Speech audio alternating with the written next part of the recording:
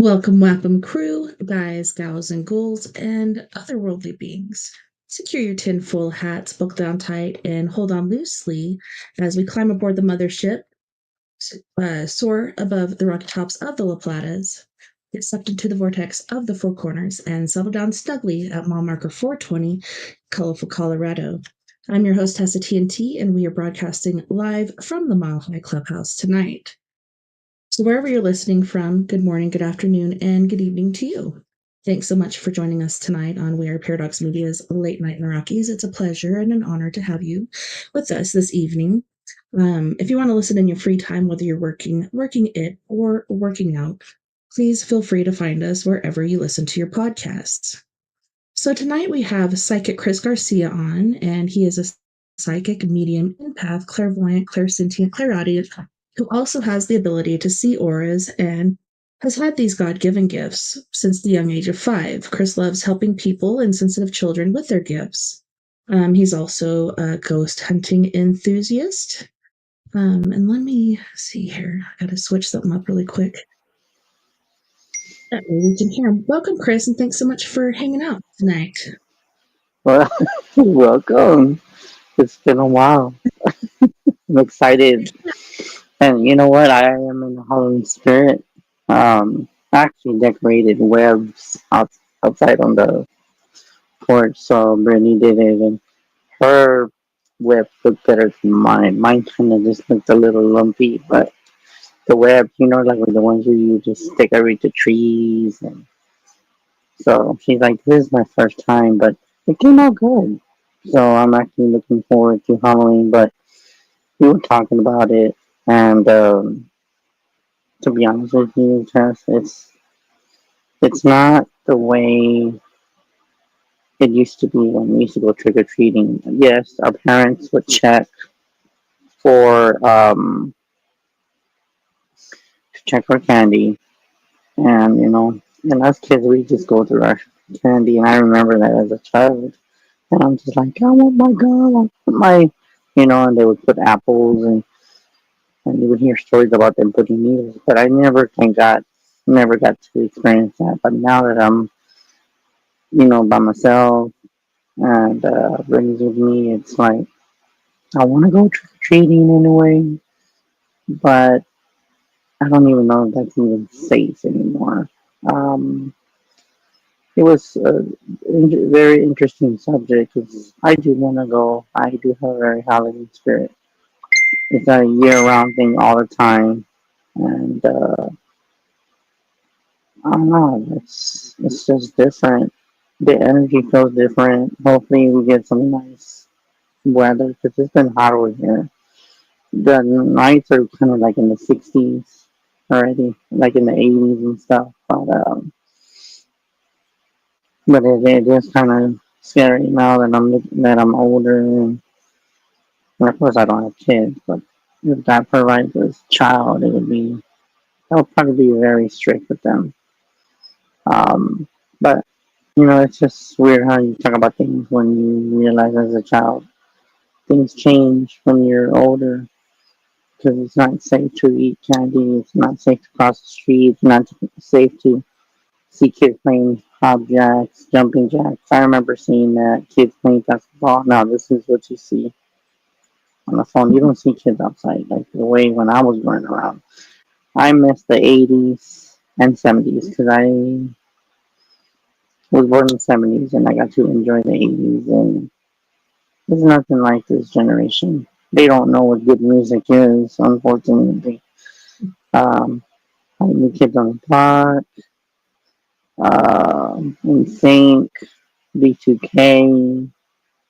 Um, there's so many, and I don't even listen to the radio anymore. It's just crazy. And I think about those type of little things that people be like, "Why is he thinking about that?" Because I grew up in a different era than what these kids listen to. So, what is your opinion about? Of course, I know we're doing a show and doing readings on here tonight, but what is your opinion on trick or treating? Does it feel the same to you? Because to me, it doesn't feel. like the way it used to when I was a child. It feels different. Like I have to even look, if I'm gonna go trick or treating, I'm gonna have to make sure I have to check every damn thing. But now they can even put pills in the, with that morphine stuff that can kill people. Um, it is. It's so. What is your opinion about all this candy stuff? Well, like you're saying, like we do readings when we have you on, but generally we discuss stuff for the first 30 minutes or first hour or whatever, because we have like 3 whole hours to go. But like you're saying, it's not the same as far as like Halloween. People decorating, even for Christmas, it's less and less each year. And this year, like everybody used to have Halloween decorations and costumes in their stores. It was kind of like a competition between everyone. And now I think it's Walmart and Spirit Halloween and the dollar store. But otherwise, like Target and other places aren't doing Halloween, period. And also, my youngest kid, she's like, "What the heck is going on? There's Christmas stuff up already." And I was like, "It's just all marketing and they're just trying to make money off of things." And yeah, it's ridiculous. We got Halloween, Christmas, and Thanksgiving all being advertised all at once right now. But yeah, it's like the Yeah, spirit of Halloween, spirit of Christmas is dead. yeah, it So is. I mean, there's people that I went to go and I actually bought a Michael Myers mask, but not the one where there's one where it's, the material's like I forget what it's called, where you put it over your head and you can feel see the hair. I just got the mask. It's just plastic, and I told the lady, I said, knowing that I don't know about other states, but up here it's hot.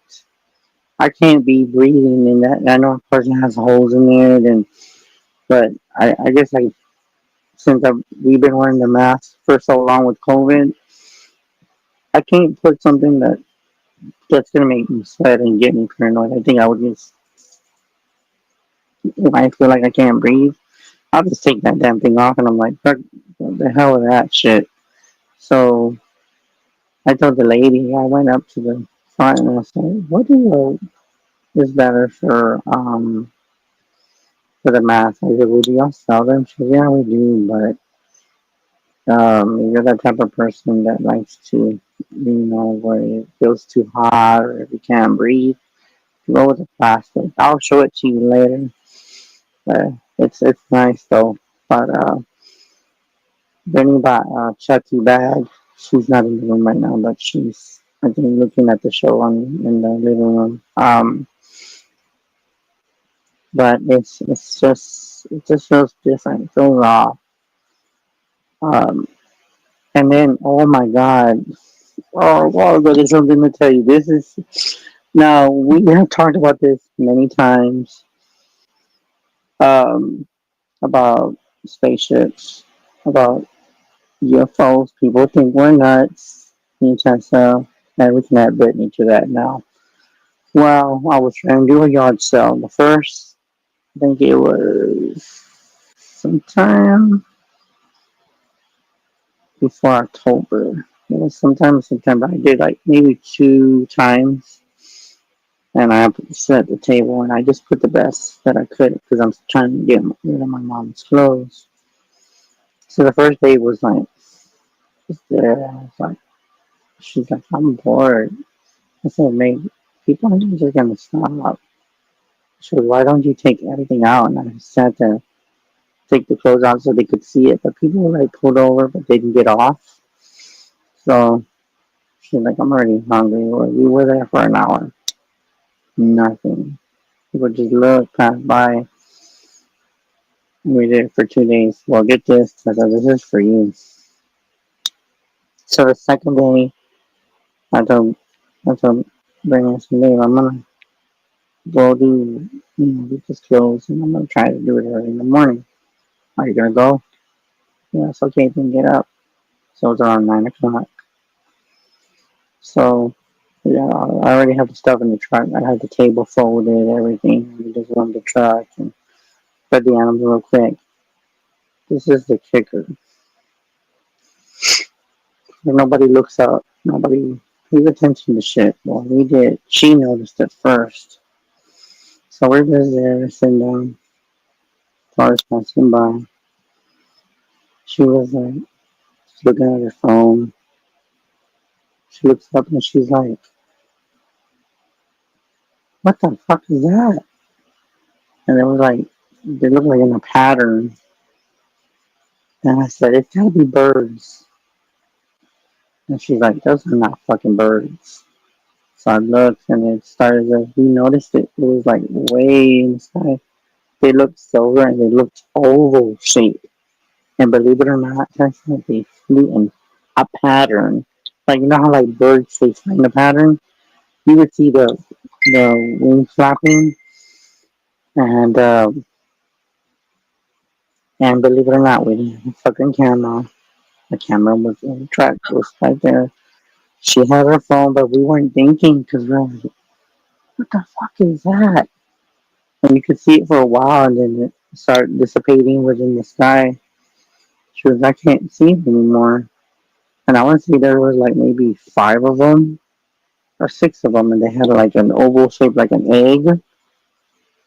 And I said, I wonder if anybody else was driving or outside looking up, because otherwise I think there would be a lot of accidents. But you could see them like they blended in, and the sky was no clouds. It was pure. And that's my first encounter from a distance. And these were like way up in the sky, and they were not planes because you could hear shh, airport. These were no birds. That's what I thought it was because I was like, birds flying. Then I looked again, and I'm like, you could see like from the sun, even though it was far away, you could see like it had a little sparkle. The like you could see like it gives like a little shiny spark in the sky. I said, holy fuck. I said, babe, I'm getting my validation. That's the first time I've seen shit during the day because I always look up and I never have seen it. She caught it and she's like, damn, I should have taken a picture. I said, well, I was thinking about calling the news. I haven't done it, but I've been thinking about it. That that's confirmation that we're not alone. And I don't even know what to tell you. Because I think if you were with us, you'd be out there too. Like, what the fuck was that? Like, you just see them all going together. And she said, just like, what the fuck was that? That's the first thing that came out of her mouth. It could have been like, what the hell? What the shit? No. She said the F word. And I'm like, what the hell? But every day we look up and we haven't seen them since. So I think it was just a sign that says, flying by. We're here. We've been here. Right? People don't pay attention because everybody's doing their everyday life. And then I thought maybe it could be the military, you know, flying their planes. But I said no. The way they were flying, mm-mm, there's no freaking way that you can see that shit. But the only thing is that since they were far away, we didn't see the colors on the side. We just saw like the shape of it from far. But we could see them clear as day. I don't know how high they were. I can't tell you, but I can tell you they were just high enough to where if you were staying still and you just happened to like take awake and looking up, you could see them like from here, from eye level. But then after a while, they just faded away within the sky. So where did they go? I think that they probably felt that they were being watched from even though we're way down here. I feel like within a certain amount of time, I feel like they picked up on um, vocals. Cause I don't know, it's just a feeling I got when I saw them that they disappeared so quick that I thought maybe they just shape shift. They shaped the plane, the craft, and then disappeared and blended in with the sky like there was nothing there. I think if I would have made a report that day, they would think I'm nuts. And Yeah. I've said it again many times, even when I know Tessa for so many years. You people need to start looking up at the sky because I don't mean to say it this way, but hopefully if they're listening, I don't care. These fuckers are flying and showing themselves now. Not just during the night where you see those red, beautiful green, red lights. Now they're doing it during the day. And they're flying in patterns.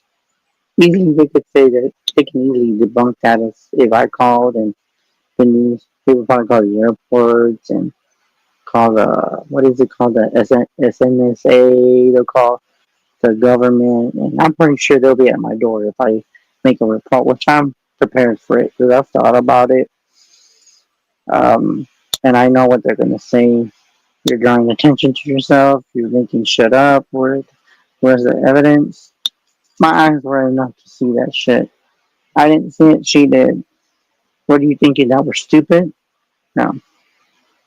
These things are out there even during the day.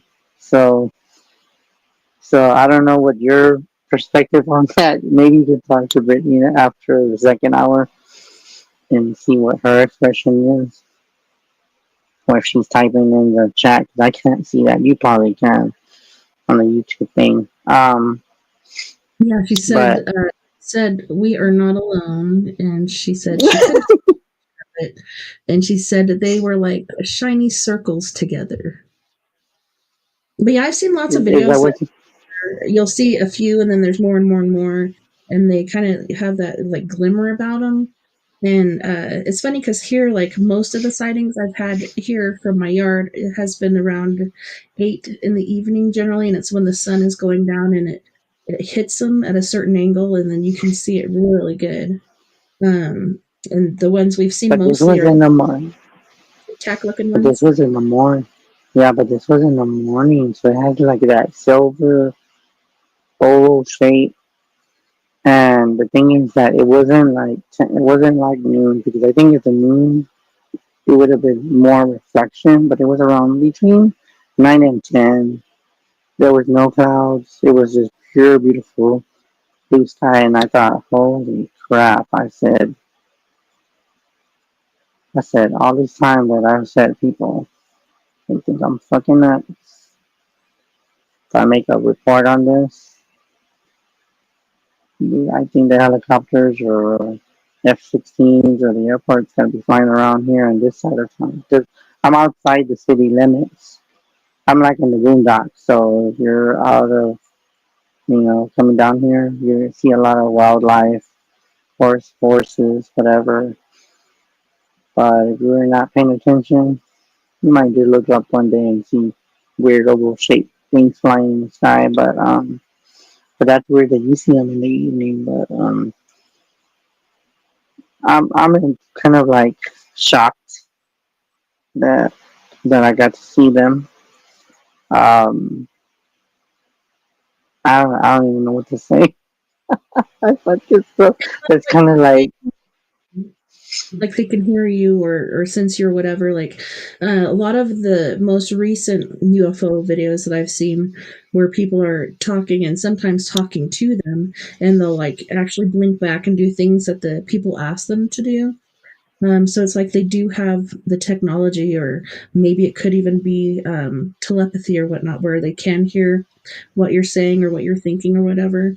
But it's pretty cool, and like you said, they're not afraid. It's not like they're trying to hide or anything.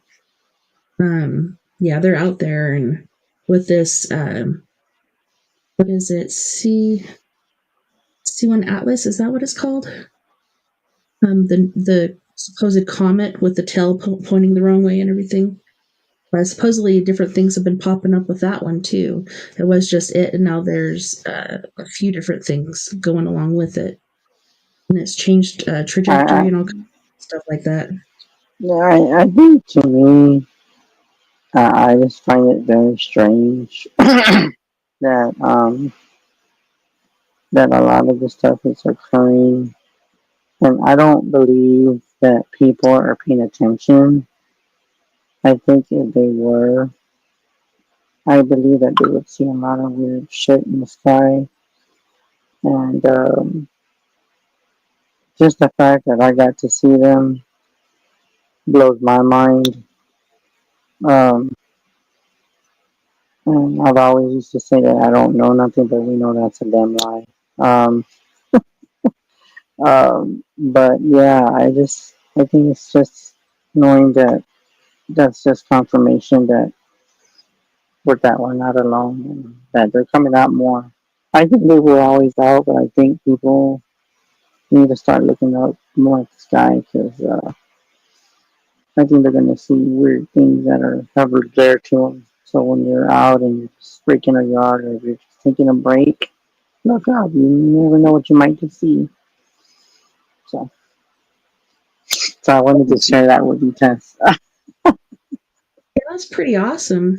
And I've seen a lot of different videos from like Brazil and different places like that that are like fleets, like you said, in formation.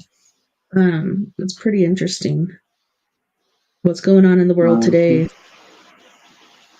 Like I said, Yeah, and everybody thinks actually, nowadays they're man, I realizing, think for some reason, and you know what the thing too, Tess, and I find it so strange. Now I think about it, they showed up a month before the shutdown. Hmm, kind of odd because this was back in September. funny. I want to say that this was the last week. I want to say the 28th. Um, I'm not sure if it was a Friday or not. Because I do a live where I was trying to sell the clothes at my mom's, and I had to look back on my feed when I posted when I was on Facebook. Um, and then I can narrow it down and I'll get back to you when you're on break. I'll check it on my tablet. Um, because it was the next day when we saw them. And Nate, I don't know if you're still watching the show, but if you are, do you think we should actually go to the news and see what kind of look we get? But if you're still watching the show, what do you think about what kind of freaking look we're gonna get when we go to the news? Leave a comment, or you can come in the room and tell me. So, Yeah, and anyways, but uh, her mom said if it happens next time to take a picture of it, which it's hard because like a lot of times you're mind blown. The very first time I saw one, like I just couldn't work because I was just like, oh. So I just called my family over, and just having them see it too made me feel a lot better about it. But yeah, now I'm like ready to turn that camera on and get pictures of it. I have one that let's I saw, see. and I called the kids out, but they didn't But hear me. Pictures and video of it. did you ever get a picture of it, or were you just too stunned that you didn't get nothing from it? Yeah, I've got lots of pictures from different times that we've seen them, and a lot of times it's the little tic tac thingies. One time they were like looked like individual crafts. You could see the hole in like two different like rockets on the side or boosters, whatever the heck they are. And like you said, they're in formation. They're all facing the same way. I don't know. It's just interesting. And sometimes when we do see them, like one of the most interesting times was like one of the little tic tacs. Then there was two tic tacs. Then one blinked out, and the other one kept going. And then all of a sudden, like you said, a fighter jet showed up and circled around it in the sky. And luckily, I got that one on video. Um, and then that one, shortly after the rocket showed up, blinked out. And then when the rocket was gone, it blinked back in. But it kept heading somewhere else. Wow. So then that means that if, say, somebody reported them, they would disappear because Yeah. I know that they would see um, the military planes coming. They can hear them, and I believe that they have better technology than what we got. So if somebody reported it or UFO sighting during the day, um, I think for some reason, and I don't know why, but I have a weird feeling that if we did say something, they would interview us and our faces would be all over the news. And I wouldn't be surprised, just random, if we got a weird anonymous calls from strange numbers. and probably a lot of weird friend requests from I think lieutenants, sergeants, anything to do with military. I think that they would be on us like hawks if we reported that. But then again, everybody knows that we've been watched in, and I think just for them to know that we're seeing them, I think we would actually not draw attention to ourselves, but that's what they would think. That they would like, are they just making this stuff up, or what part of town did you see it? They'll be asking a whole bunch of questions, and honestly, I think it's time for people to know that these things are out during the day. And it's very uncommon to see them during the day. Like you said, they probably come like in your area where the sun's going down. For them to be out during the day, I think they're just getting to the point where they just don't give a shit no more. They're like, oh, let them know that we're out here. We don't care. And So, one year but it other was than a that, clips, and I was like trying to film it because you can't look at it, and I didn't have any glasses or anything for it, so I'm like trying to film it with my phone, not looking, but I did catch something fly across the sky like super fast. So sometimes I catch stuff on my camera and don't even realize it until I'm going back through pictures or videos, but they're out there. They're all over the place. It's funny yeah, because sometimes they won't get picked up on radar. I don't know if it's because what they're made of or if it's stealth or whatever the heck you want to call it. But a lot of them are flying lower than people would presume. yeah, and Maybe that's what's crazy. I think it's crazy that you say that because I believe that knowing that we saw them, I can't tell you how high they were.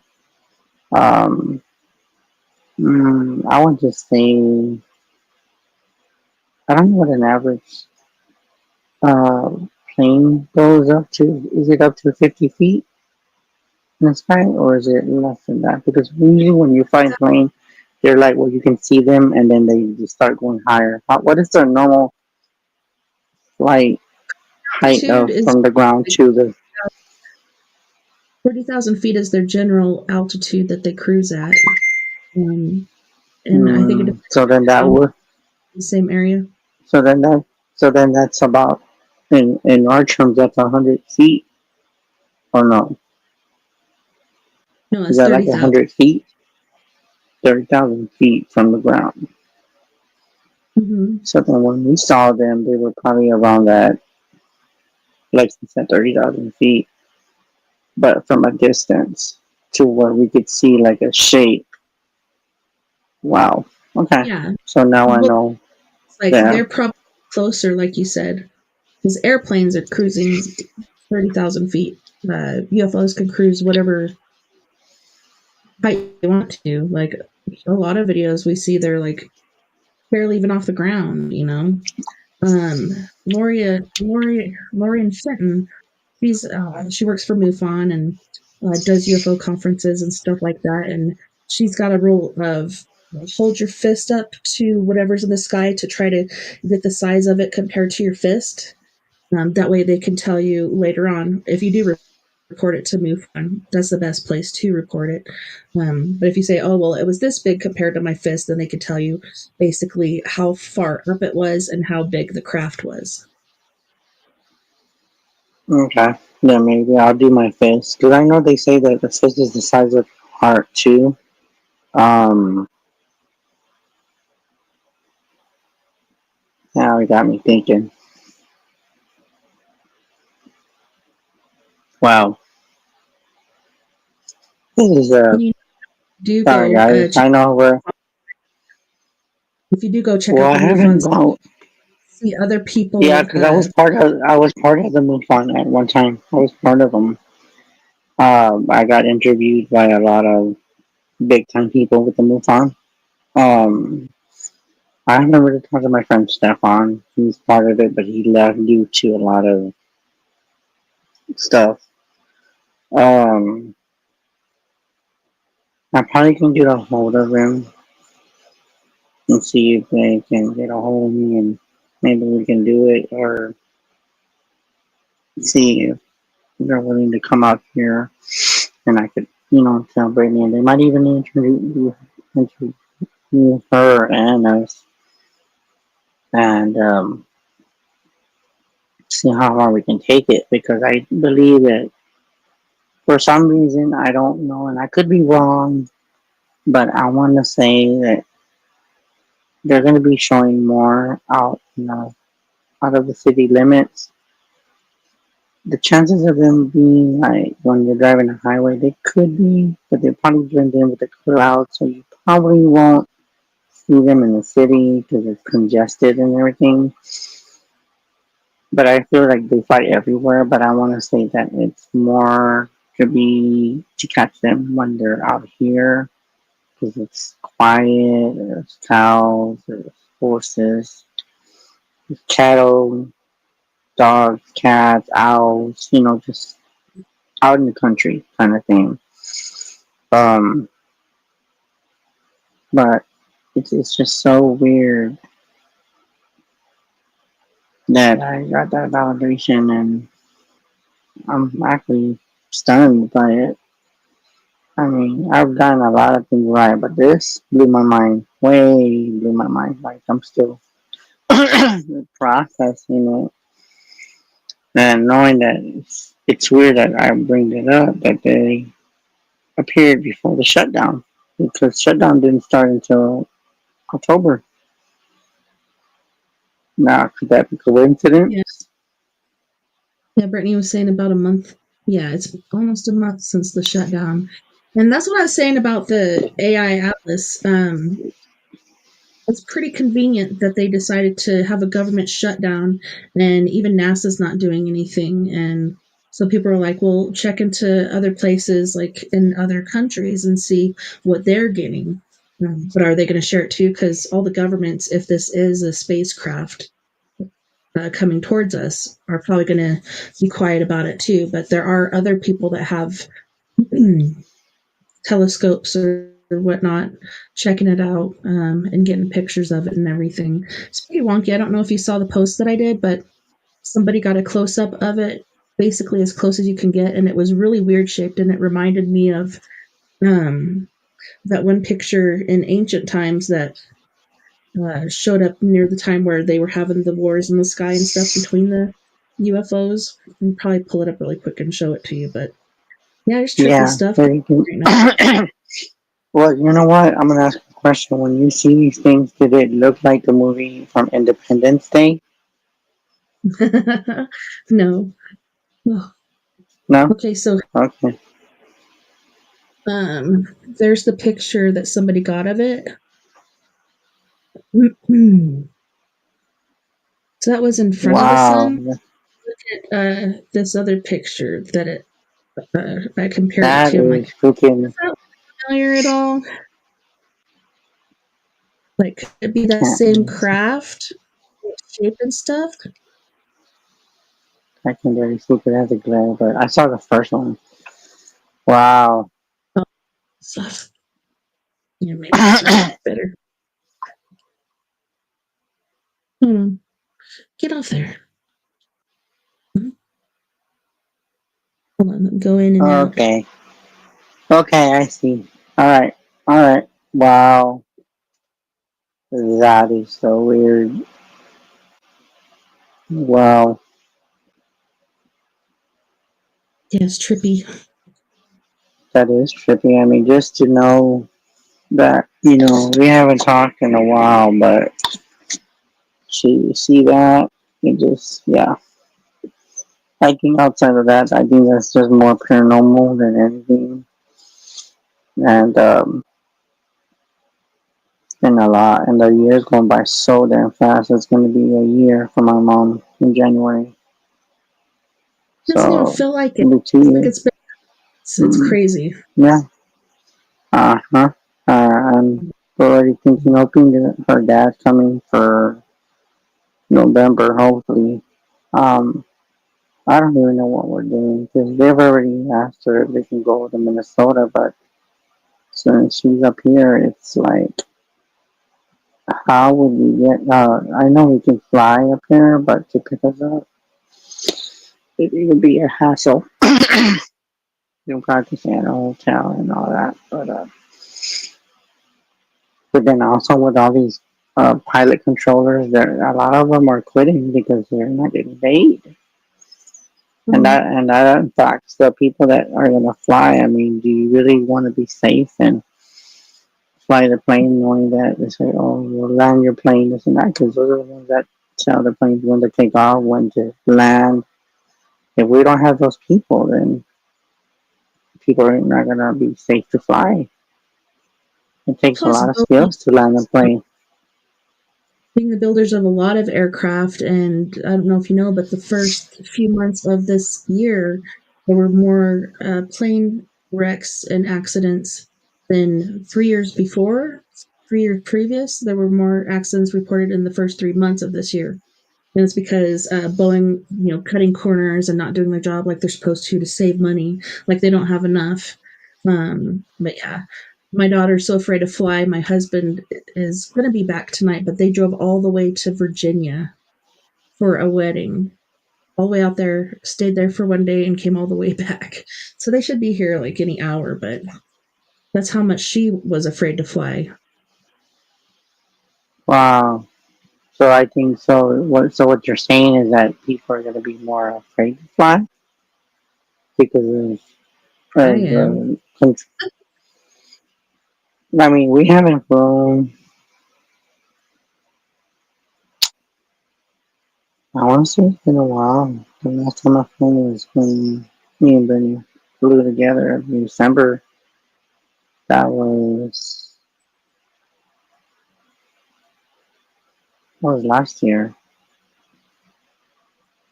That was last year because she had to go back in January, in the anniversary of my mom. So that was because I think we came. I was over there for Thanksgiving, so we came back on the 4th, I think. I don't know why that sounds familiar. I want to say that the 4th or 5th, and then she stayed till like the 19th. And then after that, yeah. So it's been a while.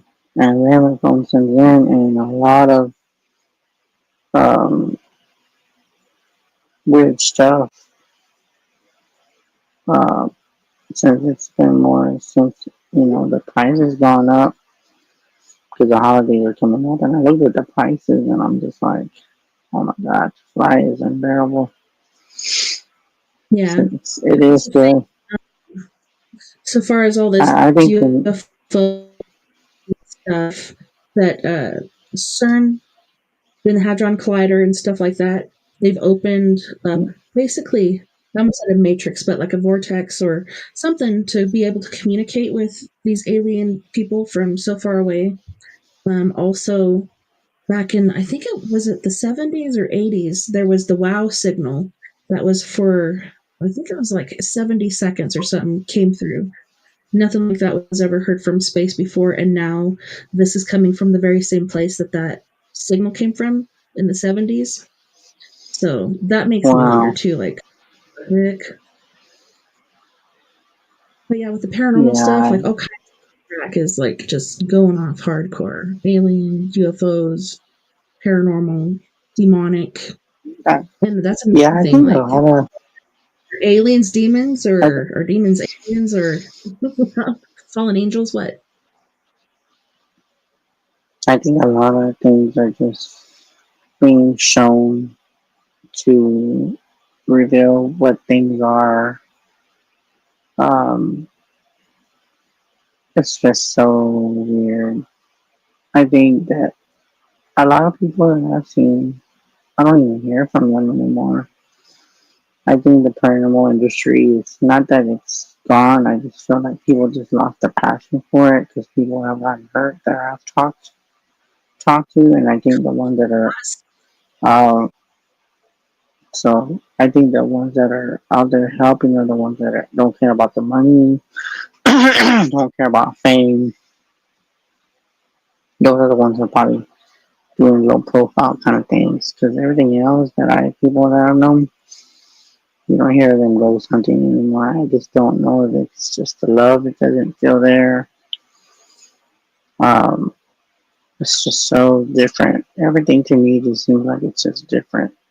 But then I think my whole life has changed too, with my attitude towards things, family, the way they did what they did. And I just think that my perspective on, outside of my spiritual self, I think everything is just completely. So, but yeah, I just think everything is so damn different. So different. Yeah.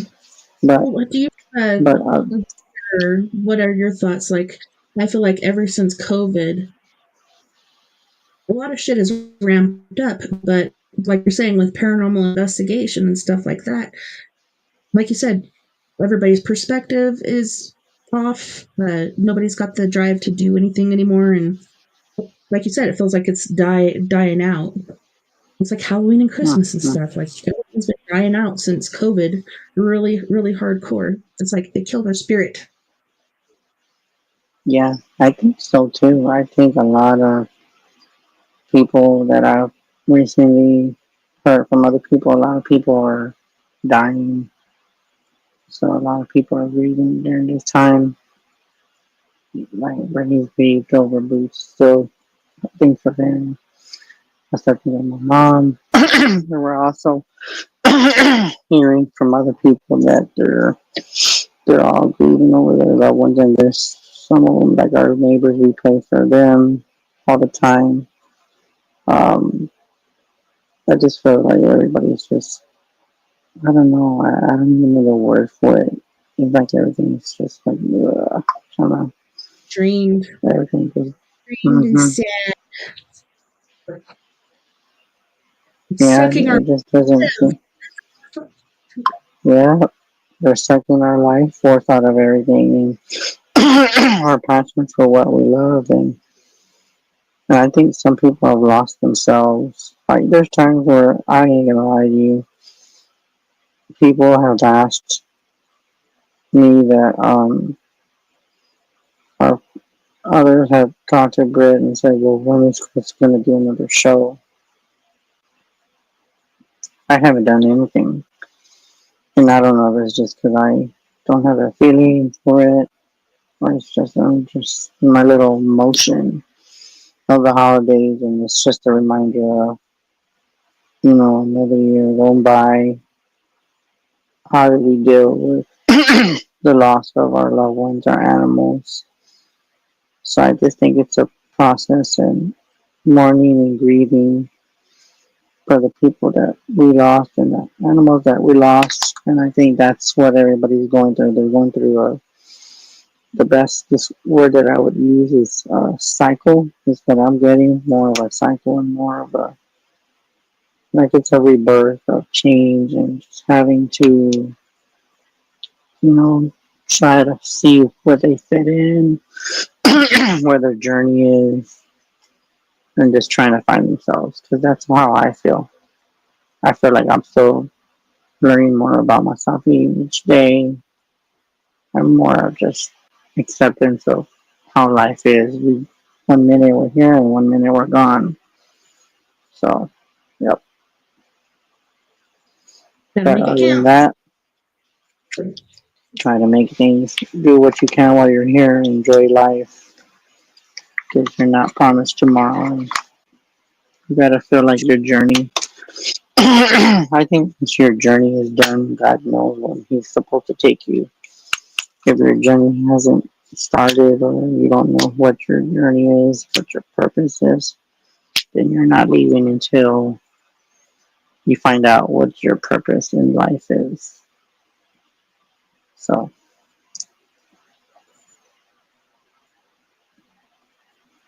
Yeah, and it's but funny. I yeah, think it's 10 years, supposedly, people go through a massive change. And I don't know. Once you think you know yourself, then something else pops up or pops off. And then I don't know. I think it's not a struggle, but something that you have to deal with your whole life as far as keeping on top of that and making sure you're taking care of you before everybody else. And I had to explain this to my youngest daughter, and she didn't agree with me because it's like the whole air mask thing when you're on an airplane. The first thing you're supposed to do is put it on you so you can help other people. Because if you start to put it on other people first, then you're going to pass out, and who are you going to help? So we went back and forth on that for a bit. But it's just like self care. You have to take care of yourself. Mentally and physically and spiritually, or you can't help others around you. Yeah. So this is what I was doing the card of the day, and this is for everybody, including myself. I did the bottom card, and I'm gonna do the top card in a minute. So the angel of strength. I don't know if y'all can see that. It shows an angel with a lion. It's a beautiful card, by the way. With this message, I'm getting that since this is a general for everybody, that there are guides are coming to us right now with strength. Because I think some of us feel like worthless. Some of us feel like, what am I doing here? Like Tessa said, discovering who we are, realigning, and find that balance. Because everybody's like, kind of feeling like, kind of energy. That's what kind of energy I feel. So the angel of strength is not to give up, even though there might be hard times and things don't go your way. But it's not always about going your way. I think it's what God gives you and what God provides for you. And don't take things for granted, which I've done that many times with my mom. And then, of course, with my personal life, I see things that I don't see them at the time when I'm doing them. But when I have time to reflect, I say to myself, why are you so stupid, Chris? Look what you have in front of you. Why are you depressed? Why are you sad? Why do you feel unhappy? Why do you feel unfulfilled? I ask myself those kind of things, and I'm like, I have life. I have beautiful another day of life, but I think it's just practically I'm picking up energy from I guess the world itself and others that even though I don't talk to them, along with my personal problems. There is no one in this earth that doesn't have problems in their life. If it's in love, family, issues, betrayal, finding love, he or she the right king or right queen for me. Am I gonna ever find love? That's one thing I always get a one for people. Is that guy right for me? Am I doing the right? Is my following my destiny the right? You know, that's a lot of things that I usually get. Sometimes I'll get things about, well, when is money coming my way? Those are the most common questions I get. But that card of angel and strength is what I've got with that one. So the second card is the healer of all ages. I think this is where it hits home for me. Um, for me, that card symbols me as I'm the healer and I need to heal myself. As we all need to heal ourselves and heal our wounds from what we've been hurt. And we have to find it within ourselves that we're not always going to be right. We're not always going to be right. We try to be perfect as we can be, but there's nobody perfect in this damn world. Sorry to say it that way, but it's just how I see it. And you are the healer within yourself. Now, if you don't see the healer in yourself, then you got a lot of learning to do. Some people have healings with their hands. Some people have healing with their mind. That's where Reiki comes in. Also, by the way, things to heal your body, your heart, your pain. Which I'm going through a lot of pain. Mostly not on the show and stuff like that. But I think it's more in self acceptance and knowing that life has got to continue no matter, because our loved ones are up there watching. So they would want us to be happy and continue. So that's the card I got for everybody in general. Okay, then one last card I got. Oh my gosh,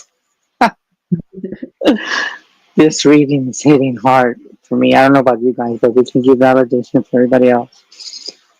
A broken heart card just came out. So with that card, I got more of broken promises, um, heartaches, pain, anger, sadness, depression. I think we're all feeling it. So that broken heart hits me to the core right now. Because I have like depression too, but I try not to. But I think we all have some kind of anxiety, depression.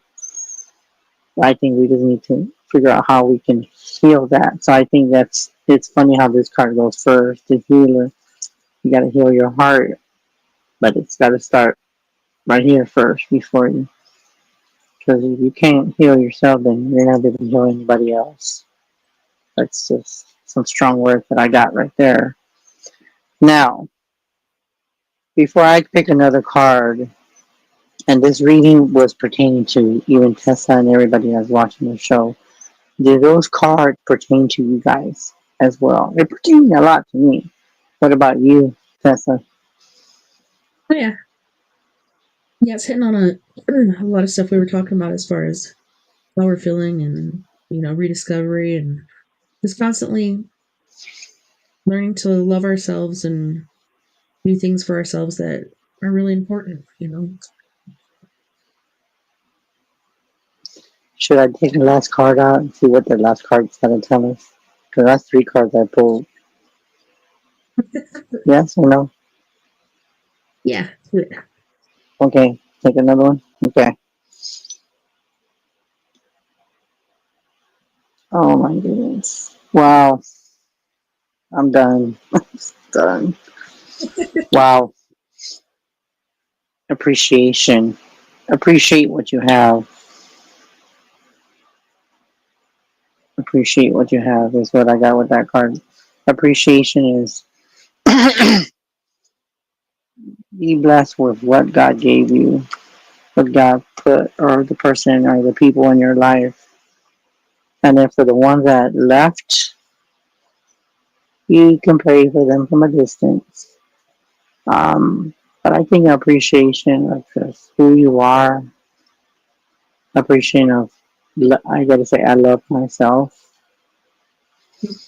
and just appreciate who you are.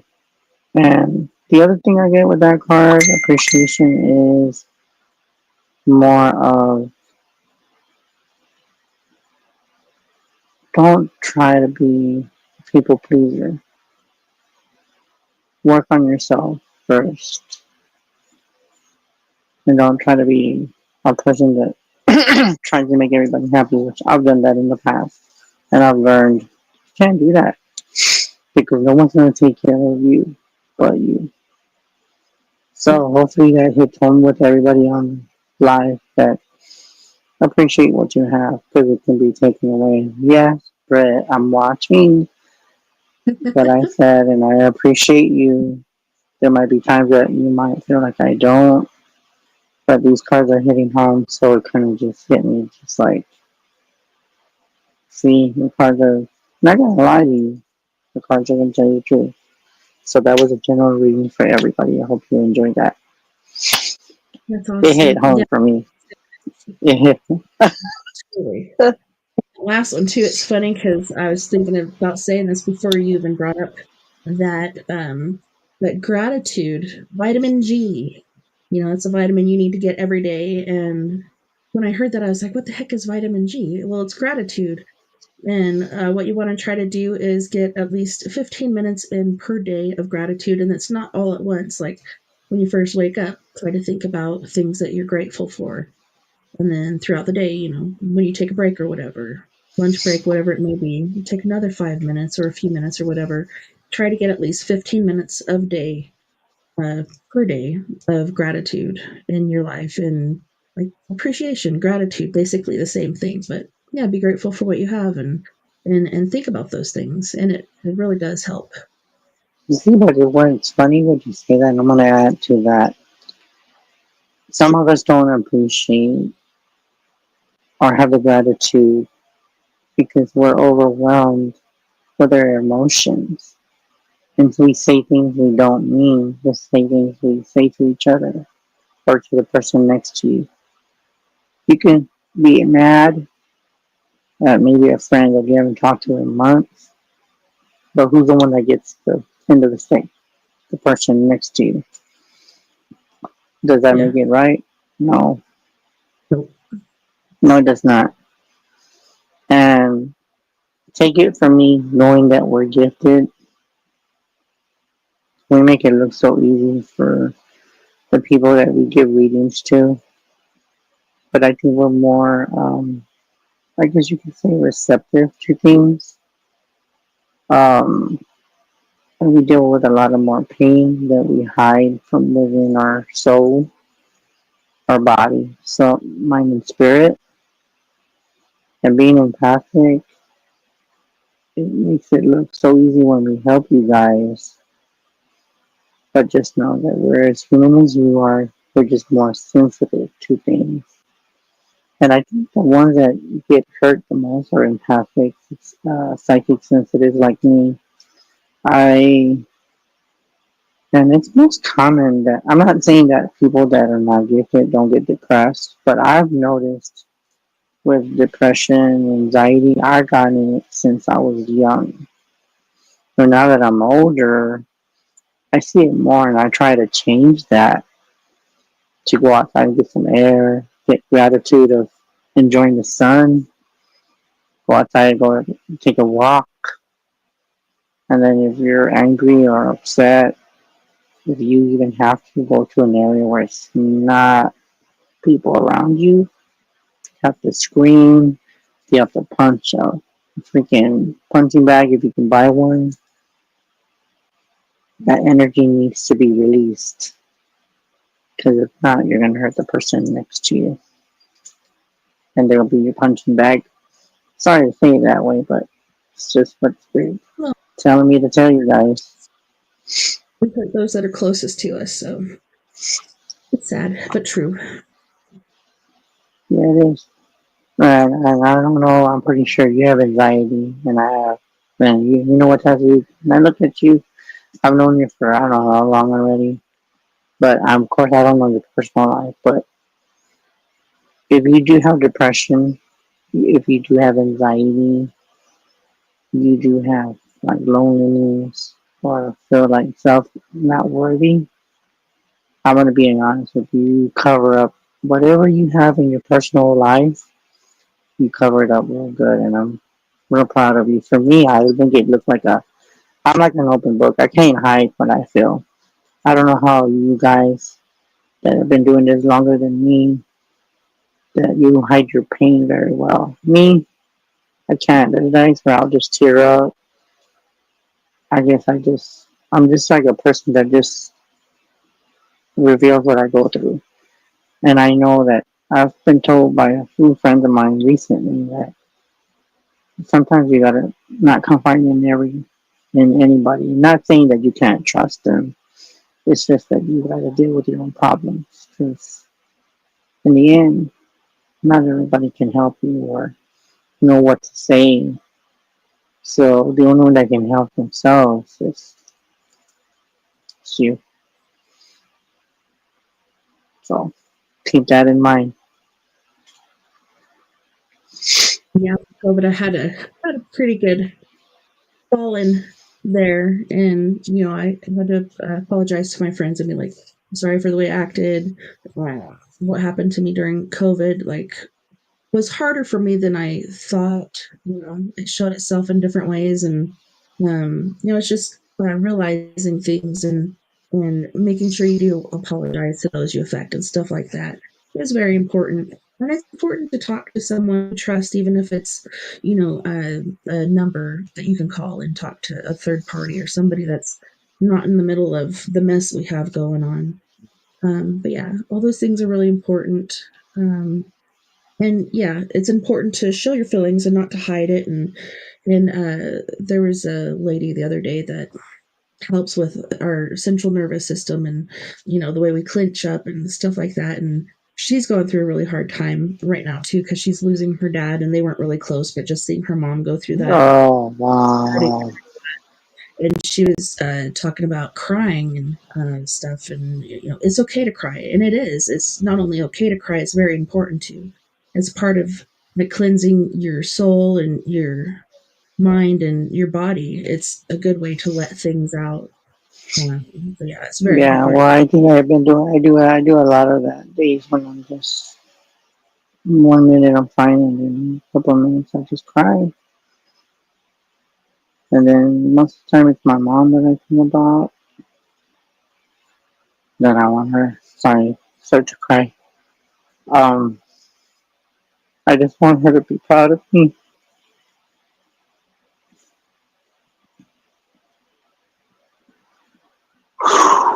And then for me not to be a failure to Brittany, and just make the best of my life.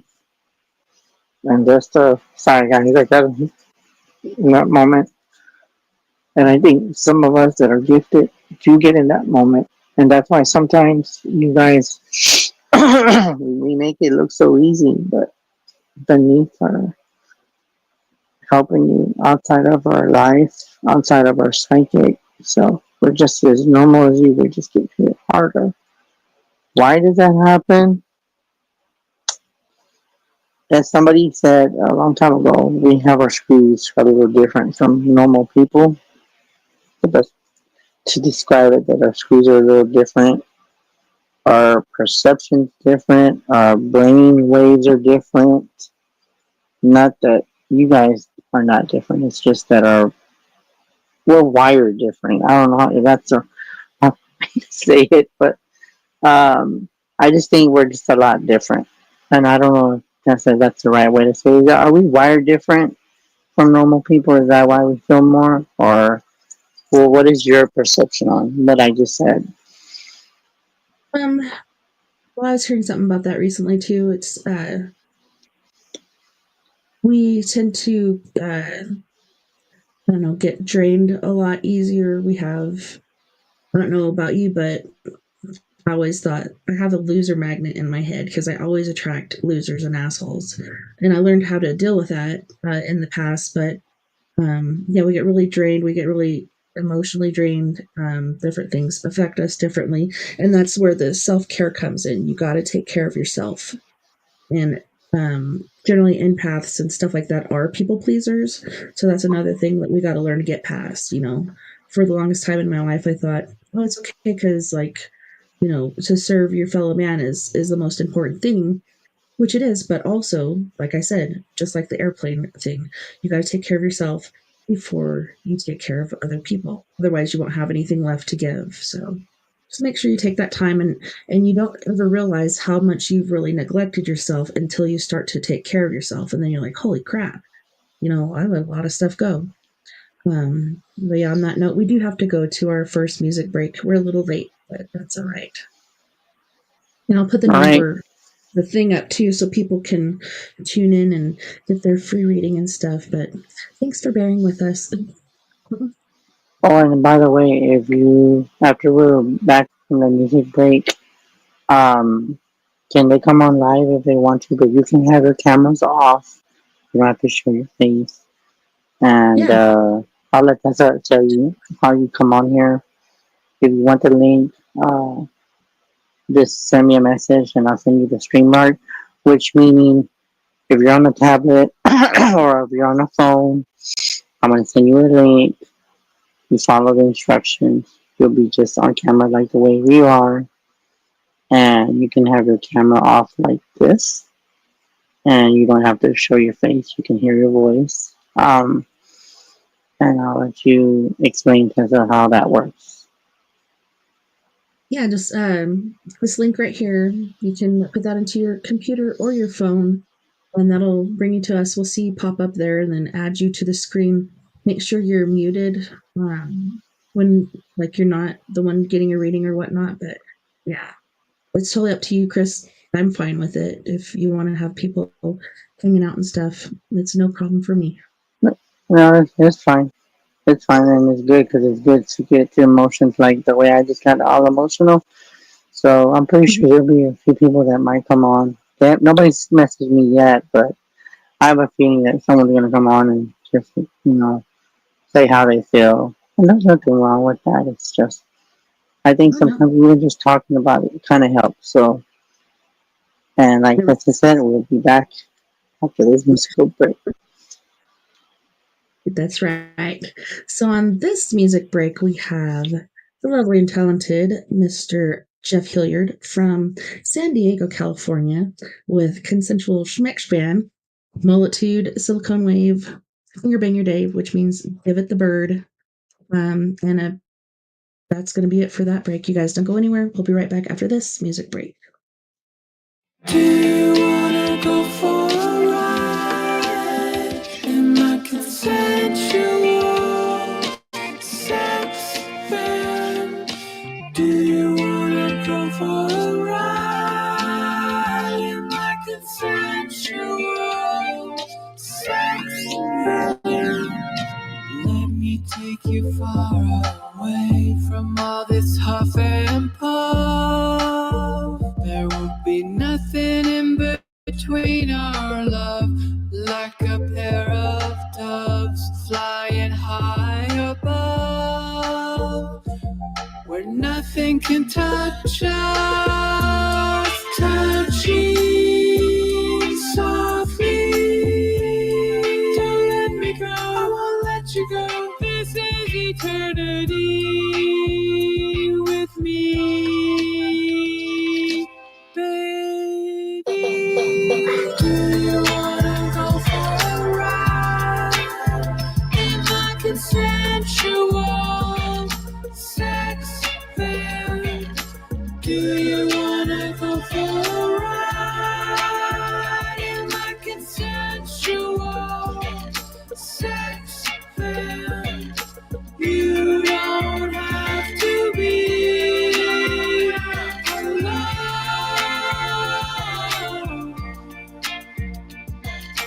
Come with me.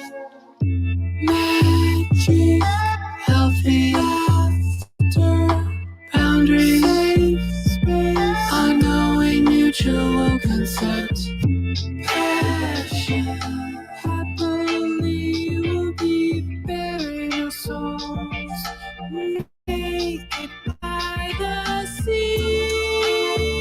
We'll breathe the clean air. We'll be living, laughing, loving forever. Baby, do you wanna go for a ride in the consensual sex van? Oh, do you wanna go for a ride in the consensual sex van? You don't have to be alone anymore. We will be together forever in love. Do you wanna go for a ride? Do you wanna go in my consensual? Let's go. Let's go. Let's go. Let's go. Let's go.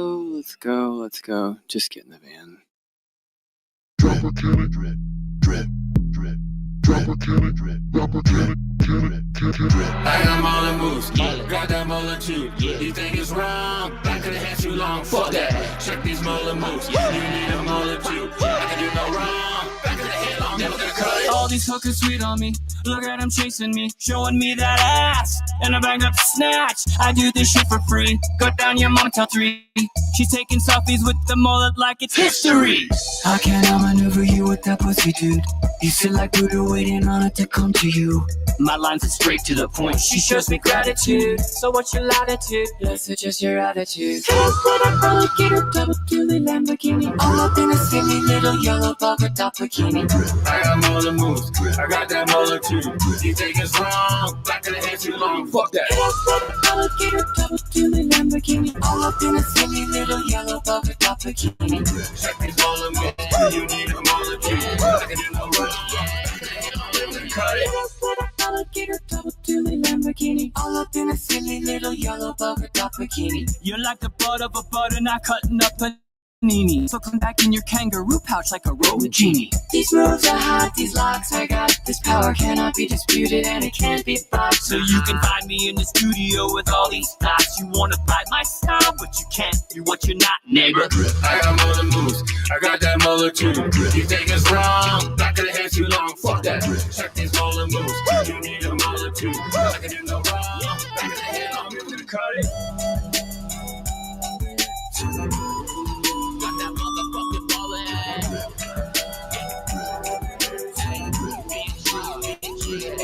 You wanna touch it? Yeah. Next time you come around here with your bitch ass, just remember how my mullet makes your hoes pussy drip, drip, drip. I got molar moves. I got that molar too. You think it's wrong? Back of the head too long. Fuck that. Check these molar moves. You need a molar too. I can do no wrong. Never gonna cut it. I got molar moves. I got that molar too. You think it's wrong? Back of the head too long. Fuck that. Check these molar moves. You need a molar too. I can do no wrong. Never gonna cut it.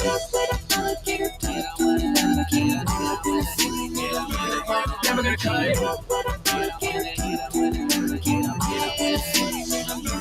Never gonna cut it. Molar moves. Just a molar, bitch. Molar moves. All up in a silly little yellow bubble. Never gonna cut it.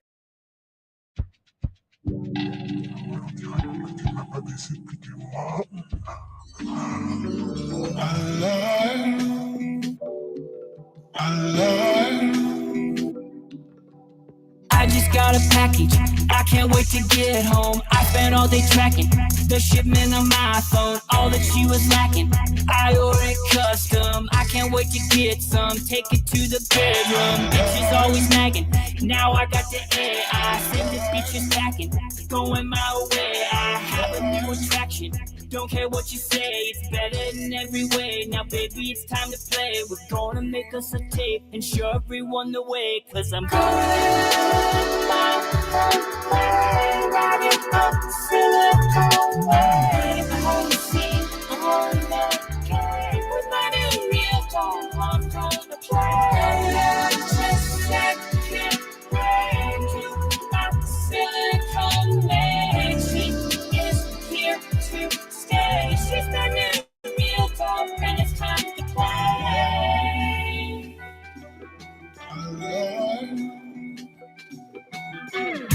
She don't need expensive date nights. Never talks back, I'm always right. Stuff it in her face with all my might. She don't even care, we don't ever fight. She never cries when I'm testing the suspension. We blow it up like it's fucking pan. We make the videos because this is perfection. Look at this selection, no protection. Cause I'm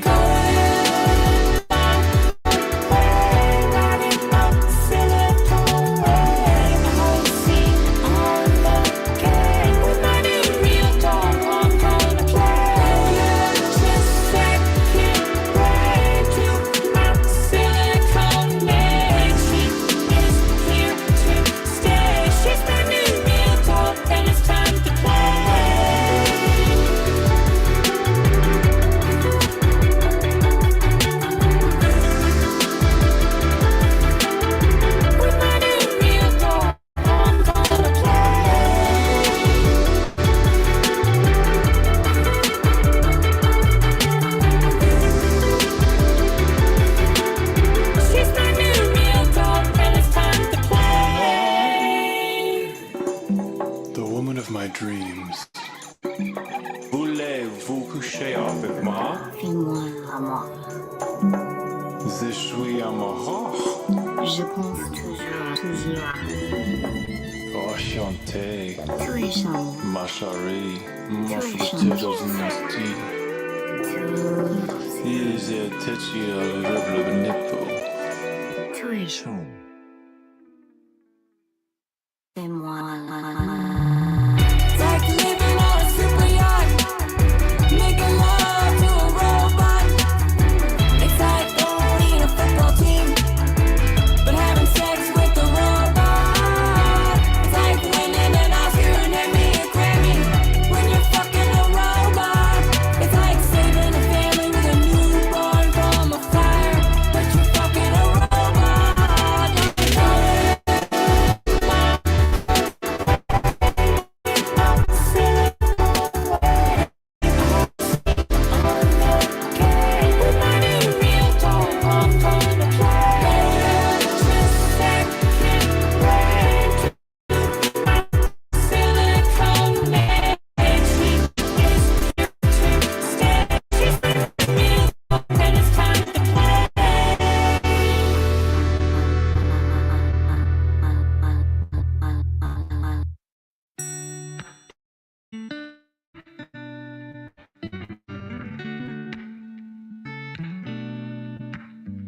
When your life is a never-ending train wreck, and you feel like you're drowning in a sea of regret, with a bit of passion pressed down your neck, it hurts so bad. When your overwhelming hatred kills your heart's desire, and reality starts looking like a dumpster fire, you start bitching to me, but you're preaching to the choir. You don't need to be so mad, 'cause sometimes we hurt, sometimes we cry, sometimes we're sure there's no reason to try. When the whole world goes completely insane, open your heart, stand up and sing. I'm gonna finger bang my day. Yeah, yeah. I'll finger bang my day. That's right. You gotta make the choice to give it all you've got, and make your day long with pleasure. Really, it is your lover that pulls out the stops. Come on, it's not so hard. 'Cause sometimes we hurt, sometimes we cry, sometimes we sure there's no reason to try. When the whole world blows up in our face, what else could we do but stand up and sing? I'm gonna finger bang my day. Yeah, yeah. Finger bang my day.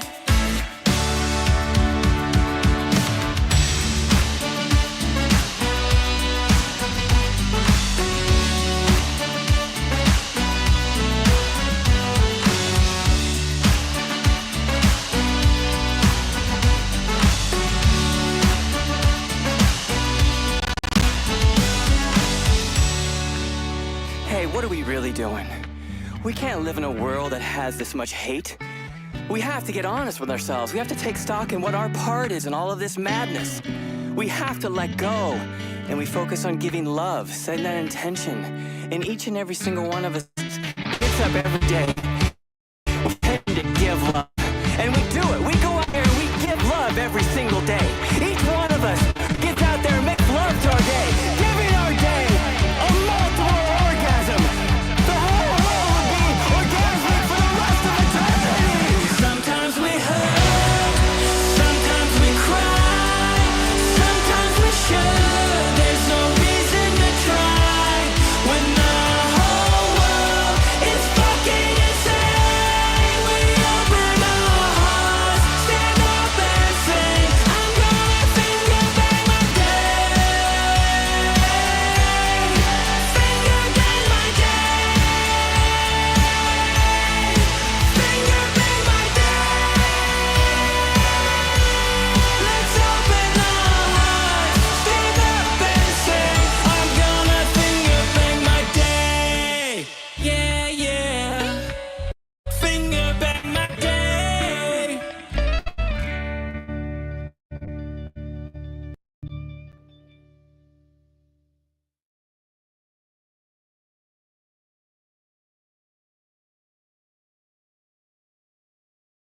Welcome back, and thanks so much for hanging out with us tonight on We Are Paradox Media's Late Night in the Rockies. Tonight we have Psychic Chris Garcia on. We've been talking about life, the world, space, all kinds of stuff. Chris, where did you go? Another thing as far as Sorry. the that's okay. As far as like anxiety, depression, drainage, different things like that, another prospect out there that we've all been dealing with are all these solar storms and solar flares. Like it's been really, really bad for pretty on par the last month, really, really bad. Yeah, so we've got a lot of that going on too. So keep that in mind when you're wondering, how come I'm feeling this way? This isn't normal for me. It could be that. Mm-hmm. Okay. Okay, I did that. I Sorry, I have to. you, If I earlier. have to turn the camera off, because I was eating sandwich, I didn't get to, because she was making sandwich, and then, so I'll turn the camera off, like when she's talking, or whoever comes on, I'll turn the camera off so you guys can't see me eat, because I don't like being in front of people. I mean, I know you probably don't mind, but you know what I mean. Yeah, no worries. I'll mute myself because I'm just crunchy now. Yeah. Well, I was going to ask you, what did you think about the new intro song? I was like, I got so tired of the original one, and I was like, I got to do something different. I'm not liking this anymore. So I found that one. It took me days to find that one. But I like it. Yeah. Yeah, Reminds me I like it. I of actually yours. like it. It's different. Hold on. Yeah, but I mean, it's different because I mean, it's a lot different, with everything that we're talking about, and it's so weird because I always feel that every time we talk about something, sometimes we'll get guests or people that comment to the show, and it goes with what we talked about. We haven't got anybody on yet or any questions yet, but I'm wondering what people will say. They had other experiences, and I'm just kind of interested to see what other people, have seen within the past few weeks. I was just telling Brent that when did we see because we were on break, so we were talking, and she said I guess it was all like a week before the shutdown, and I told her, I said, that's weird how it just shows up, and we weren't even in October yet, and now we're in shutdown. Is that a coincidence? I don't know. You tell me. No, I don't think so. It's crazy. It just like, I don't know. There's so many coincidences, but once you get to a certain point, it's like, is this really a coincidence? I don't know. I don't think so. Especially with the NASA thing. Like, what a time to have a government shutdown. But you never know. It could just be everything's That's what insane I plan. said. Point. Oh yeah, I was gonna share too paranormal stuff and the upsweep in that. So in the past years of living in this house, yes, it's haunted. We've had stuff thrown, things banged on, something tried to draw my dog. I've had a doppelganger show up, not only to my kids, but to my brother when he came to visit. And then it just quiets down for some time and then it starts to pick back up again. And recently, the kids have been seeing doppelgangers of each other. So that's pretty trippy. And Lily's like, was it Lily? I don't know. One of them was like, I'm scared, so can I sleep with you? And I'm like, sure, that's fine. And they've both been sleeping with me for the past week because I have room in the bed for them. And but I'm like, don't worry about it. Like, we got John here. John's the house ghost. He passed away here. He was an older guy, but really nice. And the kids have seen him like trying to fix the thermostat because we haven't been using the heater. We've been using the wood stove. And we've had things like come in and out because we're all in this house gifted. And so it's like a beacon, a lighthouse. So they'll see it and they'll come from far and wide, maybe to have somebody to talk to, or maybe just a safe place to be for a little bit. I'm not sure how it works on the other side. But yeah, the doppelganger is back. And yeah, that one's pretty freaky, but it wasn't doing anything bad. Like when Lily first saw it, it was Floyd. And she's like, "Oh, are we going to leave Floyd behind?" I'm like, "No, we're going to pick him up right now." And she's like, "Mom, he was in his room standing in front of his TV because he sit there and game for hours." I'm like, "He's at the library. He's been there since after school." And then what did Floyd say? Floyd said he saw her doing something in her room, but she wasn't there either. She was somewhere else. So yeah, that's been happening. And then I think there was a UFO that we saw within the last month. And I'm trying to think of anything else. Shadow thingies. Oh, wow. The doppelganger thing was, to me, like the most freaky. Especially when it happened to me, I'm like, generally when you have a doppelganger, it wants to get rid of you and take over your life, but it never did any such thing. So I'm like, tell Wow. the kids. See, that's weird to say that because there's one time where I think it was today. I thought I was losing my mind. I said, I don't know. So, excuse me, sorry. So I go to the bathroom, I go to the restroom. I come out, look real quickly to the corner, and there was someone sitting there where my mom would sit. And I thought it was my mom real quick, but I couldn't see like the face. I just saw like a shape. And then we were about to leave to go eat somewhere. And she just looked at me. She goes, "What's wrong?" I said, "I'm tripping out hard today." She's like, "What is that?" Because I come out of the door, out of my that room. I see a person, shadow figure, see my front eye. But then when I turned my head, I was like, "There's nothing there." I was like, "That's weird." And sorry if you hear my dog. We have a dog barking now. She's trying to come on, but I don't know if she can because that dog is barking. He's a dog that is we got from a friend because she couldn't take care of him anymore. He's a real good dog, but whenever he sees us eat, he just wants to be all over the damn place. But other than that, it's kind of weird. Like today was just so odd. I just thought it's just so weird how I just saw that shadow. And then you're saying double gangers. Now, if I saw a double ganger myself, I don't know what I would do. I think I would be tripping on that one. Yes. Yeah, I haven't seen one of myself. And if you do see one of yourself, I heard it's a bad thing.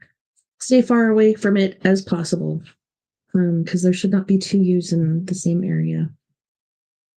One might cancel the other one out. I don't know. Unless it's like that Why movie is it bad? Why is it bad to see it? Can you explain that? Because if it is like the bad ones that I've heard about, if you're in the same area, generally it's wanting to get rid of you and take over your life, whether it's possessing your body and doing it, or I don't know how they do it. I'd have to look it up, but yeah, from what I heard a long time ago, doppelgangers are not good. But through my experience, we haven't had anything really bad happen with our doppelgangers. And I haven't seen mine. Other people have seen mine. One of our roommates that we had was seeing my second eldest daughter, Nova, before school. She'd come into the kitchen to get something to eat, and Amanda was talking to her, and she wasn't talking back. She's like, "Hey, why are you ignoring me? Like, are you mad at me or something?" And goes in there, and she's not there. So her. But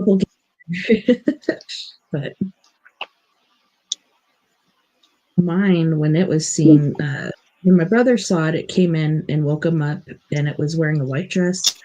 And it was saying, "Gary, wake up! Gary, you got to get up." And then he comes out and he's like, "Hey, sis, what did you want? What are you talking about?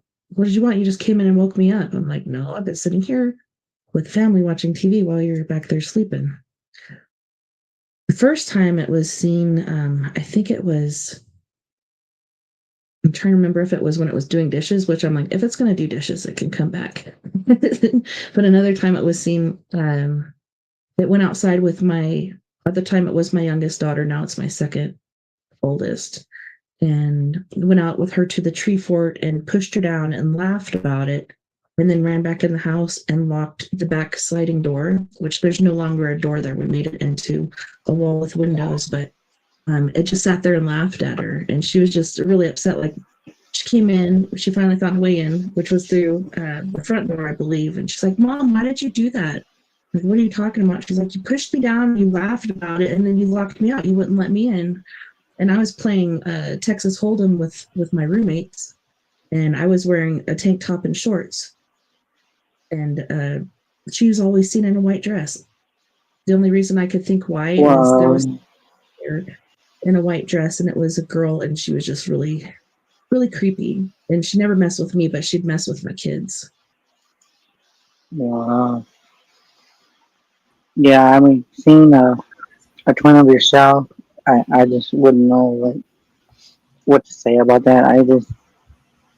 But I've seen shadows lately, but I don't know. I just find it very weird to me. But if you did see that, I've heard that too. You're not supposed to see your twin, but I don't know.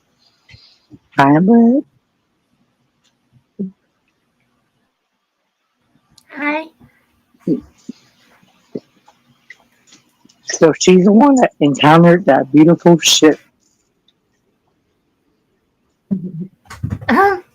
It was weird. So we're explaining to her what we were doing. Well, of course, we were doing the trying to sell the clothes, but what were you doing before you looked at it? I was sitting down, and I was just No. looking up at the sky, and I was like, "What the fuck is that?" I told you that's the first thing that came out of her mouth. It's a common line. She was just. What do you think? You're gonna expect to say, "Oh, look at this alien." You're not gonna just point. Some people might point, but like you said, it's common sense that it's either you're not gonna say something, or you're just gonna pause and you're just gonna be like, you might say it in your head, like that, like you'll say it in your head, but she said it out loud because she was like, looking up, and she's like, I said, it's gotta be birds. Maybe those are not fucking birds. No, it didn't look like birds. Yeah, so but that's like I was telling her that while we were on break test, a lot of people have been asking, Chris, when are you gonna do a show? Chris, when are you gonna do a show? I told him, I said, I haven't just going to this space like I'm telling you. I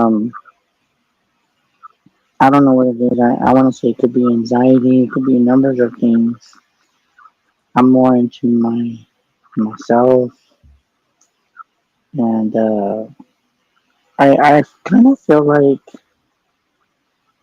I haven't been myself, like I'm kind of like off with the attitude kind of thing. The temper has gotten worse, but I'm trying to keep it more controlled, like to keep myself occupied and with the pet that we have, it keeps us busy and keeps me from having that thought and being depressed and stuff. So So did you finish your sandwich, mate? Huh? Where did you finish it? Did you finish your sandwich? Yeah. Well, I actually didn't get. I had to eat mine and turn my camera off because I told us I said I don't want to eat in front of you.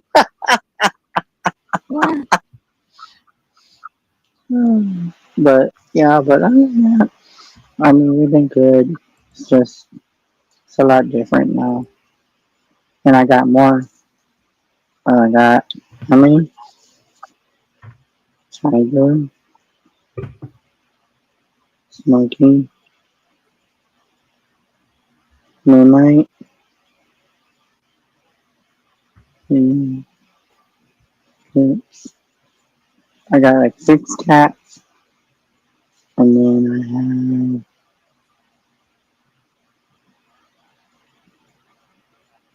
I have a total of 9 animals. We got 2 dogs. No, it was 2 dogs. Now we got 3 dogs. But when you add all together, we got 9. We got the 9 cats. We got 9 animals all together. See, there you go. He hears himself.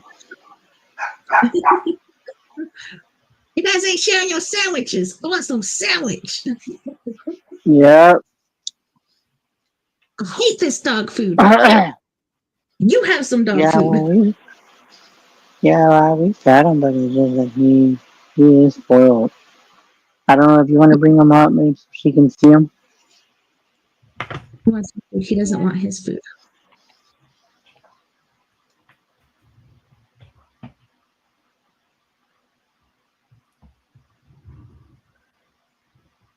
Oh, look at you.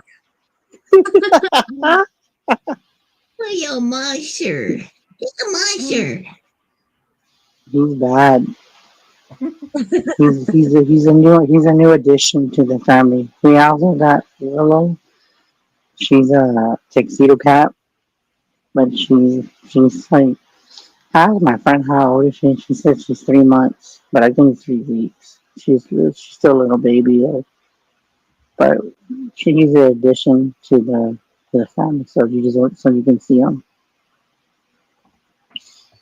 Chico, It's cute. he can't hear me. Chico. Chico. You see his ears move. You can someone's calling me. Chico, you want to bite? Yeah, well, you can hear. Right? What is he looking at me? About the cats in the room? Yep. All Which three ones of are in the the room? cats are in here. Oh, that's why he's looking at them. Yep. Wow. He's like, see, I'm on her lap and you're not. Animals are saying to each other. I try to make conversations for them. We have 3 dogs, 4 cats, 16 chickens, and 2 geese. And Oh, wow. 2 gerbils. So how many animals? But all together, how many animals do you have? So that's 7 with the dogs. You probably have more. You probably have more than 20. 23, 24, 25 total, I guess. No, 27, counting the gerbils. The eaters. We did have 3, but 1 got out and Fantima got a hold of it. I tried to save it, but she was too quick. She's a good mouser. Sorry, I was cleaning my nose. Sorry. I thought I was gonna sneeze because every time I eat, I sneeze. Really? Brittany can tell you that. Yes, I don't know what it is. I've been doing that even with my mom. I'll eat and then I'll just walk out of the restaurant and I'll sneeze. And my friends are like, "Are you allergic to some kind of seasoning?" I don't know. I always sneeze. She's eating. already started that too. Yeah, she'll start doing that every so often too, but not as bad as me. So, but yeah, it's just like I was telling you, just not many people have seen me lately because I haven't been on any shows. I've been I'm usually on TikTok, but like I telling you before we started the show, I don't know. I just feel kind of like every to realign myself and really just center myself because I just don't feel like interested for some reason. It's like something's throwing me off to like try to pull away from it, like it's like everybody else is doing it. But I do have people that come to me, but it's just I don't know. I just gotta have time to myself and knowing that I have a family now, take care of the bills like my mom did. It's not easy, you know.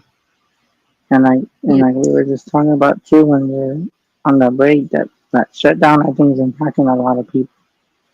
They're talking about now that if they keep up with the shutdown, food stamps or SNAP is gonna be affecting November because the first is on a weekend, so they might get the checks before then. I would think in Halloween, which I think that's Friday, right? You know, but I don't know how they expect us to survive. I mean, a lot of us out there are struggling to make a living, and they're just making it worse. So the only Yeah. thing that we did Plan. like was that they actually released the hostages.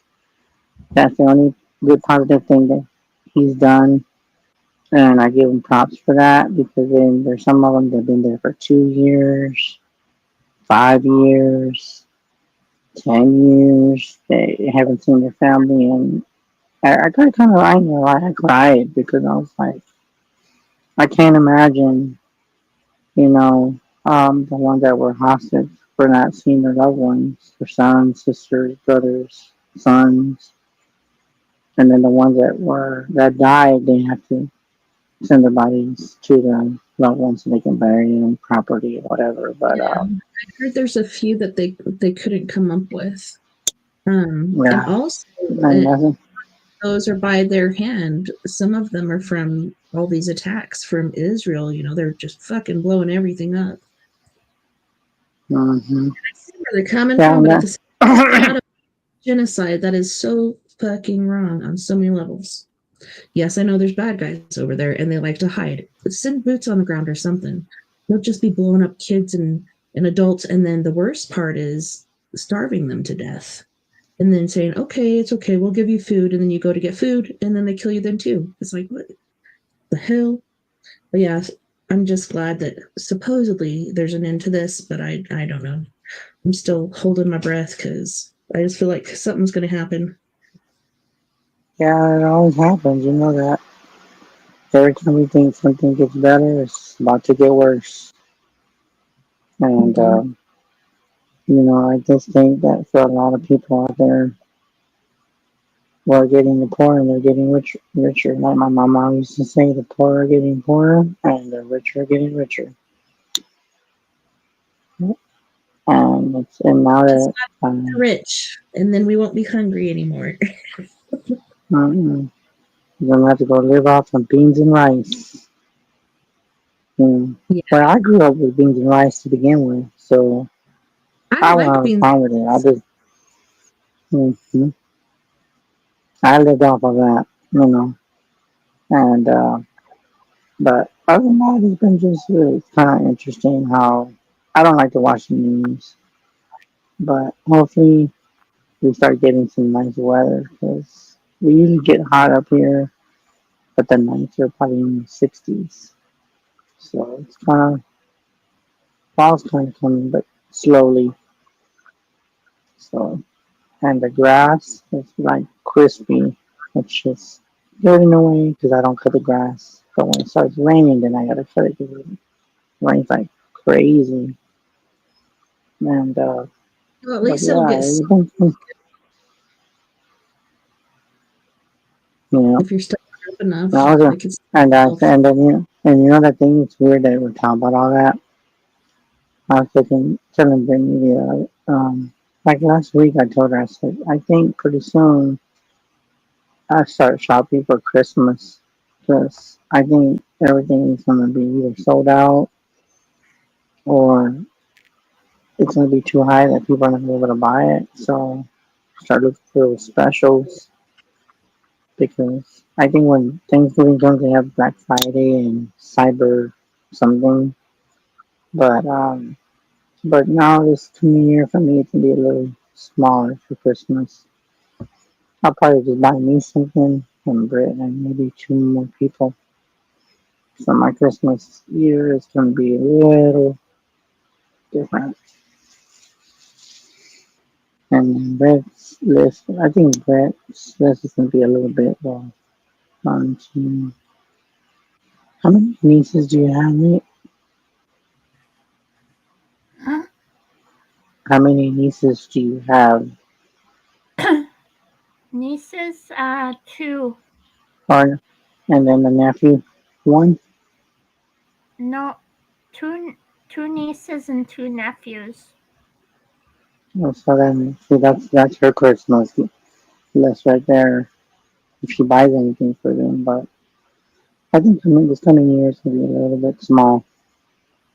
But that's how my mom was too. We're just buy gift cards and say here. Uh oh. Speaking That's of the best. another edition. Oh, look at you. Come here. Oh, this is the other edition.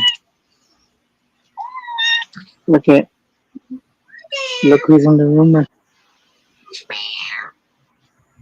Willow. Mm-hmm. She's a new addition. She is so tiny.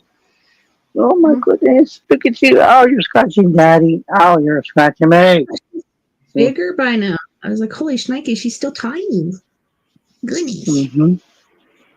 Watch it. She's looking at you. She's looking at you, Tess. Like, who's that? You see mommy? Oh. She saw Brit. She's like, why is she? No. Watch Yeah. it. She's showing her tail. All right. Yeah, at least we didn't see the brown eye. We're good. Yeah. And She's adorable. really proud of their. Yeah, and that's the thing is that,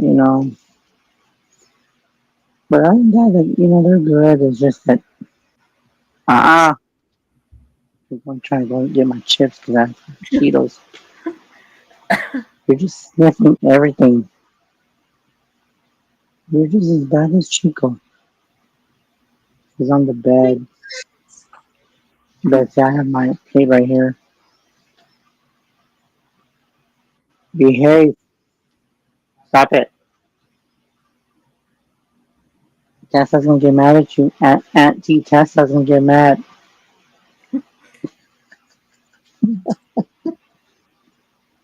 But yeah, she's tiny, so I gotta get her. She's the newest one, so pretty soon I'm probably gonna. She's right there by the camera. Watch. Well, you're in the way. You're in the way. You're in the way. Yes, you're in the way. Stop it. Behave. He's so cute. You see, Mama? You see, Mama? Willow.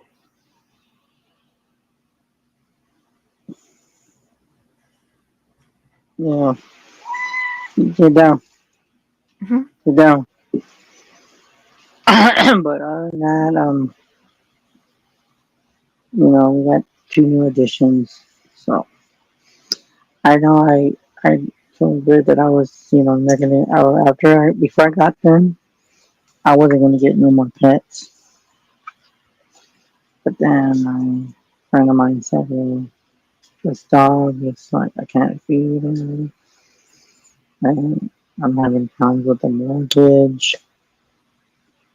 I'm hardly home. She also told me that I think that her daughter's boyfriend's kicking the dog. So I said, no, I can't. So I just said, I'm gonna try to save this dog. Try to save him. And then she was, yeah, my granddaughter's giving the cat away. So I was like, oh my goodness. It was just gonna be the cat for or bred, but I guess this cat is actually mine. But but she's ours. They're our pets. But other than that, I just felt like I needed to save the dog, and this cat I just got this tuxedo cat. I've never had a tuxedo cat. Yeah. Hey, stop being so nosy. It's my job. Yeah, but other than that, so if anybody wants any readings, oh my ear itches. Oh my ear hurts bad. Stop. No, you're not getting chips. She can't eat the chips because they're hot Cheetos. What? They got She's like, cat food. eat some. Yeah, the troublemaker. I mean, but the first day we got her, man, she was hissing at everything in sight. She was hissing at me. She was hissing at Brittany. Stop. No, Hissing? you Is that what can't have that. She was hissing. I mean, like a lot. But now she's more calm. She doesn't hiss at us no more. Did you just fart, really? I want to smell your farts. Who's thinking? What are you doing? Yeah, What are you doing? she's okay Did with you that. just fart? No.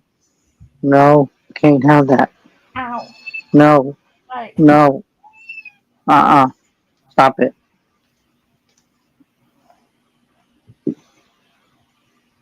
Yeah, so if anybody wants to read, just click on that link. If not, if y'all want us to ask a question in chat, but I can't see that because YouTube. Y'all can type the question on there. Yeah, I'm sharing Uh-huh. it right now. My pages. It's probably because we haven't done it in a while, and people are just like, Yeah, I know. There's probably because I mean we haven't been on, and then plus you've been busy too, so it's I get it. So yeah, I've just been doing the trippy TikToks because there's so much trippy stuff out there, and then story time. I generally read a yeah, scary book or ghost or something. yeah.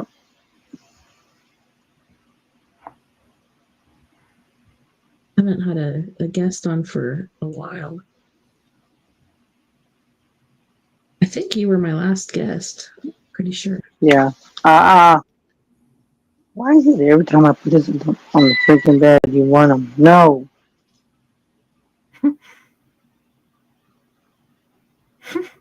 Terrible. Come on, meow. Just give it to me. Yeah, but then she'll get a stomach ache. She'll get sick because these are hot Cheetos. Yeah.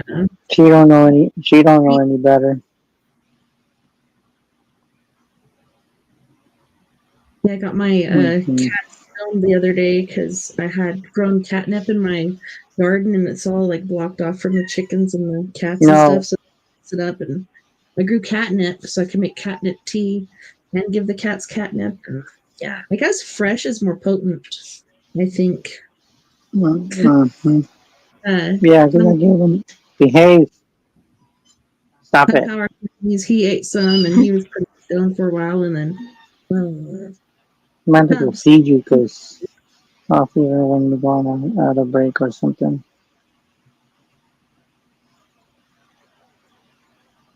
But yeah, I'm still waiting on the tea to brew. Do we have any questions in the chat? I can't see them. Willow does. She has a question. Oh, really? What is the question? Meow, meow. You gonna give me your food? Right meow. Right meow. See, you know what is so crazy about these cats? They look so cute, but they're also troublemakers. Be dropping shit and they're just bad.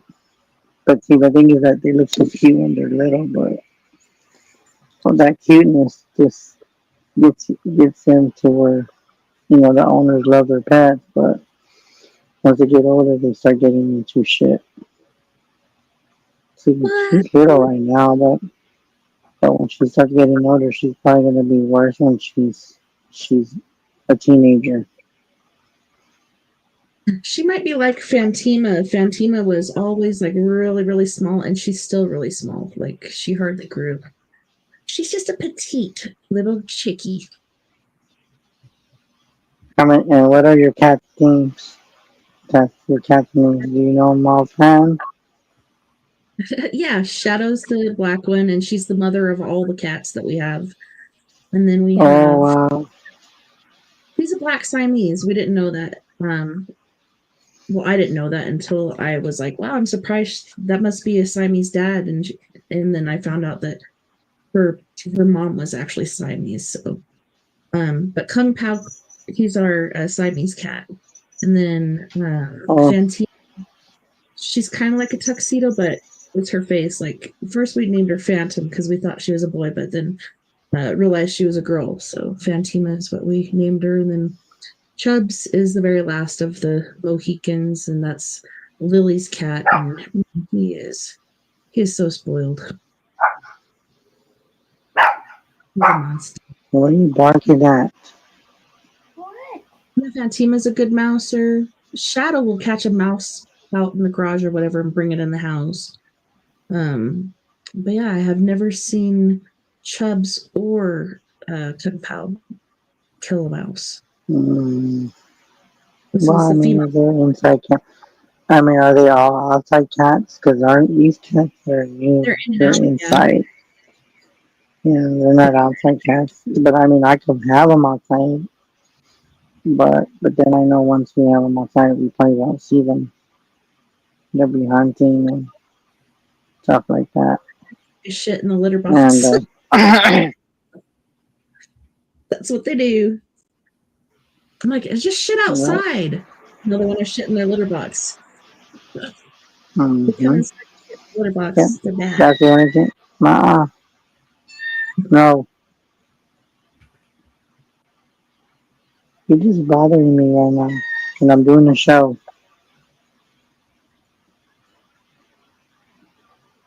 She's just meowing at me and stuff because she wants the chips. But so we're actually week. Yeah, what do you say? Oh, we had some crazy flooding here last week, like all around us. But I think we're at a certain elevation where it didn't get us. But Viacito, it flooded like hundreds of houses, and somebody's hot tub got away down the river and then ended up in the lake. And then once the lake receded, it was still there within the week. And I guess it only flooded up there because the levee broke.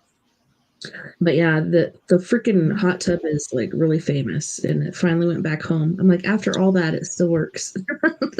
They took it back home. Wow. Oh, and I was going to ask you, but when I was doing that first reading, did that first reading hit you too, Reed? Mm-hmm.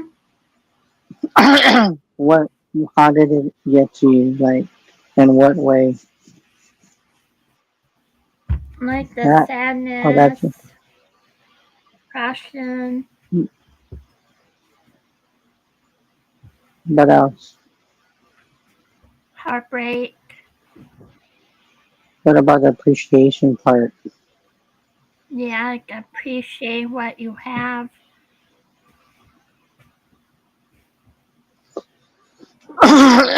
Yeah. Because you don't know what you have. And I think sometimes we sometimes take things for granted. And we don't realize what we have until it's gone. And sometimes it's kind of, yeah. And sometimes we just do stupid shit when we have what we have, but we don't acknowledge it until something happens, and then that's when we're like, whoa, we missed it. And after that, it's kind of like, no, you just can't do it. It's just different. What are you doing besides being a trouble cat? hit the second The break what? since the time. Let's hit the second music break since that's generally when we do it, and then that'll give Okay. people time to get the link going and stuff. And All right, sounds good. Well, we'll be back after this second musical break, and if you want to come on, hit that link on the screen. yep, that's right. All right, so on this break, we once again have Mr. Jeff Hilliard from San Diego, California, and he's going to be singing one of my favorite. It's like a 80s ballad. It's called Abandon. And Holy Shnikes, Good Life is another one. And then we have Miss Mia Savage with her group Antidote for Savages, and she's going to be singing Not a Phase. And yeah, it looks like I lost some songs on here, but I'm going to re-add them. Trying to remember what the other one is, but we'll have it on there anyways. All right, don't go anywhere. We'll be right back after this music break. Not a Phase, that was the second one.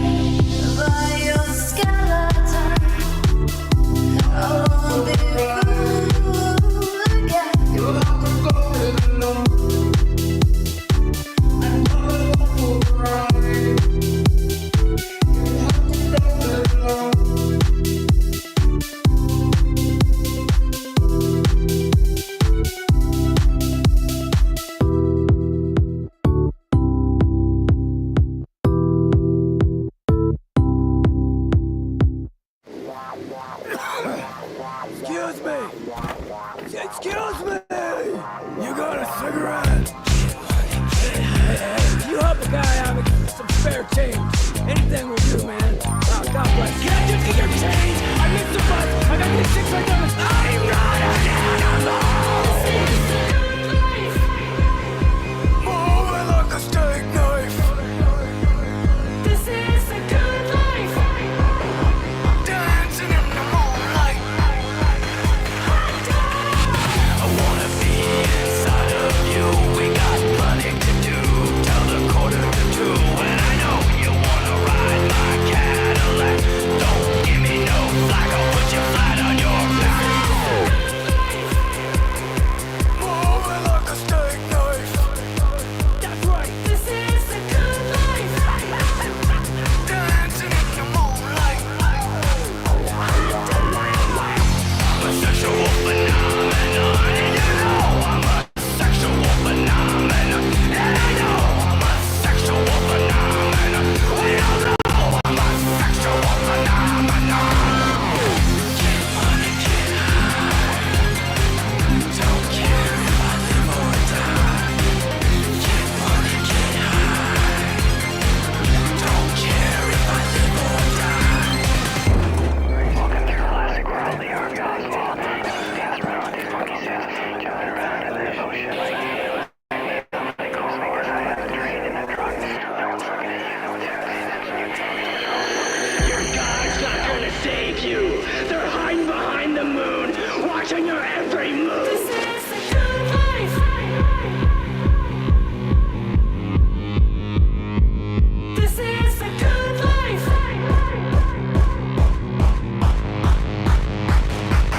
This is the good life.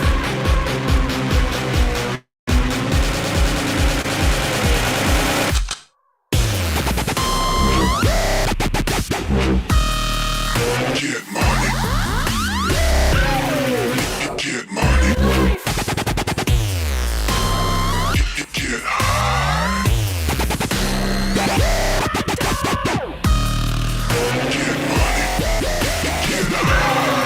Get money.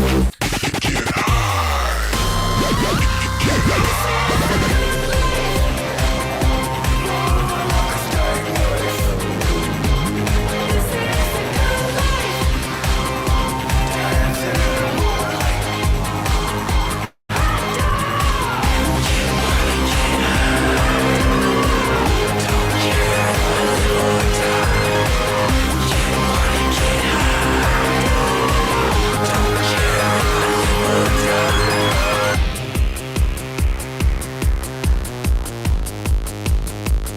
Get money. Get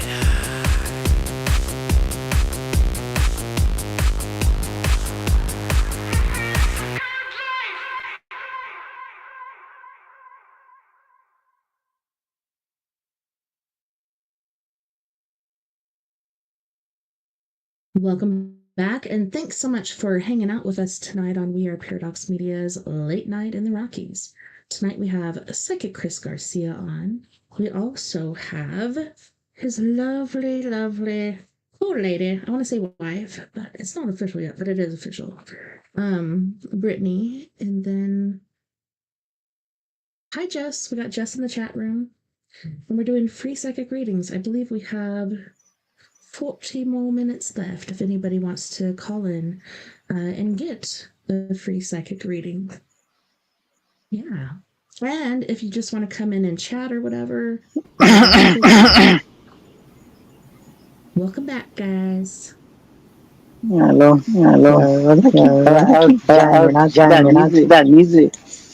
I know, isn't Jeff cool? He's so badass, and he wins like awards all the time for his videos because he does those himself, and he's just so creative and funny. I remember when he first sent me a video, it was Multitude song, and I'm like, this guy is just fucking with me right now. So, it was so funny, and I'm like, did he know that I had a mullet like in junior high school? What the fuck? Why is this guy fucking with me? But no, he's like legitimate, and he's a good artist. I'm glad you liked him. Yeah. I was worried that you'd. Yeah, I liked some of their songs. Yeah, I liked some of their songs too. Nice. I'm glad. No, I guess Yeah, you guys should definitely check him out on we're YouTube and echoing a stuff. little bit. And he's got some really positive, cool energy going on too. You know, if you're feeling down or whatever, just go check out his page on Instagram or anywhere. And yeah, he's good for tons of laughs. So I got a question that somebody was messaging me. Okay. So the question that you had was, what does he want when calls? I think this is looking to talk. That's for you, Veronica. I just feel like he's trying to reach out to you. But he's ready to reach out.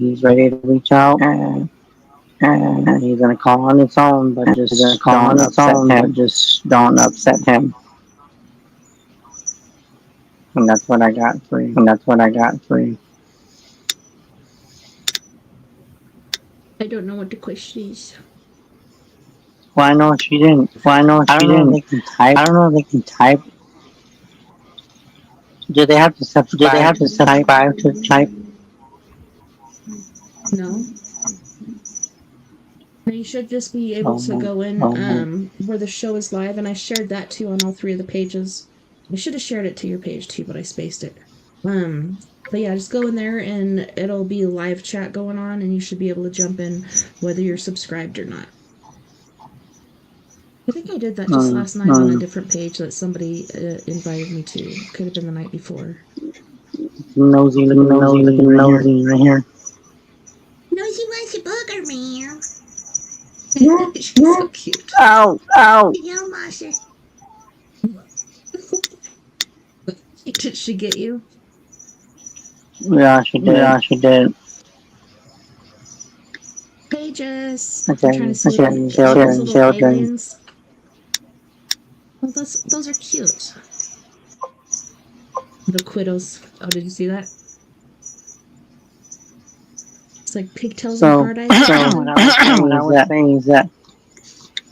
So while I was saying, we got a couple minutes left. So if you're listening to the beginning of the show, just keep looking at the sky. You might just see spaceships. Isn't that right, Brent? Yep. Keep your eyes And what are they going to be looking for? Like, how do they look to you when you saw them? What kind of shape did they look like? They look like circles. Like silver circles. So you should that look like that were silver, that have an oval shape. That it's not a plane, and it's not birds. And it's not Superman. And it's not Superman either.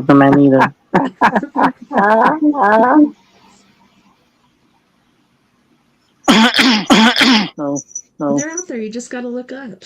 And like you said, everybody's on their phones, or everybody's in the house playing video games, or watching a show. Hey, I'm guilty too. That's why I love my chickens, because they get me out of the house to do something. Yeah. I get it. Plus, they're funny. I think you see things outside when you're not inside. You see a lot of weird stuff. So you just never know what you're gonna see. Do you know what else is funny? And that. You know how I had to turn on the echo cancellation earlier? Instead of stereo? Yeah. Well, I didn't turn it to echo cancellation, and it's not echoing. So what the heck? It's like the gremlins in the system or something. Freaking weird.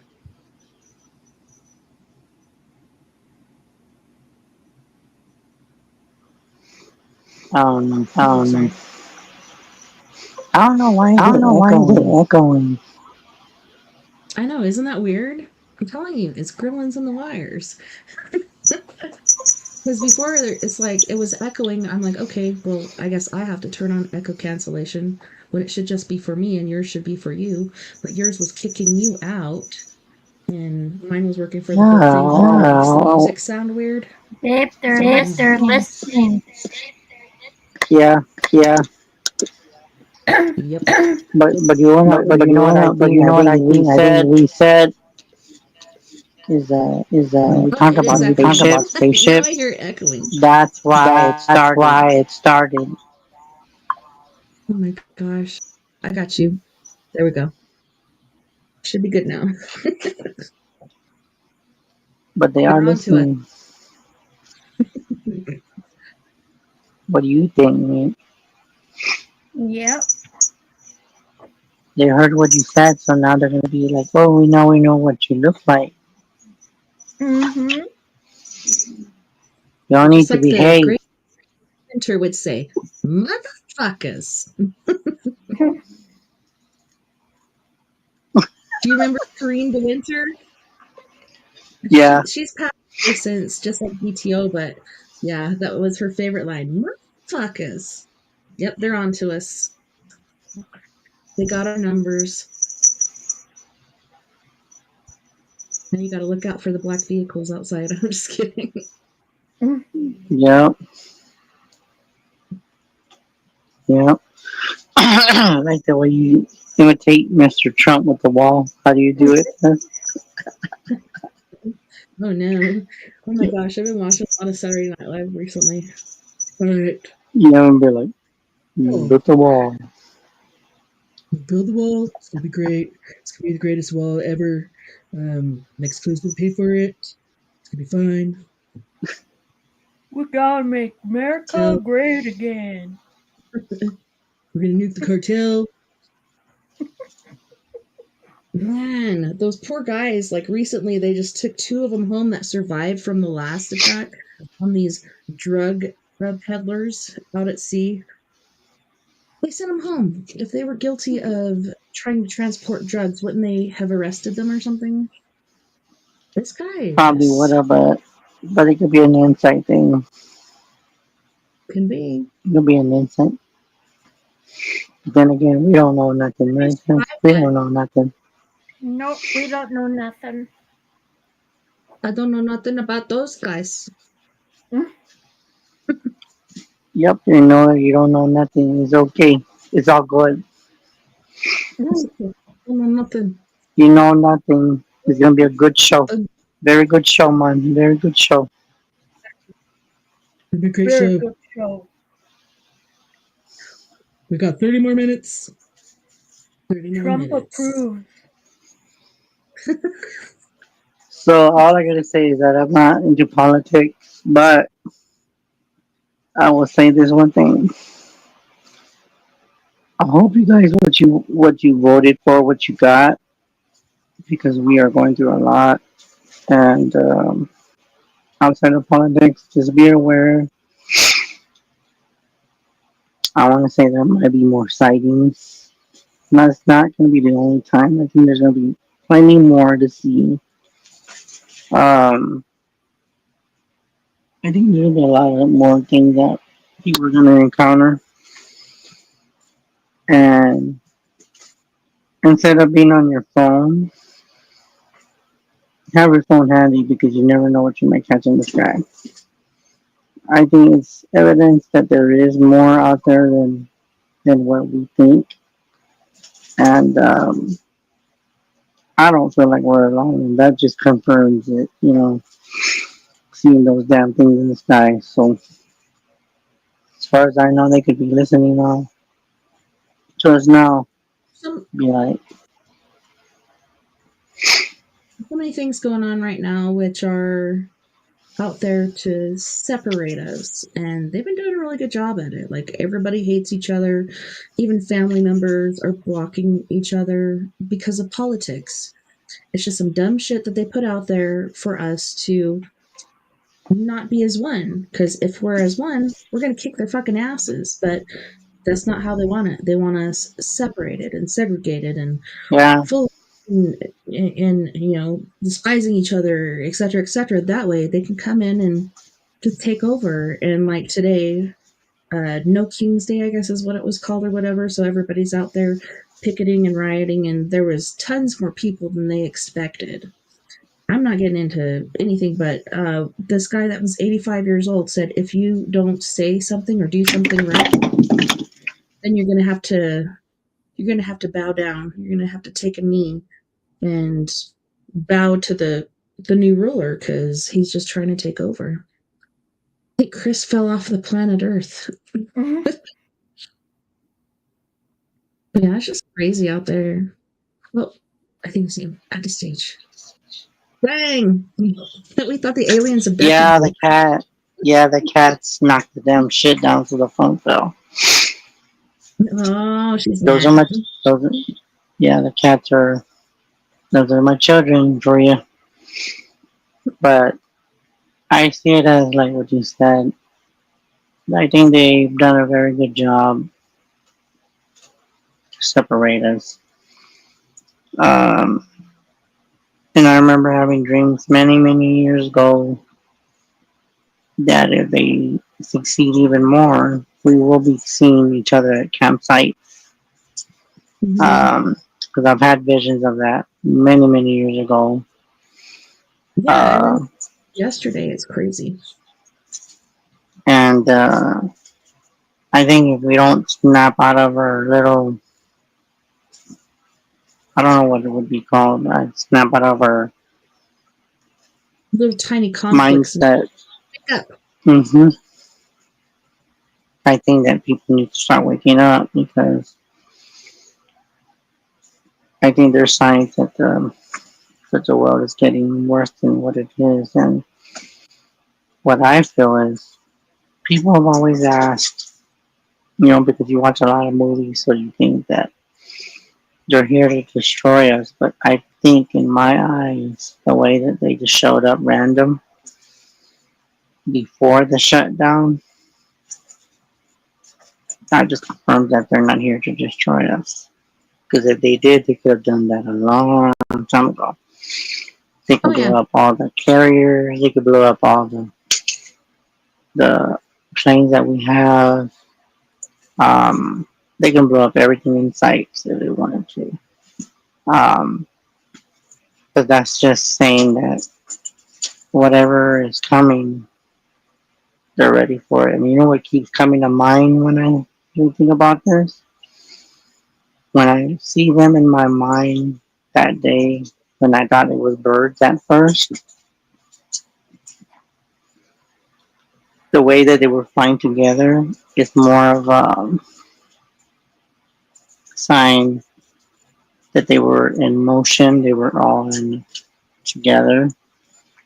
Organized. That's almost like organized, and that if there's a formation, or that's how they call it in the military, that when they get in that formation, they're ready to attack. So that means that they're not going to attack us. They're just going to attack the people that have been lying to us for many, many, many years. And I feel that they're going to make a big difference telepathically or however they freaking do it. But however the case may be, is I think there's a lot more bigger.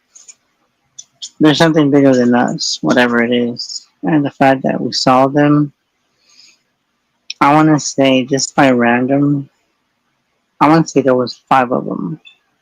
I could be off on that, but I want to say there was like 5 of them. What? Oh, that's Raven. But I believe there is more to come. And people, you need to snap and get out of your high horse and start going outside and be aware. Huh? Really start paying attention to what's going on. Because I think it's about to get worse, and it's not them. I think it's going to be our own people. And that's what people are saying. I think with all this stuff, if it goes on till before the 1st, I give it probably by the end of the week before Halloween comes, Walmarts are going to be like this. Why? Because they're going to stock up on water. They're going to stock up on meat. And all the other things that they need to do that. But think about this. If they're already showing that shutdown, what's the next thing that's going to happen? And I hope God, knock on wood, that it doesn't happen. But I've already said in the past, and I've gotten that validation thanks to Brittany seeing the sky. The next thing they're going to do is shut the power down. Some of us might affect us, some of it might not. If we have generators to run off of generators, but generators need a lot of power to run the whole damn state, or the whole damn city for that matter. But hopefully that they don't shine with the power grid, because if they're going to do a shutdown, how are people going to pay their bills? How are people going to pay their light? So what does that mean if you don't have a shutdown? Where does electricity go? It all turns black because nobody can pay their bills. There's no money coming in. There's no money flowing. So all this light that we have in our rooms, we might better enjoy it, because if they don't get to where they can agree with this shutdown, the next thing is going to be the power, because people are not going to be able to pay the electricity bills because they're going to be so high, but their checks are going to be this small, and they're going to be like, well, we can pay the water, but what about our electricity? So, God forbid that happened, but if it does, I'm going to tell you I told you so. I'm going to tell you I told you so. But then again, Chris don't know nothing. Brittany don't know nothing. And Tarsa don't know nothing. Oh shit. So if people don't have a power bank, better get one. I know. Yep. That's my list. Well, I got one. Me too. I have all the timers, but I will have one. Sandra said, "Hi, Chris and Brittany." Who said hi? Sandra from back in the day. It's Sandra Heath. Oh, okay. Hi, Sandra. I thought that was, yeah, I know what you're talking about.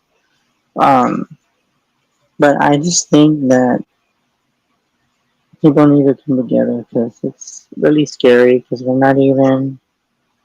got 2 more weeks for Halloween, and I hope that they come to agreement, or they get satisfied, because I personally feel like there's no proof, but I feel like they're doing this shit on purpose, because they have the money to do it, and they have the money to shut us down. And as far as the things that Brittany was talking about earlier, for the people that are elderly and that live off of food stamps, you better enjoy that this month, because next month you might have zero due to the shutdown. So save all those eggs, save all that broccoli, milk, bread. I got a goose egg yesterday, my very first goose egg. I'm like, holy shnikes, look at the size of this egg. I'll have to send you a picture if you didn't see it. Yeah, send me a picture. Yeah, but I'm telling you, people need to start saving whatever money they have. Hold on to it, because it's getting bad. And honestly, as being an empath and psychic, even though I have my own problems, but I feel for the people. I really do. I feel sorry for everybody that are in worse situations, that can't even pay for their mortgage. People are gonna have problems flying where they're gonna see their loved ones, because them pilots, airports can't pay for the control tower people there. They can't pay them. Um, I just think it's going to impact us a lot. So just be aware and save what you can save, because every last dollar is going to count. You enter your pennies and quarters and dimes and nickels, and it's sad to say it, but we've gone through. But you know what I say? You know what's funny? And I keep hearing this in my head. We have not gone through the depression. Maybe our great grandparents did in World War I and World War II. But I have a feeling that hopefully, God, we don't go through that. But it's getting close to where we just might go back in the days to where we're gonna have to live off land and live and can afford it. But I just, it brings tears to my eyes, even though I'm not crying. But it does bring fear, and that's what they want. It does, and they're succeeding with it. Like Tiffany said, they're separating us. Mm-hmm. And once again, we need to come as united. We're united, and we need to be strong. Mm-hmm. Come together. That's right. Do you have any messages for the people out there, Britt, while we're talking about all this for them? About Snap or whatever? Not that I can think of. Start saving y'all's money. And, I don't even think and enjoy it. work. Once pretty it's soon. done, it's done. Yeah. And for the people that too. do have jobs, to the people that do have the jobs, the message I got for you is hold on to your job. Because that's going to save you when all this crap is going through. And I know we're almost done with the show, but I guess a lot of people, since we haven't done any shows in a while, let me think. Well, we got Ishika in the chat. She's gonna ask a question, but she just woke up and doesn't want to come online as far as video or audio. No, it's fine. So we better hurry up because we're almost out of time. Okay, she wanted to What I was going to ask you, Tess. Go ahead.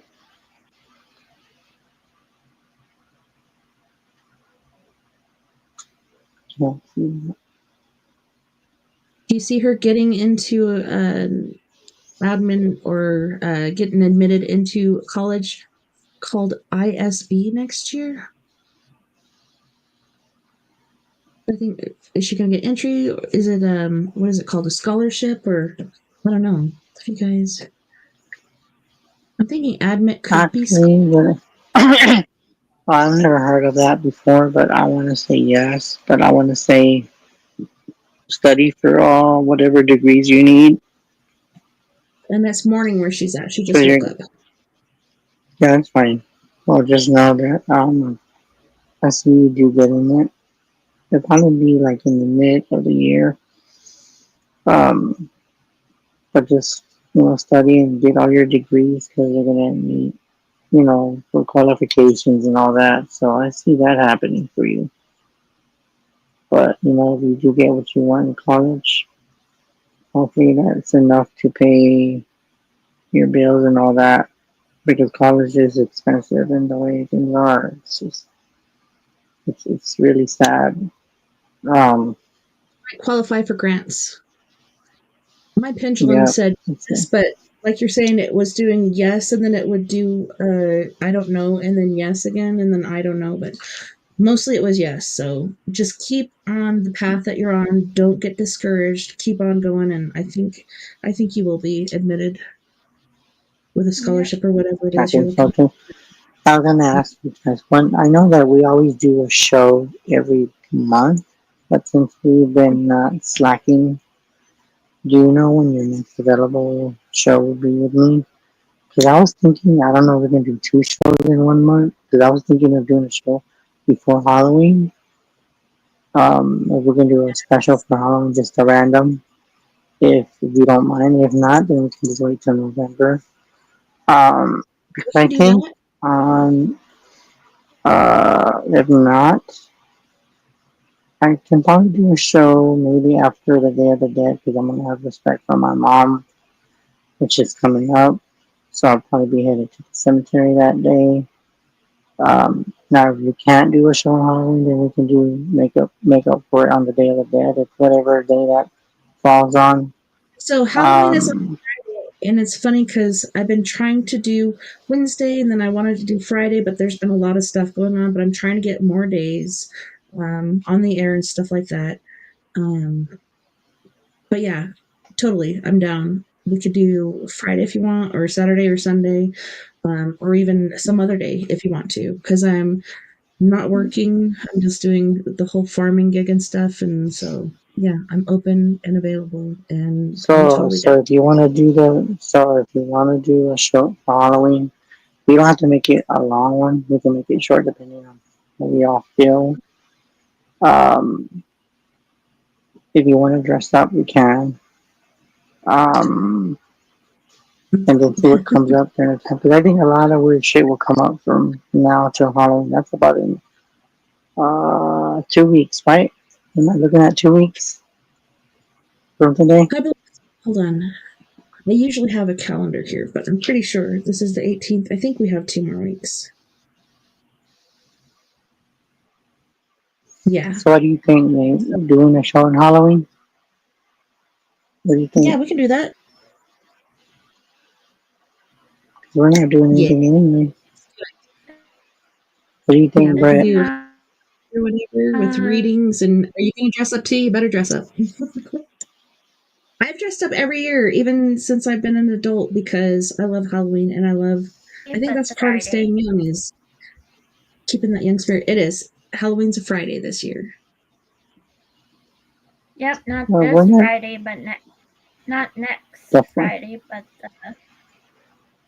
Well, we can do following that. Friday. I'll dress up. Oh yeah, I was gonna ask you. Do you want to see the masks now, or do you rather be surprised? See the what? Oh, Yeah. no, I want to see. And guess what? Okay, so I love Michael Myers and Jason and all those guys. Almost wore my Hold, Freddy shirt today. hold I on. was like, it's Michael Myers Hold night. on. I'll get it right now. Hold on. I'll get it right now. Real quick. I saw 'Cause, Michael Myers, the cater, and him and his son will dress up, and his wife's always like, "You're so stupid." But somebody finally made his son a Michael Myers mask that fits, and he's just totally killing it, literally. He's the cute little yeah, tiny and like I said, it's exactly. cheeks on. I don't know if I'll be able to put on. I have to put this. I'll take it off real quick. But look, Oh yeah, you just what sit do there you and stare. think, Cass? That's awesome. Do you know where the original Michael Myers is from? Yeah, I still need. I probably have to buy the overalls because I'm telling you, the overall with the whole costume. I Oh asked the yeah, lady how much it would be. It's $50. yeah, it's $50 crazy. for the whole damn thing. I was like, you know what you can go do? Go to the freaking Goodwill, get some overalls and get it all like the blue ones and just put it on. There you go. I was thinking that like you could go to a thrift store and find that jumpsuit because it is pricey. Or you could go to mechanic shops and be like, "Is there anybody here that wants to sell their old, jumpsuit to me?" Because generally, welders and stuff wear those blue old jumpsuits, and maybe they have one that they're going to throw away, but they'd rather sell it to you for $20 or something. You never Yeah, know. It's going to look nice and live yeah. in. Well, if I can get it, I'll just buy the outfit. But when I went in there, I was like $50. And then I'm thinking, damn, that's expensive. Oh, I look was on thinking, then you choose. eBay too. You could find discounted ones that people have worn already. They probably wore it one Okay. time and trying to get rid of it. Well, it gives me a couple of weeks. Giving me this week to do it, so I'm down. If you're down to do an ad, do you need a picture of me with this on? I can send you one on Messenger. Oh, that's okay. So you can have it as a profile. Banner or something. Yeah, I can make a banner Yeah, if you we want can do that. to Yeah, do yeah, something. we can do that. I don't know what Brittany's gonna be, but she'll probably be a witch. And then, Or just be cheap and just paint your face. But the only thing about painting your face, after a while, it starts to itch. Yeah. yeah, it does. No, but we're down for it. So for heads up, if you guys are not doing anything on Halloween, more likely probably be less people watching the show. But if you're not doing anything, mark your calendars that we might have a show for sure. Well, let Tessa know unless there's something changes with her and she's gonna take the kids trick or treating. We'll work something out. As far as the time of that show, since a lot of people like to trick or treat, I think maybe around this time would be good, around 9. I think that's if you don't take your kids out. But we'll keep in touch, Tess, because I don't want to say yes and I don't want to say no. Because what if you're too busy and we can't do it? So then just put your question marks on your calendar.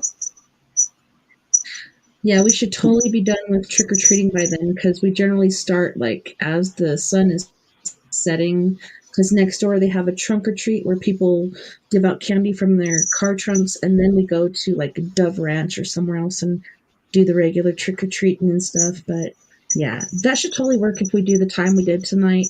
Yeah, that'd be awesome. So we have 7 Sounds minutes left. good. Anything else that you want Well, if you guys, well, you guys can reach me at Psychic 28 on Facebook. TikTok, and reach me at 210-974-3470. 210-974-3470, and maybe, just maybe, I'll pray on it. And we can also maybe, if we do catch something in the sky, maybe a spaceship. We might just have that picture on Halloween if we can get one. Sure. If they just happen to appear to Brittany again and say, Brittany's gonna be like, right? something's me. What the fuck is that? Yeah. Yeah. Oh, wait, you're gonna be like this, like how you gonna do it? Be like this, mate? Yeah, that's the general response because me and Mia were out at her ranch and we were ghost hunting of all things, and we weren't picking up on shit. And all of a sudden, I looked up to look at the moon, and I see this freaking huge craft coming over the horizon, which looked a lot like, I don't know if you've seen the line. It's just a line of lights. Uh-huh. What the fuck is that? And she's like, what? I'm like, what the fuck is that? You said the same thing that Brittany said. That's what I'm saying. That's the general response. What the fuck is that? Because you don't know what the fuck that is. It's just crazy. No, but thanks, Tess, for having us on, and hopefully, you guys, will see you on Halloween. Keep a look in the sky because you never know what you might just see. Good night, everybody. Good night. Good night, you guys. Good night. Night. Night. Good night. Awesome. Well, that was super cool. But yeah, so we're gonna do that. I feel like I'm way away from the camera. Closer. Just kidding. But yeah, we're gonna do the Halloween special, aka readings and stuff. But tomorrow night I'm going to be doing ghost stories, and also I wanted to hit on some Reddit like haunted house stories, like people that work haunted houses and experiences that they've had and different stuff like that. But like Chris was saying, if you have any UFO photos or videos or anything you want to share with us to put on the show for Halloween, even ghost pictures, anomaly pictures, videos, etc., be sure to share that too, because that would be frickin' epic. What else? So yeah, we were talking about also the separation and segregation of our people. This is not just our country. This is everyone's country. And I'm pretty sure because the powers that be have been in power for a very long time, I think they're running the whole show when they want us all on the same page as far as demolishing population. Bill Gates is buying up all this property. He's buying all the seed rights, et cetera, et cetera. Like things are basically out of this world, out of this realm. The world is in a crazy state these days. I don't know if you agree or not, but it's okay. You don't have to agree. Just make sure you keep stock of what's important. Get your family close. Forget about politics. Forget about religion. Forget about all that stuff. It's us together. You and me, you and your family and you, your friends who might be your family. These people are what is important these days. Yep. It's just pretty intense. But thank you guys so much once again for hanging out for We Are Paradox Media's Psychic Saturday with Psychic Chris Garcia. Thank you once again for hanging out with me this evening on We Are Paradox Media's Late Night in the Rockies. It was a pleasure and an honor hanging out with you and entertaining you if you hopefully felt entertained. Thank you to all my friends out there, wherever you may be beyond the omniverse tonight. Had a wonderful time and I can't wait to do it again. Like I said, tomorrow night, I don't know, I'm kind of tempted to do trippy TikToks, but I kind of want to do ghost stories too. We'll see what happens. I'll figure it out over the evening's course, but don't forget, you guys, we're all in this together. Together, we can make the world a bit better. And together, my friends, we are Paradox Media, because without you, there is no us. Also, I'm not begging, but if you have the means, ability, or initiative to fling or bring some green my way, it would help me out immensely to get more time as far as video and things like that. It would help me keep the mothership afloat, for sure. Cash App, $TessaTNT, PayPal at TessaTNT, and Venmo at Tessa-Thomas-Peterson.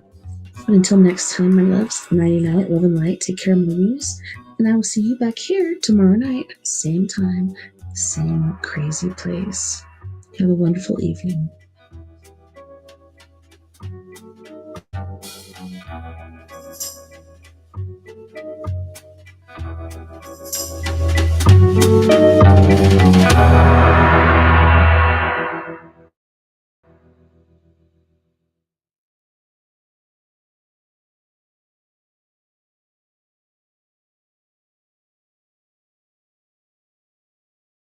Are you serious?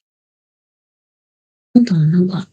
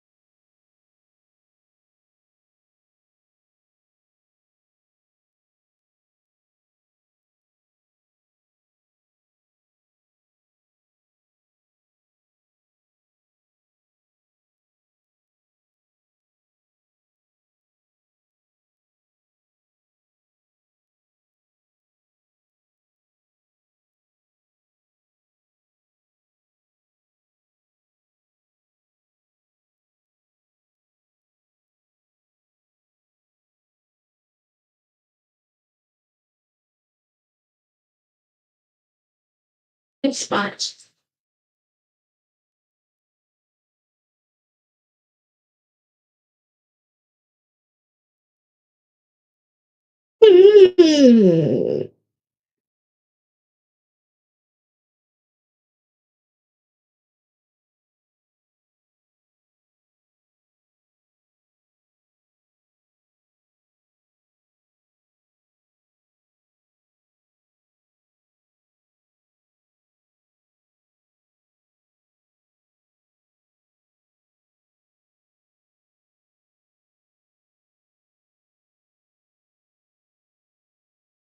Sending money abroad to make probably hiding in fees. But Wise could save you up to 70% compared to using major banks. Why do I use Wise?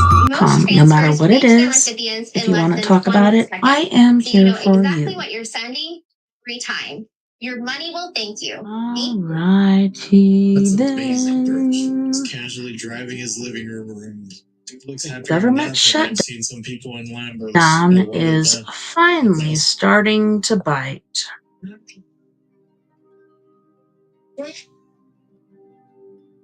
The government shutdown is starting to get real. The Smithsonian museums down the hill from the U.S. Capitol are now closed. Federal workers are already starting to miss pay and will have to rely on savings until the government reopens.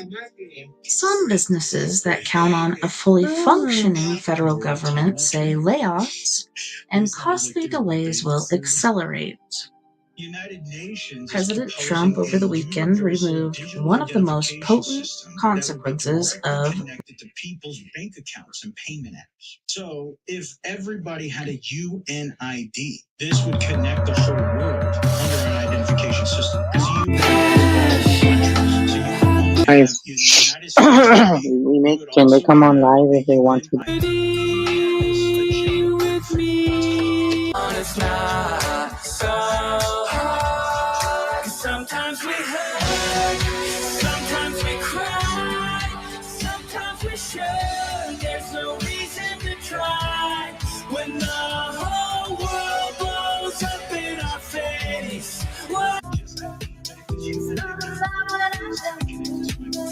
System. I still think this is so strange because this is directly correlated with the whole idea that IMF wants to create a global banking system. What's interesting is that when you look at what the World Economic Forum propagates, they want to propagate human identification with a biometric system. And they have this program called the New Champions, where they allow new companies to come in to help them with their agenda. Fingerprint cards join the World Economic Forum's New Champion initiative. And their whole objective is to create biometrical identifications and put it on debit cards, smart cards, and identification cards. 1984, the New World Order is happening. UK's doing digital ID now, right? They're going to require that. The rest of the world is next. It don't even make sense, dude. They already track us. We already have socials. We already have everything they could ever want. It's just another way of controlling regular people. They want to be so far up our butts that they can see our teeth.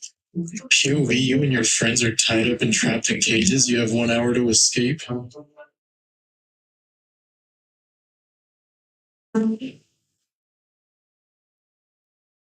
What kind of escape room?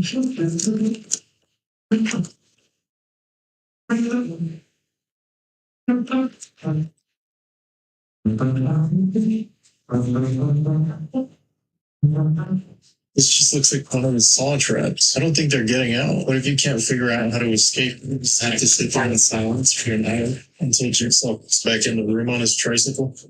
Like, if I had a projector right now, I could probably project something.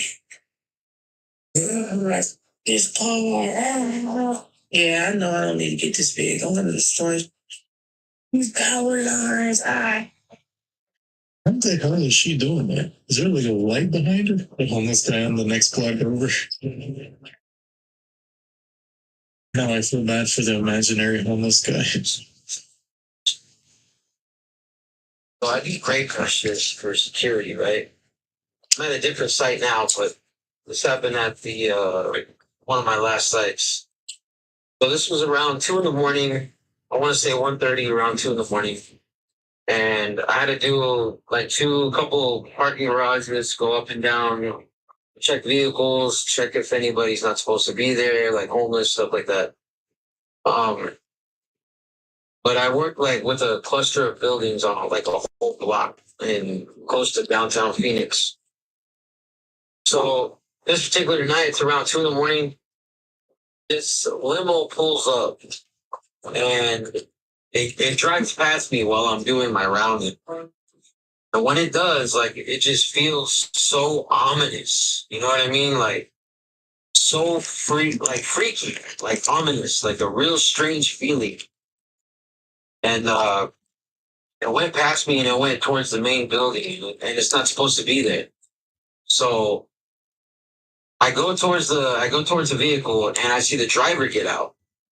And it's like a chauffeur, you know what I mean? Like it's driving a limo. But this dude, he looks like a zombie almost. Like he has the hat, he has the attire, you know. He looks dead. He walks to the door, and this tall, slender dude comes out, right? And he's wearing like Victorian clothes, like old school Victorian clothes. And him himself, like he looks dead too. Like he's got really pale white skin. He just looks dead. Like it's just the way I can put it. He looks dead. And his hair, like the top of his hair is slicked forward, but everything else like slicked back. You know what I mean?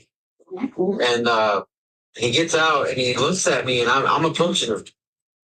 And the driver, like he kind of looks at me, and then he looks at the tall guy, and then the tall guy looks at me and he smiles, and I just feel weird, like so weird. And he goes, he's like, "Good evening," and I'm like, "Good evening." Okay, I was like, "Hi," I was like, "How you doing, sir?" He goes, "Hi, I'm trying to look for a place to stay for the night. Do you have any suggestions?" And I said, "Well, this building is like an office building. The building down the way is a DoubleTree. It's a hotel if you want to stay there." And he's like, "Oh, okay." He looked at me like dead in my eyes. He was like, "Be honest, man." ESPN Bet is the sports fans bet thing with here insights. He's like, "Do you?" And I kind of like, I don't know. I kind of like felt weird after. I felt even more weird when he said that. And he was like, "You look like an honest guy. Do they have a pool inside the building?" And I was like, "Yeah, they should have a pool on the rooftop. And if it's not on the rooftop, then it should be like in the center of the building surrounding it." And he said, "Oh, okay. Would they have a lounge there too?" And I was like, "Yeah, I'm pretty sure they have a lounge."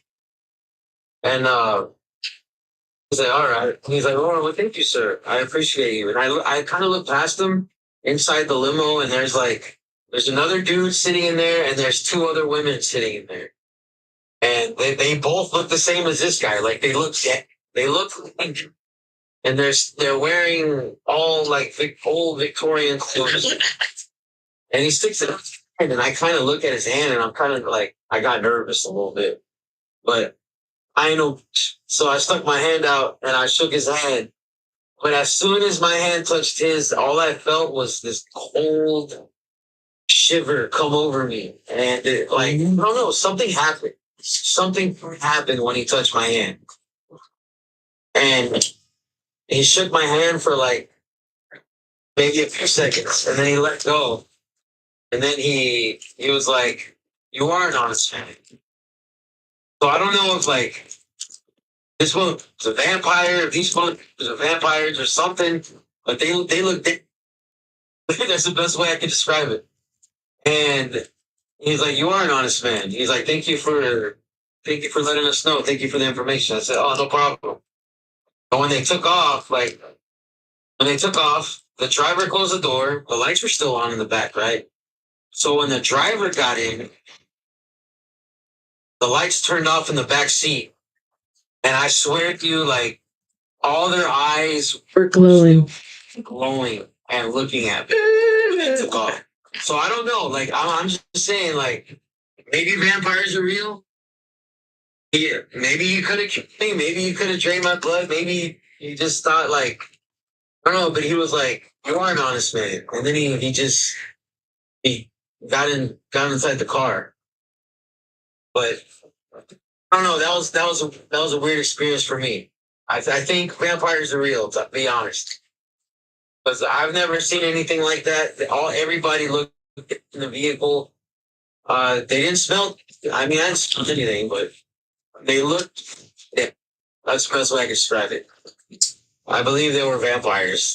Just me if you want. I don't give. I know what I saw. I know what I dealt with. So don't judge me. Oof. Dude was about to go missing. Why do I believe him? This story sounds true. I can't quite believe that people still consider it to be a hoax. In the summertime of 1996, a young man, 19-year-old man called John Whaley, came down to Wiltshire to visit crop circles. One night, he decided he was going to do a night watch. He asked various people in the barge in if anybody wanted to join him, but because it was wet and cold and raining, nobody wanted to go with him. So he went along on his own, set up his tent, and during the night, just about the train line, he was awoken by some sounds. The other things in his tent, and to his absolute amazement, noticed that there were these orbs, white orbs of light flying around in the field. He grabbed his camcorder and his handheld filmed these orbs flying around the field. For more than 15 minutes, he was completely transfixed by them. When it finished, he grabbed his camera and excitedly wanted to tell people, but there was no one around. It was dawn. So he drove to the barge in. 1996 John Whaley footage. The footage quickly became famous, later known as the Oliver's Castle video. National Geographic aired a debunk with Whaley himself claiming it was a hoax. Video experts still question whether anyone could have faked something of that quality in just a few hours with 1996 take. So the video is real. It was created in 1996. That's some pretty good footage. Like, it had to be like a Hollywood person, right? To make something like that in 96. Computers weren't even in like your average household. You have to be somebody important to have access to CGI like this anyways. Well, guys, that's all I have today. Thanks for hanging out with me again. Let me know what you think in the comments below. If you made it all the way to the end of this video, you're awesome, and I appreciate you. And with that, I'll see you in the next video.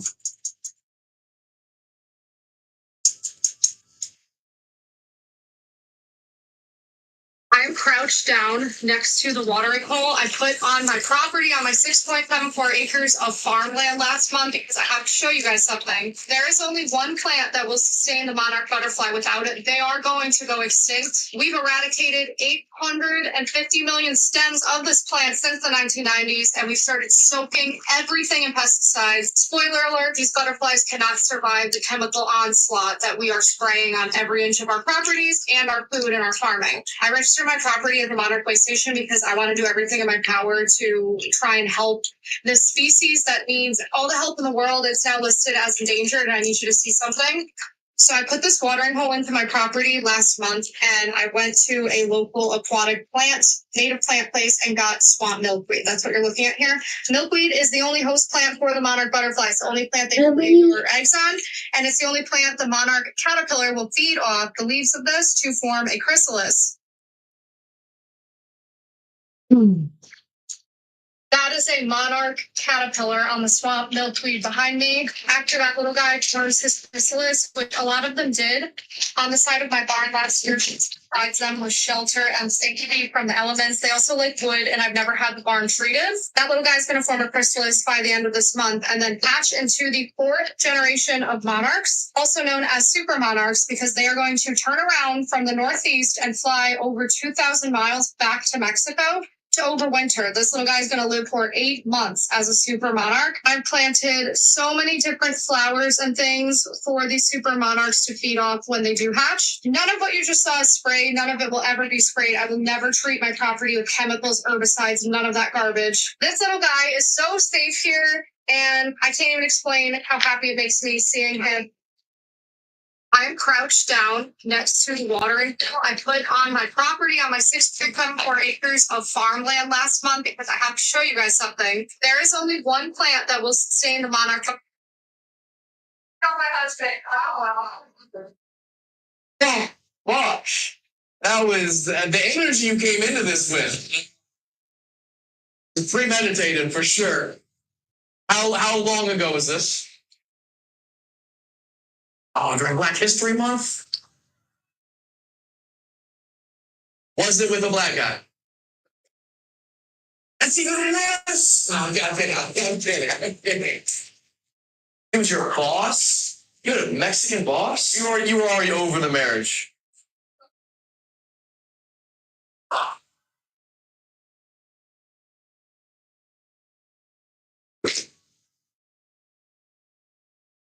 Things came from the darkness.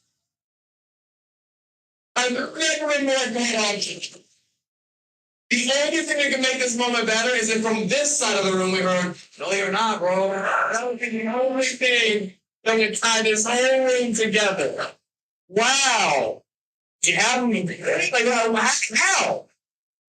Is this really the husband right here? Man, you are so strong. You are the strongest person I've ever met in my entire life. Props to you. Ladies, do you ever cheat on your husband? Let's tell them that the guy you think with him. Who be like it? Lou? So I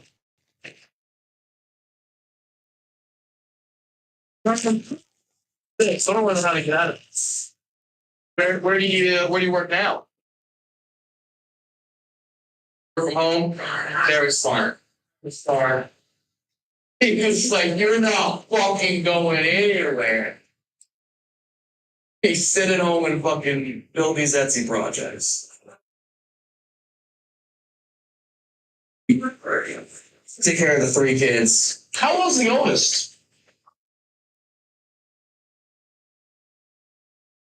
2-year-old daughter, 1-year-old twins. The twins, are they identical?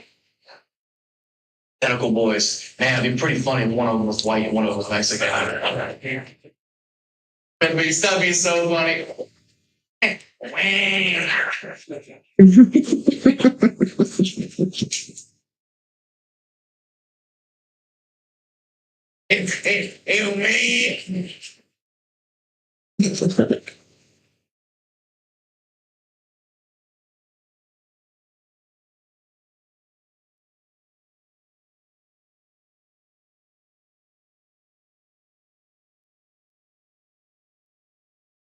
The boxers your girlfriend actually wants you to wear are only $6. Upgrade your crusty old briefs to Savage X Fenty's comfortable.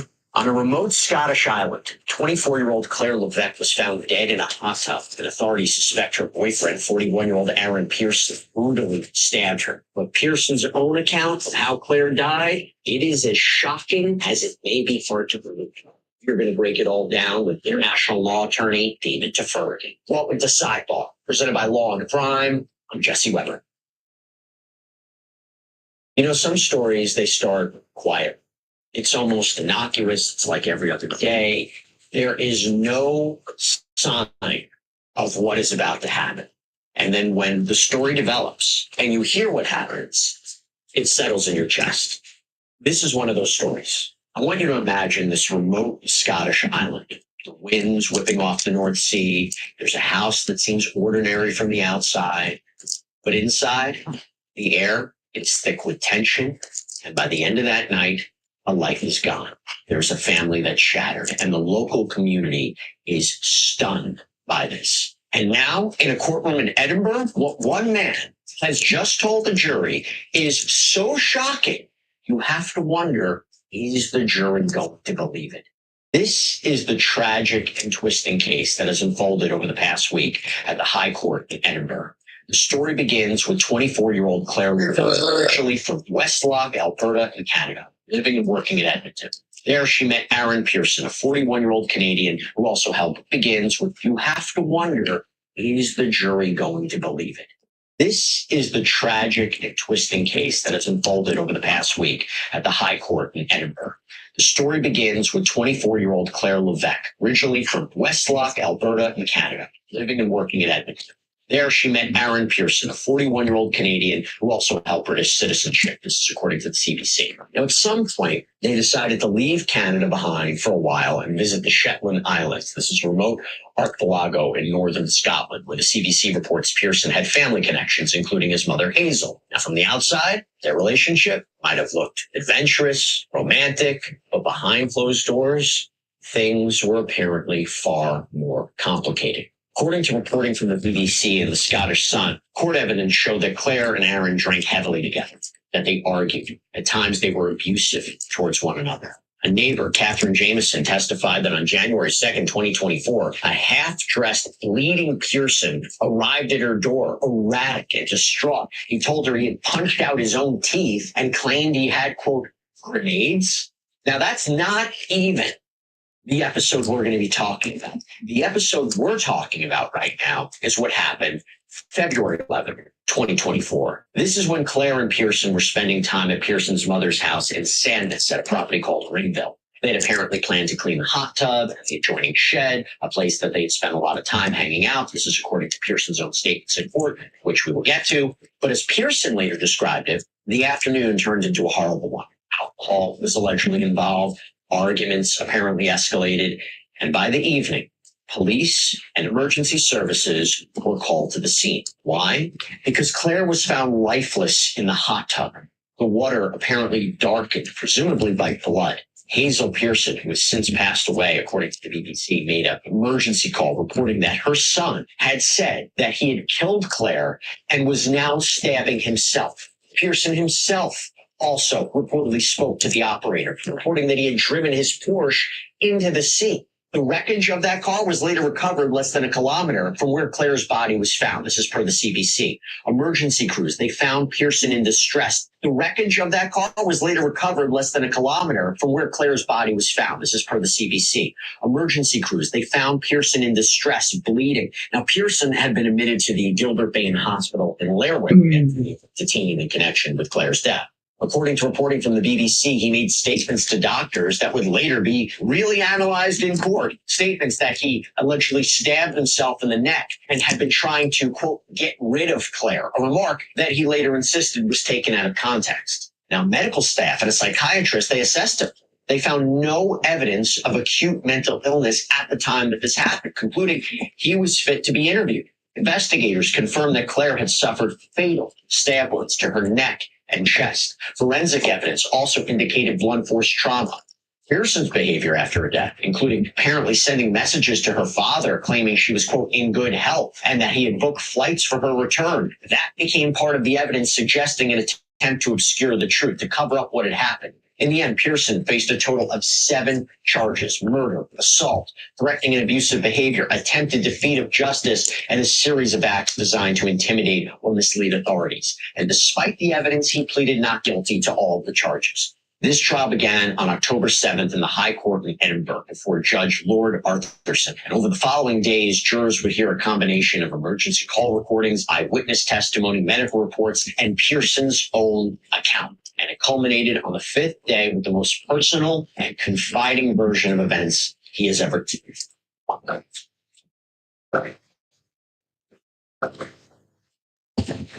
Ladies, if you absolutely love your husband, do this one thing on a daily basis that will work wonders for his health and longevity. I started noticing.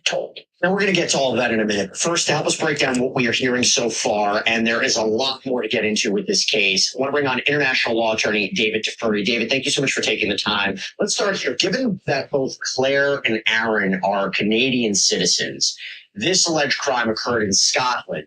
From a jurisdictional point of view, how is it determined? Could Canadian authorities theoretically get involved here, or is this all, part of Scottish territory? It's certainly possible that Canadian authorities could get involved because especially the victim was Canadian. However, In this case, it's unlikely because Scotland is going forward with the prosecution and the crime occurred there, as you mentioned. So a country like Canada in this instance would only get involved if Scotland refused to prosecute.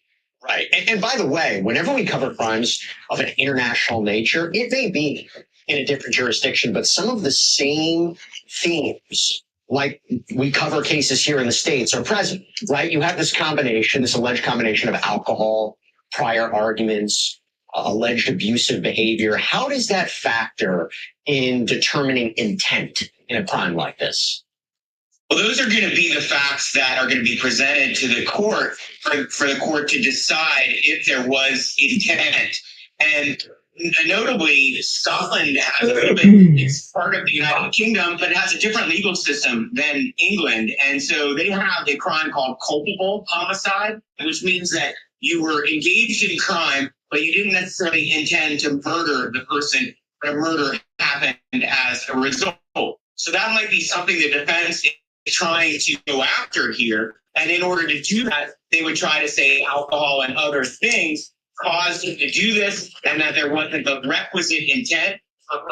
Now, obviously, this is a story that we wanted to bring to you, and we can do that not only using the support that we get from you all, but also from our sponsors, Morgan, largest jury law firm. That's not over 1,000. Why they're so big? Because they win all the time. They have recovered $25 billion from more than 500,000 clients. In the past few months, Florida received $12 million after the insurance company offers $350,000. Out in Pennsylvania, a client was awarded $26 million. That is 40 times the insurer's $650,000 offer. Here's another client in Pennsylvania that received $29 million after being offered only $500,000. And even if you think your case isn't worth millions of dollars, why not just start a claim to fight? Sir, Morgan & Morgan, they make it so simple. You can start a claim from your phone in just 8 clicks. So if you're injured, you can easily start a claim at forthepeople.com/LC sidebar by clicking the link below or scanning the QR code on screen. But we heard some messages, though. I think that's interesting to think about that, right? So these alleged messages to Claire's father claiming that she was in good health, statements about trying to get rid of Claire. How is that interpreted, both from an intent point of view and also context, maybe even a psychiatric evaluation? Intent basically depends upon what he was thinking and doing before the crime. So one of those things you mentioned, what he wrote about her after the crime, nothing good or his intent at the time of the alleged crime, but it might be evidence of another crime covering up a murder. The other stuff will go. Any prior communications prior to the incident that show that he might have been planning or thinking about killing her or thinking about harming her go to intent. And I want to get into this trial because it's something, okay? So day one set the stage with this emergency call and this horrifying discovery. And we start at the beginning on this remote Shetland Islands, February 11, 2024. According to court proceedings, 41-year-old Aaron Pearson had just told his mother, Hazel, something that would soon set off a cascade of emergency responses, telling them that he had just killed Claire. Now, Pearson at some point took the phone himself directly to the operator saying, "Hello, hi, my name is Aaron Pearson. I've just killed my girlfriend in the hot tub in the garage. I stabbed her about 40 times in the heart, stomach, face, neck, and back. I stabbed myself in the neck 4 times. Like I can't live the fact that I killed my stupid bleep of a girlfriend. She drank too much and bleeped me off. I drove my Porsche right into the ocean. It's gone. Yeah, she is dead. I definitely killed her to make sure I drowned her after I stabbed her several times and beat her to bleep up really badly." And I'm like, the jurors were just... One of the things students love about culinary school online with the scope gauge is the toolkit. Students can receive starter kit of professional tools, including knives, a chef coat, and other basics to help them complete their assignment. When it comes to making color... presented with this raw, unflinching audio. Testimony from former police officer Dana Jameson, one of the first on the scene, painted a very grim picture. She told jurors that she saw Claire lifeless in the tub, floating on her back. Now, I will tell you, she said the water was black, okay, which Pearson's defense would later refer to simply as blood in the water. And by the end of the day, jurors heard the official cause of death to be from stab wounds to the neck and chest. David, this is just horrific for even me to describe. How does the defense get past an audio recording like that? Yeah, I don't see how. And as you mentioned earlier, these crimes frequently have some similarities, but this is the thing that makes this crime very different. It's very unusual for the killer to give such a long, detailed, and certain confession on essentially a 911 call right after the crime occurred. And, normally that's when they're trying to cover up the crime. Later, he tried to cover up the crime despite that confession. Is devastating. And apparently, even the defendant reacted to it when it was played in court. Demonstrated, how distraught he was over the fact that he did that. Yeah, and the specificity of it, like allegedly talking about where the stab wounds were, how many times. Black water. I mean, I think it's important in trials. I think we see this with crime scene reconstructions. We see this with site visits. But for the jurors to understand the crime scene, understand the attack, that's important for them, both for the prosecution and the defense.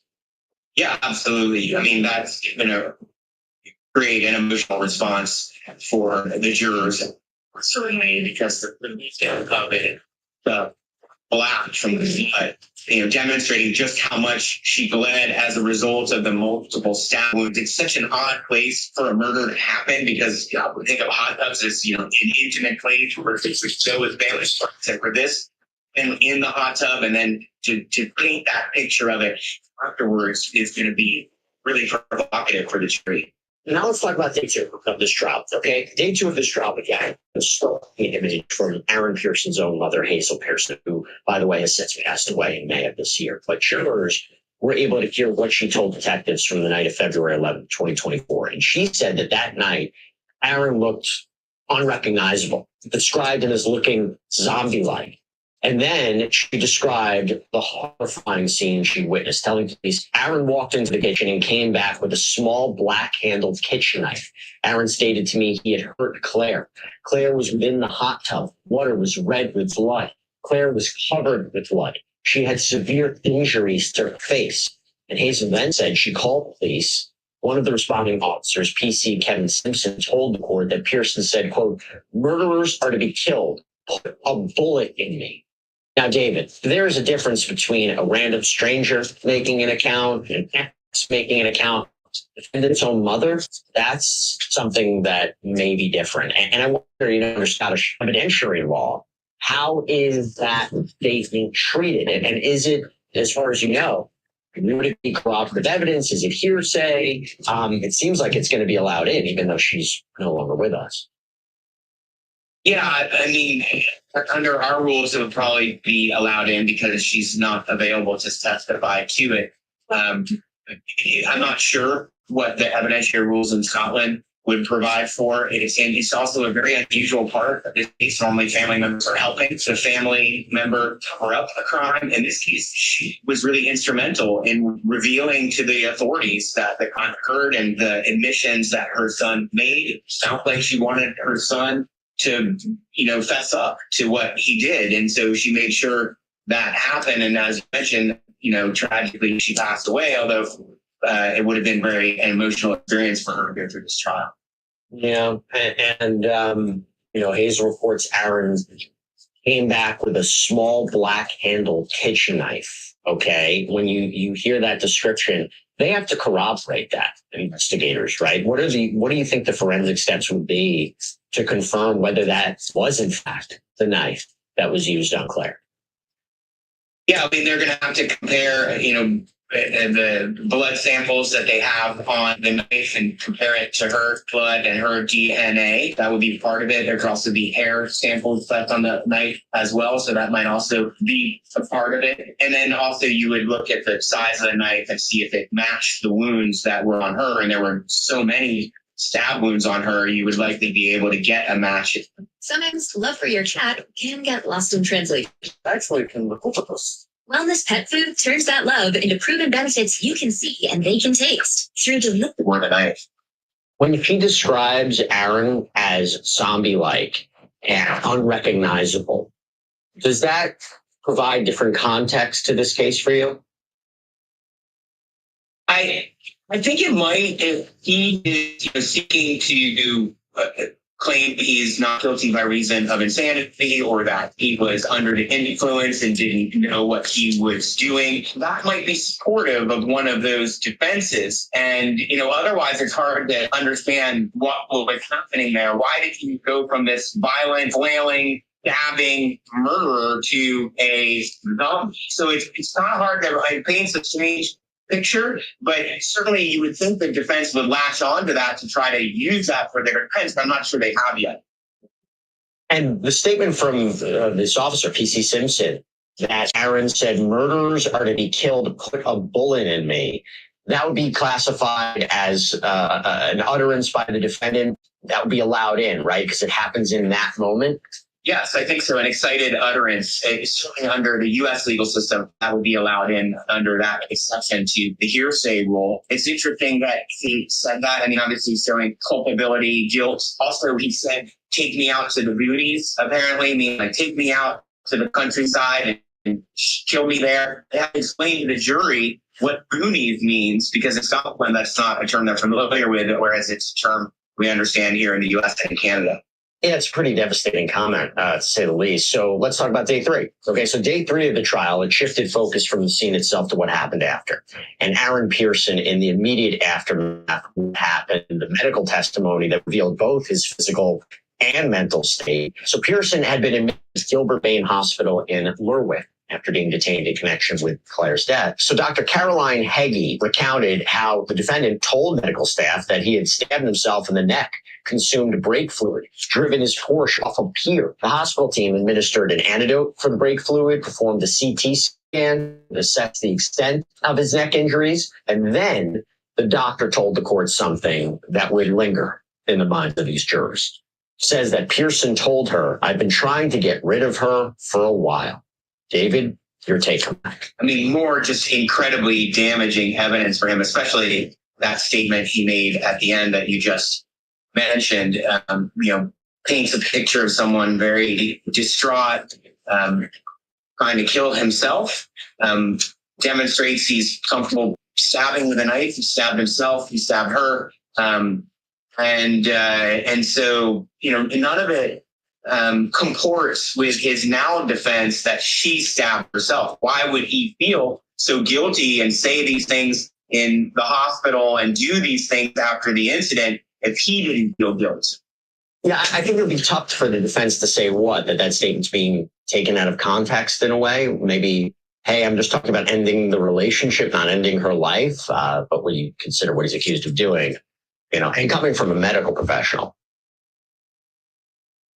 Yeah, I think what he said, I read, is he's claiming what he meant was not that he intended to murder her when he said he wanted to get rid of her. He meant that he wanted to send her back to Canada. The relationship was over, wanted to get rid of her in that way. But like you said, given all the other things he said, it seems more likely the jury would believe that he was saying he intended to kill her. Day 4, that was the day that drew the jury deeper into this relationship, into the relationship's dynamics. Audio recording surfaced of conversations between Claire and Aaron before her death. And in one chilling exchange, Claire told him, you were going to kill me.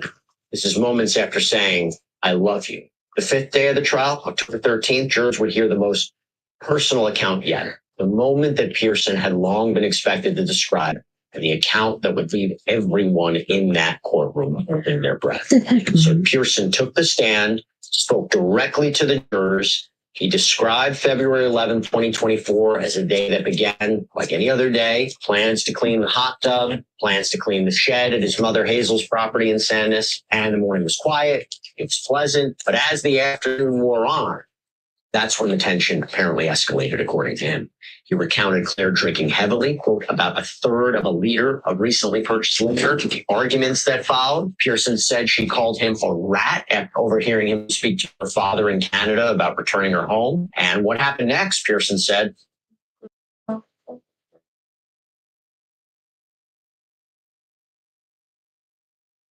was sudden, but it was shocking. He described Claire striking him, then grabbing a knife and turning it on herself. And Pearson described trying to move her into his car to take her to the hospital in Lerwick. This is a 45-minute drive, apparently. But the problem, according to him, was she was like, quote, dead weight. And in this chaos, he was struck, he was disoriented, eventually drove his Porsche into the sea. This is his account. He said he swam ashore, returned to his mother's house in shock. He didn't really know what had just transpired. David, does that seem credible to you? Some of it seems credible and some of it does not.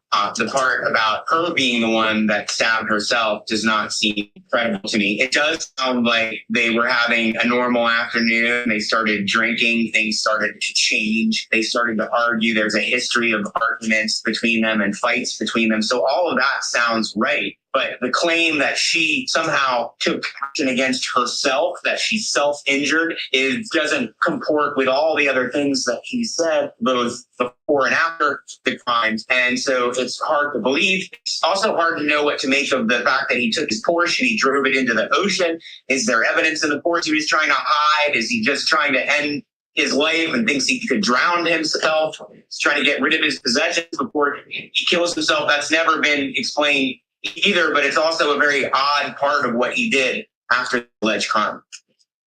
Well, jurors sometimes want to hear defendants, particularly when you have these kind of unexplainable, these grotesque crimes, these really horrific crimes. What was going on? It's become a question of credibility if they believe them. Because again, one of the odd things is jurors might say, you drove away instead of calling for immediate help.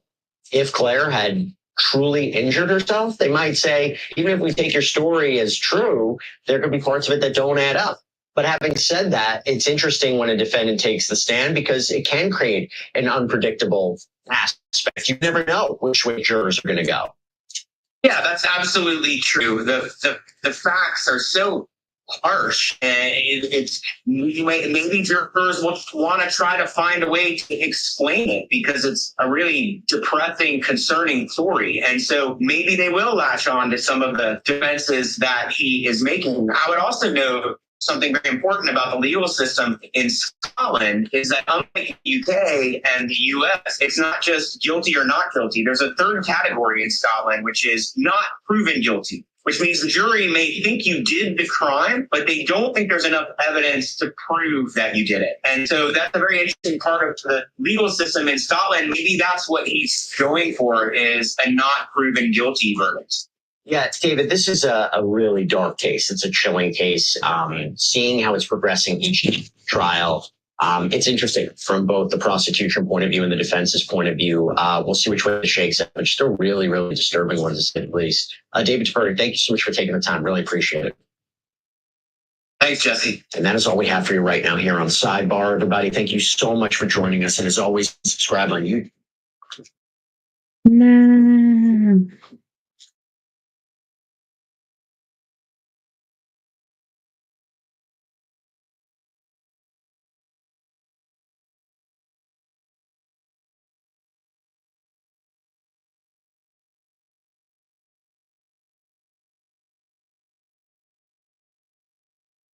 Your loan to pay off debt makes no sense. I used to think that too, but my credit cards were hitting 25%.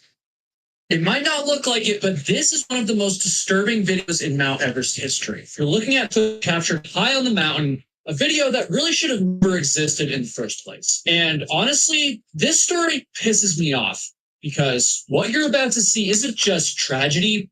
It's what happens when people cut corners and try to climb the world's tallest mountain on a monetary discount. But before we get there, we need to start in West Bengal, India, just over 400 miles or around 700 kilometers from Lukla, Nepal, where Everest's trek begins. By many accounts, for the people that live in West Bengal, you really feel connected to Everest. Not only because the mountain has special meaning in Hinduism, but also because on a clear day, you can literally see the mountain from this town.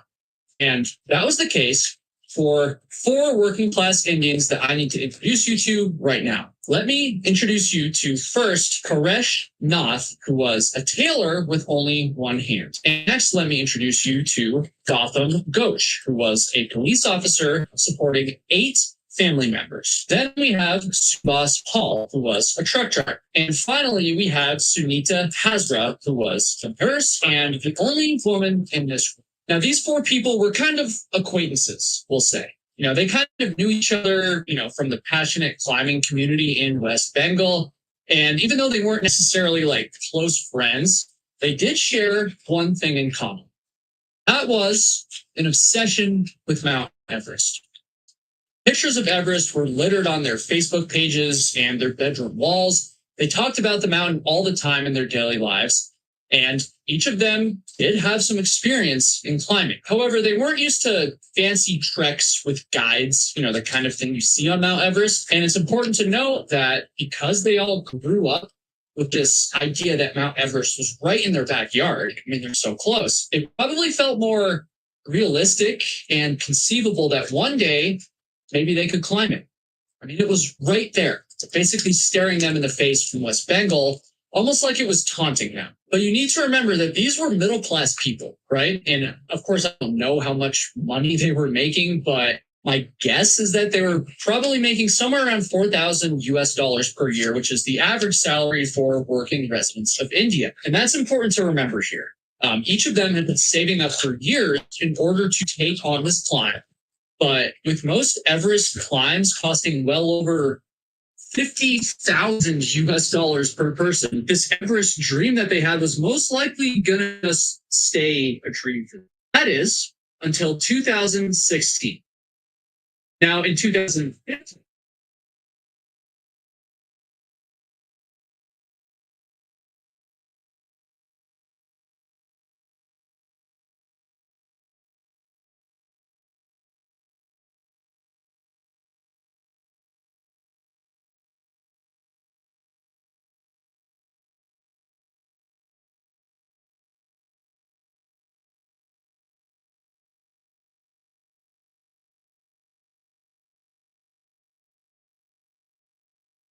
human activity.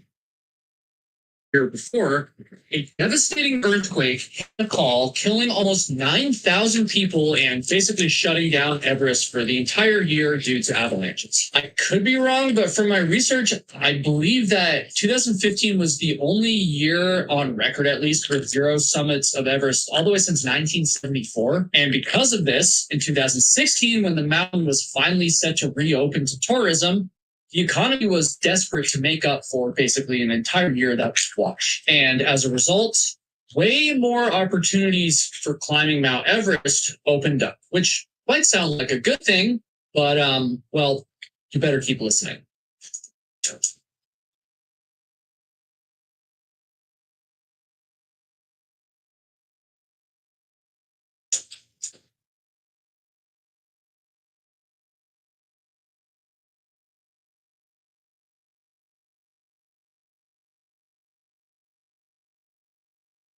Is black seed oil real or is it just all hype? Hey, I'm Daniel, founder of Organics Ocean. So what's the deal about black seed oil? Well, I'll tell you right now, the hype is real. Only if you're taking the right kinds. And at Organics Ocean, our better black seed. Enter a company called Makalu Accenture. While higher end services were being cooked up by Westerners for over, $50,000, $60,000 a head, even services like Makalu were basically undercutting the market.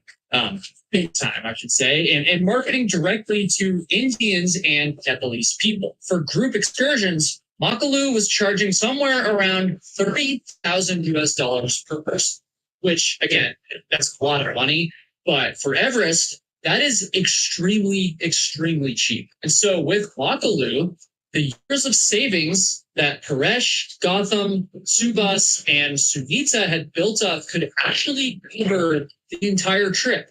And when they did put their deposits down, there was an added layer of excitement for at least one of them. And I'm talking about Sunita because Indian women weren't really expected to do things like this, from my understanding at least. Sunita was 42 years old and she was married and already raising a son by this point.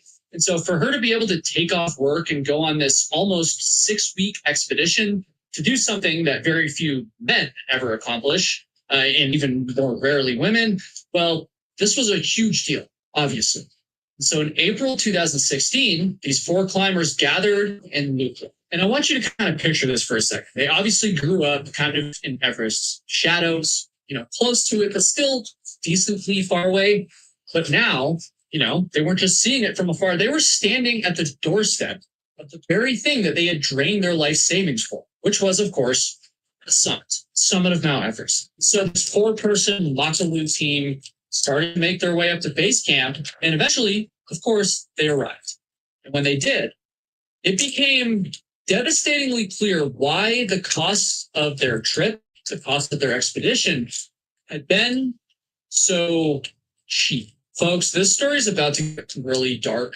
And so before we go too far into what happened, and we are going to get there, I do want to take a second to just acknowledge who made it possible to even make this video in the first place. I mean, producing videos like this takes a ton of time, research, even money. So support from sponsors like Raycon is what lets me keep doing it the right way. Now, lately I've been traveling a lot, and my Raycon Essential Open earbuds have basically become my best friends at the airport. These things are sleek, they're smart, and honestly, they're way cooler than the giant noise-canceling ones that make you look like you're on your air traffic or something. Oh, and by the way, Raycon's going to put my audience, aka you, up to an insane deal that I'm going to tell you about in just a second, so stick around. The Essential earbuds keep your ear or ear no matter, and here's the lead to 100% very much. So when the group arrived at base camp, they greeted their Sherpas, and they almost instantly recognized that the Sherpas were, let's just say, a bit more inexperienced than the other Sherpas that they saw around them. Most other teams had double the amount of Sherpas per climber, modern weather technology, stocks of oxygen and medical resources, and just way more structure around safety, right? This Makalu team had none of that. The climbers also noticed another thing, which was that the mountain was extremely crowded. Remember, in 2015, there were 0 summits. And just a year later, the mountain was back open, and it was set to make history with the amount of people who would be going up the summit. Over 700 climbers and Sherpas had gathered at base camp. And anyone climbing Everest, that this would mean bottlenecks near the summit. You've probably seen knock it up. Scaling the plan, reach the summit of Everest, which is kind of like ridiculous to us just watching our phones. Like, this is going to be the reality for a lot.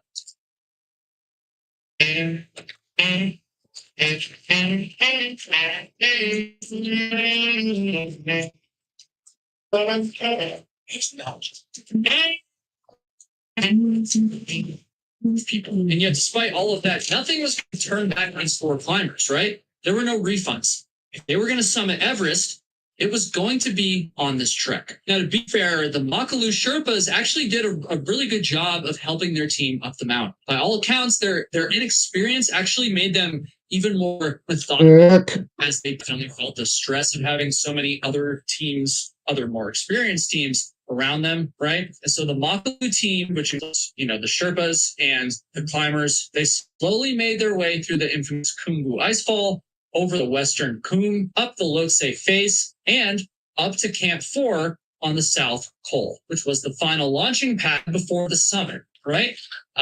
It's getting real now. And you can't even blame them for this, but the climbers were starting to think a bit, like, romantically, we'll say, about their lives at this point. Paresh, for instance, the one-handed tailor, he was already feeling proud of what he had accomplished just to get to Camp 4. Subhas had borrowed money from his father, and he couldn't wait to return home to show him that everything was working, right? Gotham had 8 family members to go back to. And Sunita, well, she was so close to showing her young son that moms could do anything. They're at Camp 4. They're so close. At this point, there was already news coverage of their climb in West Bengal, as locals prayed that they would ascend and descend safely. This was a massive deal back home. All 4 of them would be celebrated as heroes once they returned, as true Everest climbers, right? That is, of course, they survived it. Now, the one thing that they have forgotten about at this point while they were doing all of this reflecting is that the hardest parts are still ahead of them. And of course, I'm talking about the actual final push to the summit, and the return back to Camp 4. In doing research for this video, I spoke to my friend Tom of the Everest Mystery Channel. Unlike me, he's actually climbed Mount Everest, and of course he knows way more about it. And in speaking to him, I gathered that you can't really rest and reflect when you're sitting at the South Pole. And if you've never heard of the South Pole, I want you to picture this: a desolate plateau of rock and ice where cold, stinging wind is often ripping through your tent. And, throw this in with oxygen levels about a third of sea level, you're basically slowly dying.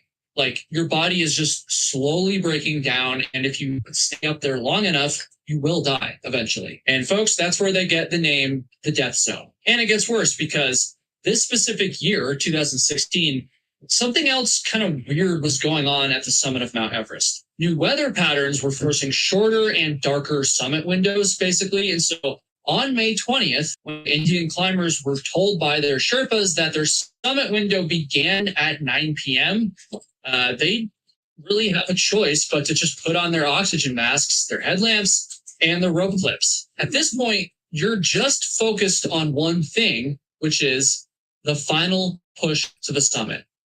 It's go time. The Makalu team left Camp 4. 4 climbers and 3 Sherpas. And for a while, things went pretty smoothly. They joined the long human Congo line of climbers snaking their way up the famous balcony into the night. And every once in a while, the Makalu team would hear an oxygen can hiss in the distance. The Sherpas were wisely trying to be conservative with their oxygen supply, but one by one, I'm talking Sunita, Paresh, Gotham, and Subhas all ended up requiring a boost of oxygen. And at this point, the Sherpas started to worry a little bit, but as the sun came up, spirits remained high among the 4 Indian climbers. And so they were happy. And so the Sherpas stayed calm. The first summit of that day, May 21st, happened at 3:36 a.m. But fast forward 6.5 hours later, and at 10 a.m., the Makalu team was still stuck waiting in the human traffic jam, waiting for their chance to summit. And I know I just said this, I still haven't gotten over the idea that there's a line of people at literally the highest peak on Earth in an area known as the death zone. Again, I'm not an Everest expert, but that just feels wrong. But what do I know? At this point, one of the Makalu Sherpas had to give the rest of the team a very disappointing piece of advice. They were recommending that anyone still in line past 11 a.m., so an hour from now, well, they should turn back. And this basically meant that it was extremely unlikely that they were going to summit. And you have to remember that being at this altitude longer than, say, 18 hours isn't just a bad idea. It's literally deadly. So right there, literally with the peak of Everest inside, that same peak that they put all over their Facebook pages and posters up on their bedroom walls, right there to keep them.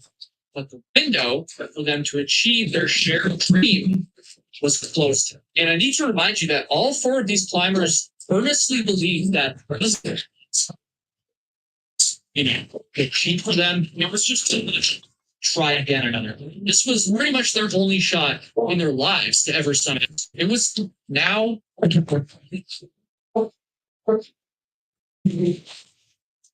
Hurt. Knock it off.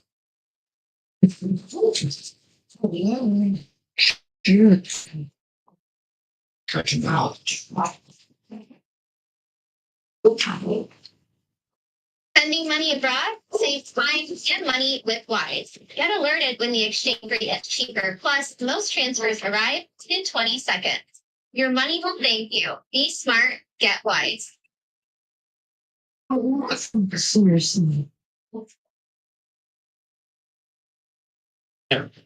And so Subhas just ignored this warning. He straight up just kept climbing, almost as if he was disrespected by the advice to turn around. And I don't know exactly why this is. It's certainly possible that the evidence and experience of the Sherpas led us just take their opinions like seriously. I don't know, but for whatever reason, and he clearly agreed because what follows was just taking a second Sherpa with him. And Swata, who had a pounding headache at this point, decided to remain in line as well, hoping that the pain would subside and she could eventually summit too. So the third Sherpa would end up staying. Dude of the Indian climbers agreed to actually turn back, and that was Paresh Nath, the one-handed tail.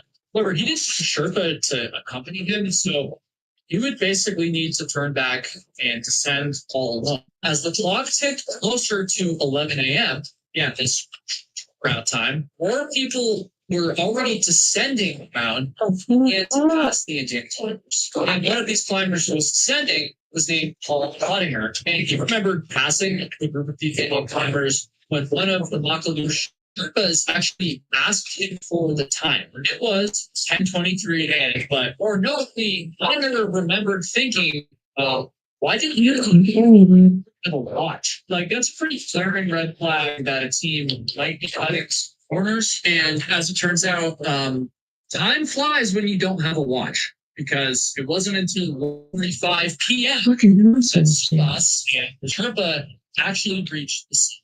And at 1:57 p.m., Gotham took a video of himself near the South Summit. Hands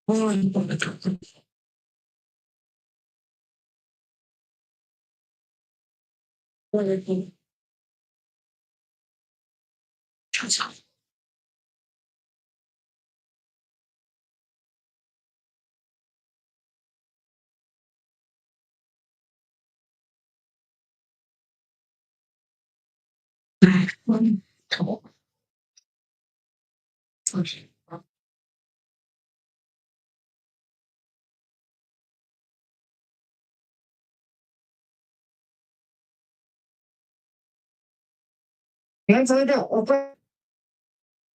Oh, yeah.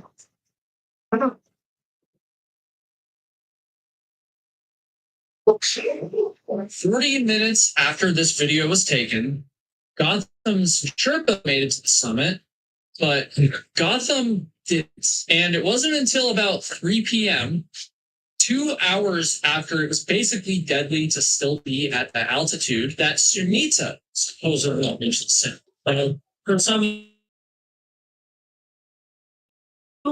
she did make it. At this point, it was like, of course, 3 of them hadn't done that. In fact, back in West Bengal, it was reported that the climbers had actually reached the summit. People were celebrating, right? And of course, they didn't know the details of what had happened, and they certainly didn't yet know the details about what was going to happen. And so this was basically this is the happiest part of the story right here, folks. I'm just going to say it, because on the way down the mountain, as the sun rested under the horizon, well, that's when disaster struck. By nightfall, none of the 3 Sherpas or any of the 4 climbers, including the one who had turned around, actually made it back to Camp 4. They were lost.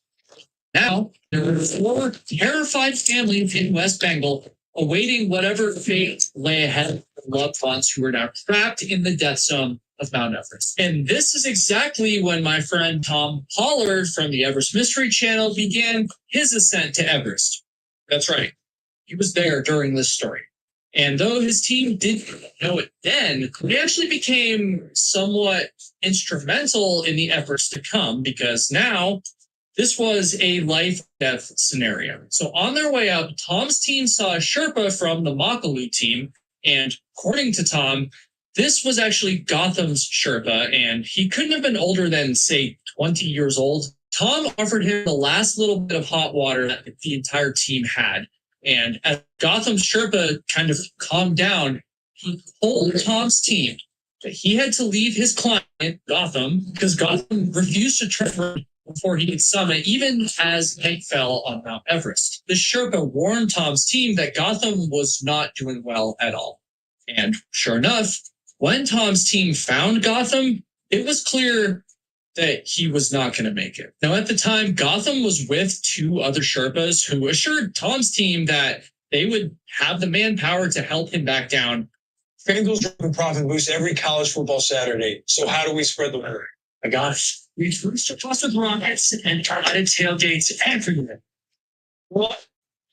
Get a profit boost every college football Saturday? But looking at Gotham, that that was doubtful because, I mean, bringing anything heavy down Mount Everest is difficult to say the least. And at this point, Gotham was basically just dead weight, as much as it pains me to say that. Like, you know what I mean? His hands were basically just sticking up in the air, gloveless and frozen solid. And so there was really very much that Tom's team could do. When I was talking to Tom about this, I could tell that it was like traumatic, frankly. It's definitely one of the more traumatic moments in his climbing career. He just felt really helpless, but yeah, I don't know. I don't know what else they could have done, right? And I'm sure that's something he's thought about a lot, but I really don't think there was anything. So they kept pushing up Mount Everest. And 20 minutes or so later, they came across another Makalu climber, and that was Sunita. Sunita was, by Tom's account, pretty much in the same state as Gotham. She was also missing a glove, and her hand was also, you get the idea. She was accompanied by a couple of Sherpas at this point as well, who, once again, assured Tom's team that help was coming from Camp 4. But, once again, the question was, would they be rescuing a living person or making a body recovery? Tom's team obviously had to make a lot of very hard choices in these moments, and you need to remember they're also worried about their own lives up at that altitude. I mean, imagine standing there, your gloves are frozen stiff, your water reserves are depleting as well as your oxygen reserves, and you're staring down at two dying climbers and knowing that if you stop to help them, you might not come back down either. Tom's team wanted to help, but they had to make the most rational yet heartbreaking decision to continue on up the mountain and trust that the help from Camp 4 that was promised would be better equipped to rescue Sunita and Gotham than they would be. After Tom's team summited Everest and began their descent, they came back across the spots where Sunita and Gotham had been. Sunita was nowhere to be found, but Gotham was exactly where he had been before, with no one around to help him. Tom literally shouted for him, trying to get some sort of response, but it was painfully clear that Gotham was dead. And thinking that there may still be other survivors further down the mountain, Tom's team left Gotham behind and continued on their descent. And I'm telling you guys, it's really heartbreaking the way that Tom told me about this experience. Once you're on Everest and once you're in the death zone, it pretty much is every person for themselves. And rescuing people, let alone bringing bodies down, is extremely difficult, dangerous work. And that's something that's widely known and accepted. I'm sure a lot of you have heard this in other stories, but still, despite that, I can't imagine having to make that choice. But going back to Sunita, at some point, the Sherpas around her deemed that she was past saving and they left her. And maybe it was the mythical powers of Mount Everest or just some memory of home and her son. But whatever it was, she actually ended up getting a second wind and somehow started dragging herself down the mountain. She remembered actually passing Gotham and calling back to him to follow her down the mountain, but she didn't really have the energy to look back after she made this request. As Sunita neared Camp 4, just as she was losing the last bit of steam that she had left in her, another miracle came in the form of a different climber who was named Leslie Binns.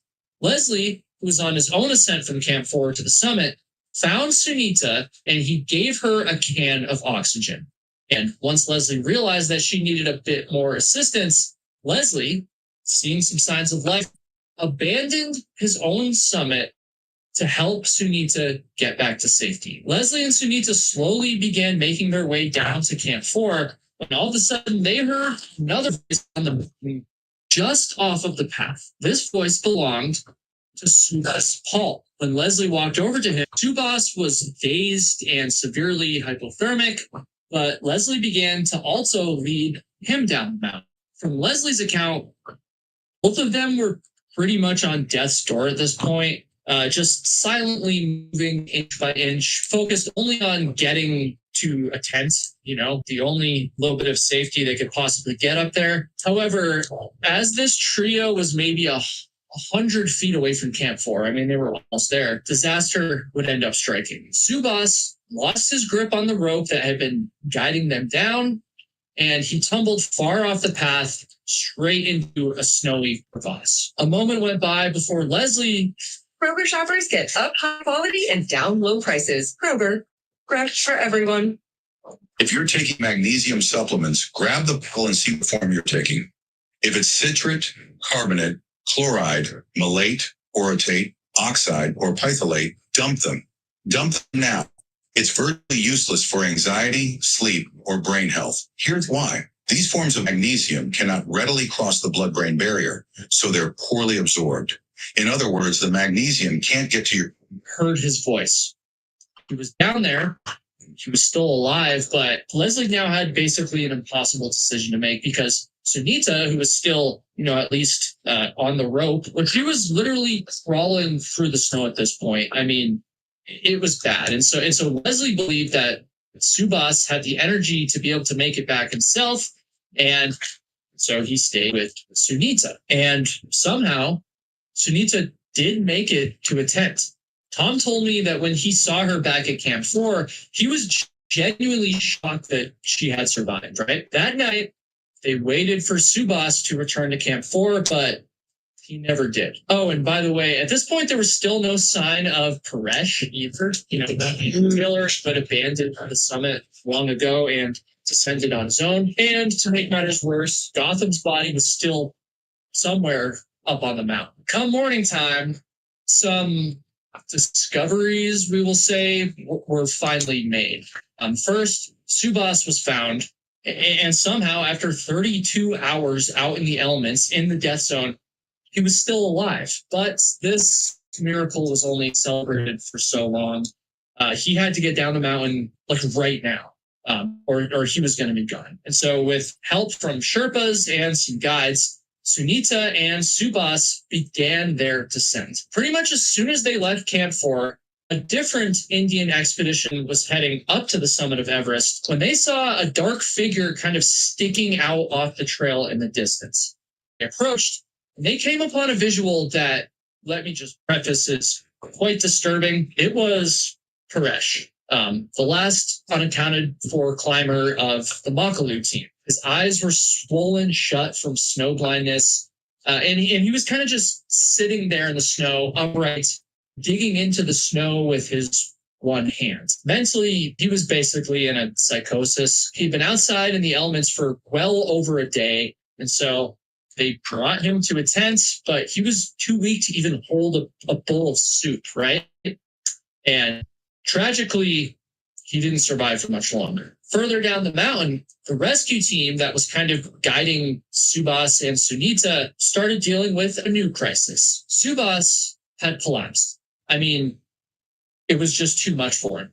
He developed frostbite all over his hands, as well as his feet, and he was just like so weak at this point. Two of the rescuers stayed with him as he caught his breath and rested, while Sunita continued down the mountain, unsure of what his fate was going to be. And as it would turn out, that parting that I just described to you, well, that would be the last time that Sunita would see him.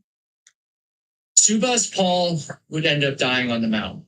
And a few days later, a team of Sherpas were able to recover his body. When Sunita finally reached Camp 2, she was taken via helicopter to a hospital to recover from her injuries and her sickness. And it was there that she would learn about the fate of her fellow climbers. Gotham's body was still somewhere up on the mountain, and after a recovery attempt was cut short by weather, Paresh's body was basically left in camp. After a few days, Sunita was reunited with her son, and to this day, she's haunted by the story that she has to tell when she talks about her Mount Everest experience. But folks, this is not the end of the story, because what happens after the deaths might even be more shocking than the climb itself. Obviously, the family of Subas Paul was able to have a proper funeral, but the families of Gotham and Resh, well, they just could not accept that their loved ones' bodies would just be left on the mountain. And for a few different reasons beyond just the obvious, like, I mean, no one wants that, you know? So first of all, there's the religious aspect of it. Hindus believe in reincarnation and that their souls would not be released until their bodies were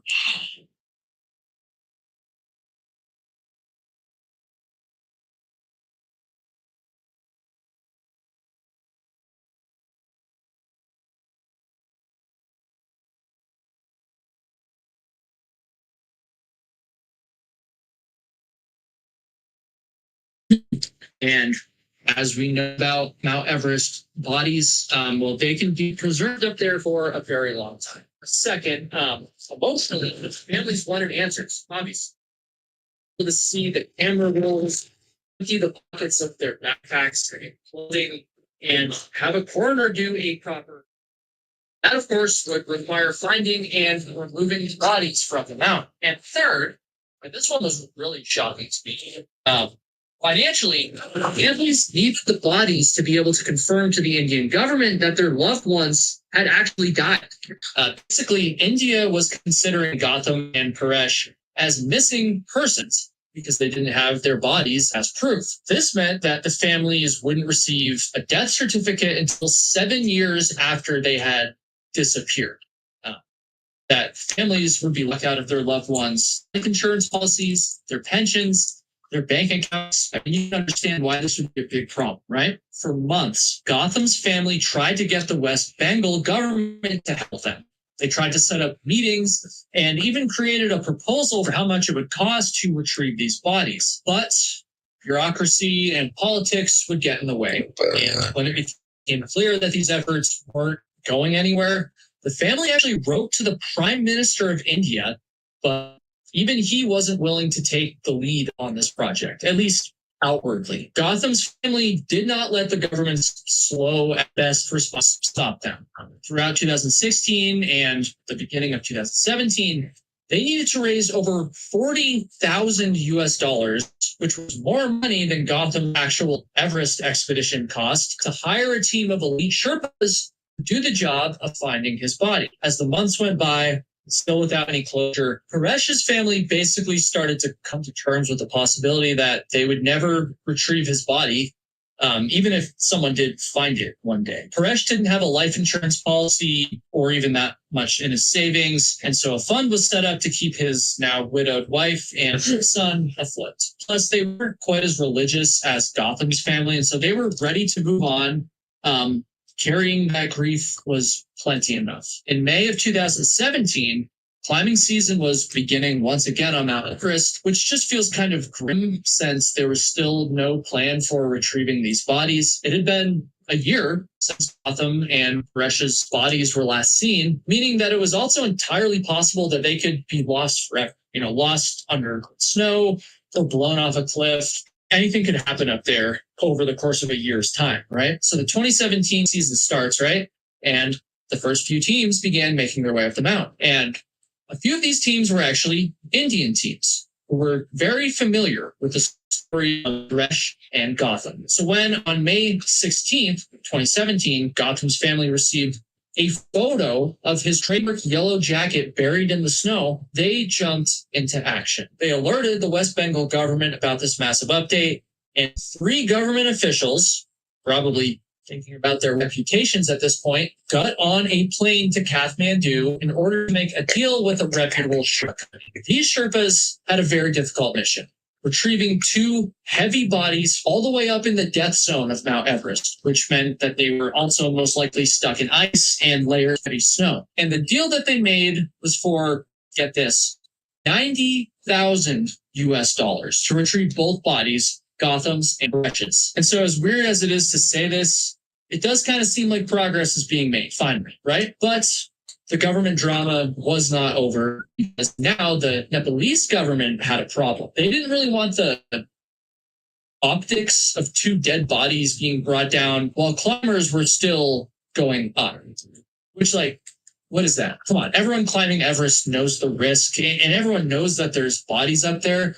Most people who will never climb Mount Everest, like myself, and most likely yourself, know that there's bodies on Everest, right? So now they had to wait another couple of weeks for the climbing season to basically wind down. And that meant some of the more experienced and capable Sherpas who work other jobs when it's not climbing season were now unavailable. 2 expert Sherpas, who were named Dawa Finchuk and Mingma, recruited a dozen, we'll call them ragtag men, some of whom weren't even technically Sherpas, to this job.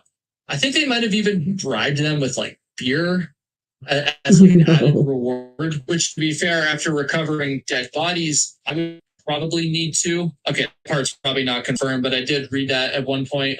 And folks, in short, this was a gnarly expedition.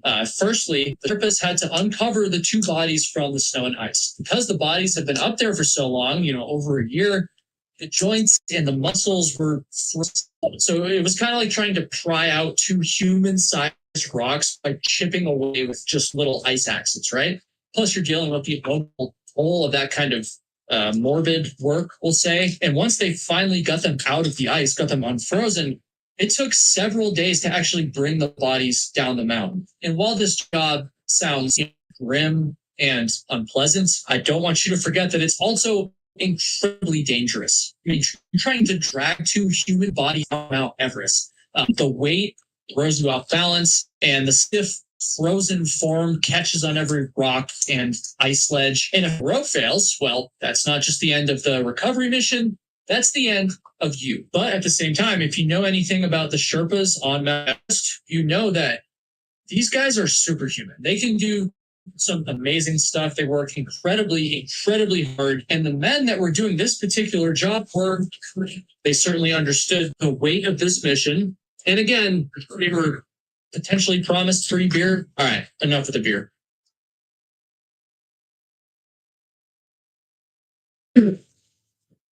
Finally, on May 28th, 2017, just about a year after Sunita was rescued, Gotham and Paresh's bodies were delivered to Camp 2, picked up by a helicopter, and taken back to Kathmandu. On June 2nd, 2017, Gotham's family held an emotional funeral back in West Bengal, where hundreds of people lined the streets to pay their respects. About 100 miles away, Paresh's family did the same. It was the closure that they had all been praying for over a year. And later that very same day, actually, both bodies were cremated, continuing the reincarnation cycle and putting this saga to rest, finally. Or actually, that's not really true, because one thing gnawed at the families even after all of this, including Subha's family, and this thing actually gnawed at Sunita herself. That was the money. Had they been able to raise more money before they went on this expedition, would they have had a different experience on the mountain, a better one, a one? Would there have been a better Sherpa to climber ratio? Would they have needed to be conservative with their oxygen? Hell, would the Sherpas have had watches and not neglected basic things like that? And perhaps most importantly, would there have been a real guide, or at least a more experienced Sherpa, who would have put survival over keeping a client happy? I do want to be sensitive here, because I know a lot of people out there dream of climbing Mount Everest, and I do genuinely understand the impulse to make that happen no matter what. I mean, these people literally spent their life savings to get this affordable, less than ideal version of this trek, and they still ended up paying the ultimate price. And then for the families to have to go through all that trouble to bring bodies back, I don't know, man. I don't think it's really worth it. I mean, feel free to disagree, but none of that sounds worth it to me. But I do want to hear it from you. If you had the chance to climb Mount Everest at a discount, knowing some of these risks, what would you do? Would you take it? And also, respectfully, please let me know what you think of this and why you think it went wrong. Personally, I don't think you can really blame just the Sherpas or just the climbers. Ultimately, the Sherpas tried to get them to turn around and they didn't really listen, but also the Sherpas probably should have asserted their authority better. I don't know. It was just a mess through and through. So tragic and preventable. That's the big thing about this one for me, man. The big thing that gets me, it was just so preventable. And so let me know in the comments what you think. And once again, I got to give a big shout out to Tom Pollard from the Everest Mystery Channel for helping us research this one, for literally being there and putting us onto it in the first place. And so you should definitely check out his channel and the story from his perspective. I will have that linked in the description. YouTube seems to think you're going to enjoy this video next, and so give it a click. And folks, I will see all of you in the next one.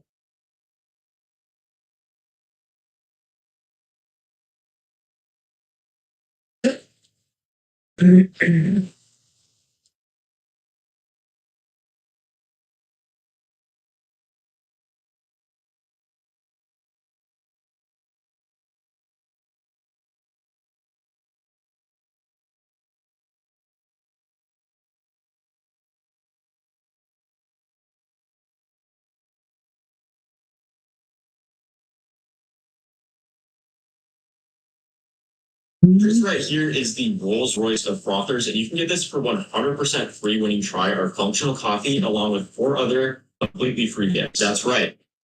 What if I told you Netflix just turned an honest, deceased woman into a fictional serial killer confidant? And what if I told you they invented murders that never happened? A story about a serial killer who was very much real. And what if I told you this is just the latest example of man's obsession with making killers and victim stories dramatized to a extremely unsavory degree? Ryan Murphy has a problem, and equally does Netflix, because they're the ones that greenlit this absolute garbage. And together, they've built an entire empire on transforming real-life monsters into your next guilty pleasure. And with Monster, the Ed Gein story, he's, in my opinion, crossed a line that should terrify anyone who gives a flying frig about the truth. So today, we're lightly exposing Hollywood's most disturbing trend and the man who's perfected it.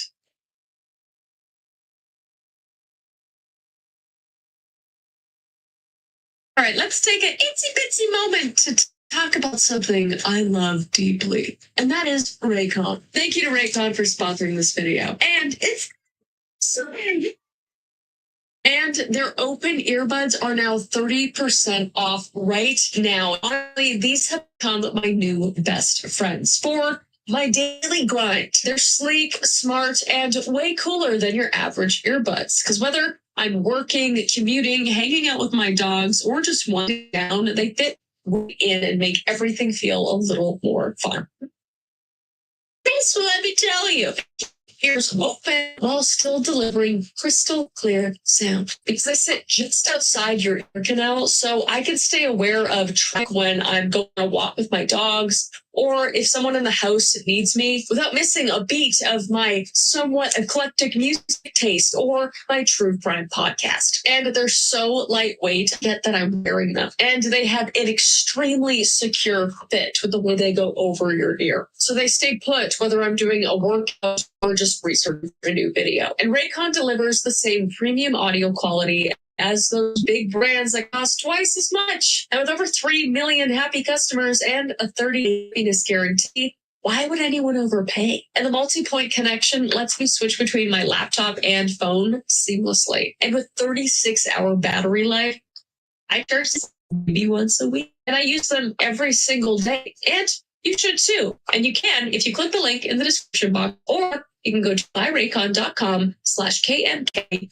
Open to get 30% off the essential open earbuds. That's buyraycon.com/KMK Open. Thank you again, Raycon, for sponsoring this video, and let's get back to it. Hello, everybody, and welcome back into my YouTube channel, or welcome to my YouTube channel. I'm Call Me Chris. You can call me Chris, and Auntie Chris is a little spicy mad right now. I'm not doing too great. I wasn't going to do this video. Also, I'm still sick. Sorry about that. Wasn't going to do this video. I did make this video on Ed Gein about the real victims of what actually happened to them. And I lightly touched on the Ed Gein show, but it wasn't out yet. I was just saying, like, I'm probably not going to watch it because they already look like they're butchering the story. Turns out I was right.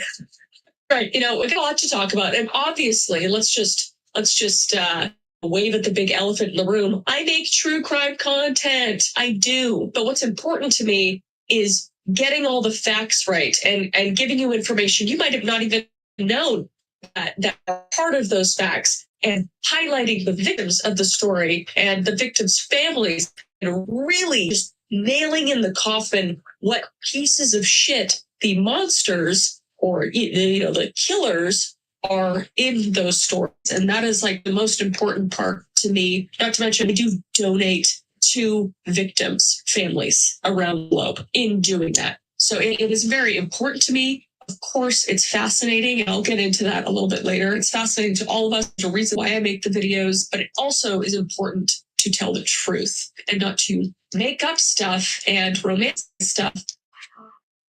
You've seen him on America's Got Talent. Jimmy Fallon and Penn and Teller fool us. It's almost here. Now, see illusionist Leon Etienne live.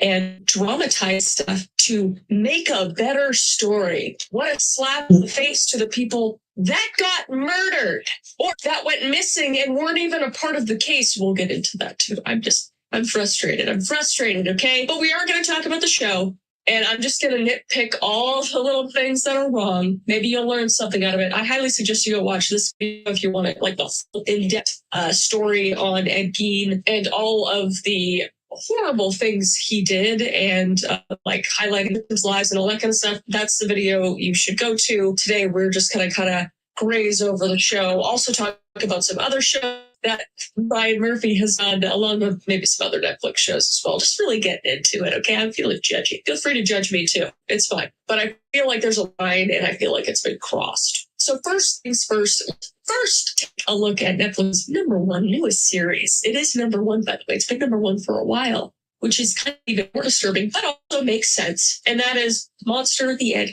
Gein story. It's the third installment to Ryan Murphy's trove of not-so-true crime remakes, next to the Dahmer one and the Menendez brothers case, which is just, again, I think I did do a little bit of a in-depth take on that, and it's hard. It's conflicting. It's like there's stuff that's really well done, but then he ruins it by doing this weird bullshit by making up these weird narratives. It's like I'm just gonna get into the Ed Gein story right now. Okay, so episode 1 is called Mother. All right, and the series opens in rural Wisconsin with Ed Gein living under the control of his fanatically religious mother, Augusta. 1 point. That's very true. She was crazy, extremely controlling. Who condemns all women as corrupt? True. Can we get a false and fact so we can keep count here? I got one true so far. Mom was crazy and she didn't like women. All right. And then it goes on to Ed secretly spying on his young neighbors, Adeline and Madison, trying on lingerie, then returns home to engage in disturbing behavior, including wearing his mother's clothes and doing some not so fun for him, I guess, some stuff to himself. Let's get one on the false thing. He never did that. He never peeping Tomed on Adeline or Madison. It's just made up. He also, as a 7-year-old child, was caught by Augusta and reprimanded for it, but there is no stories in which he did this as an adult. Could have been true, sure. I'm going to put a loose false on that one, okay? I do want to say I don't mind that they're doing this because I get that they just want to show that they had this dynamic. Could they have done a flashback and would it have been more accurate? Yes, but whatever. I'm not going to be too picky about that. So when Augusta catches him, she explodes with rage. And at a local diner, we learn Ed and Adeline know each other. And she shares disturbing Holocaust photos. And the criminal is Lecoq material with him, feeding his dark fascinations. It is true he was fascinated with Nazi photos and memorabilia and stuff that they did to them. So that's fine. Adeline wasn't a part of this. There was a loose claim that they had talked about this. So again, I'm not going to be like too nitpicky with this, but the whole relationship they made up about Adeline is completely false. It's completely false. There's a quote from her where she said that they had a relationship, but it wasn't until after all of this, and it was false as well. It was proven not to be true. And also, Ed was known to say that he had zero interest in having any sort of romantic relationship with any women. So this is like a whole conjured up relationship that didn't even exist. And that's what Ryan Murphy does best. He just makes up this bullshit to make the story more interesting and to get more episodes to sell his show.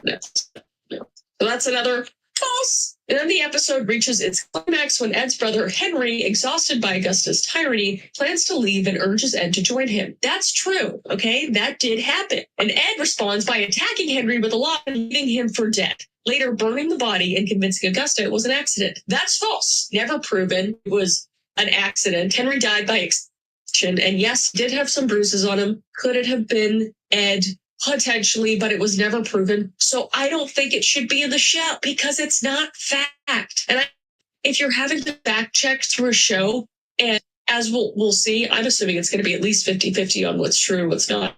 If 50% of the show isn't real and it's based off of Ed Gein's story, it's a bad show, in my opinion. People are watching the show because they're not crazy like you and me who watch and read a lot of stuff. They take it as at face value. They think that is the case. And if they don't, then that's good. If they just watch it and think that, oh, this is clearly made up and it's just then fine. But I think most people are like, whoa, he's crazy. Like that's horrible. Can't believe he killed his brother. That's not true. And there was no relationship with Adeline. There was no. I'm gonna talk yapping. Let's continue. So that's. Hi,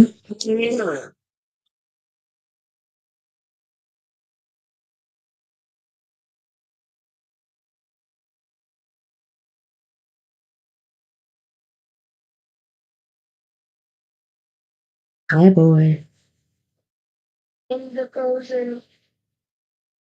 Okay, well, it's gonna be me and Dad and the baby in here tonight. Are you gonna be sleeping in your room, or I'm trying to understand what you're saying? I don't know. It's most likely just my blanket because I was assassin vet and looks like he was definitely in the mud, and usually he's naked, so I don't want to grab it. I want to like. Okay, well, the little blanket for the twin was clean. I just washed that one, and then there's another one I can grab to put on top of that. That's pretty thick and fuzzy, and that's clean too. It's just sitting on a pile. I have my hoodie on and my around my lower hat. Well, on the top bunk there should be that space comforter. I washed that, so you can use that. What is it? No, it's the regular comforter for your twin bed.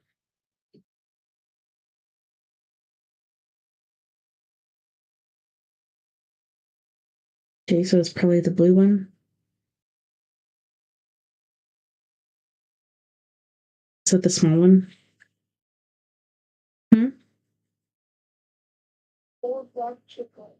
Yeah, that's the one I'm talking about. That one's clean. I just washed it and put it back on your top bunk.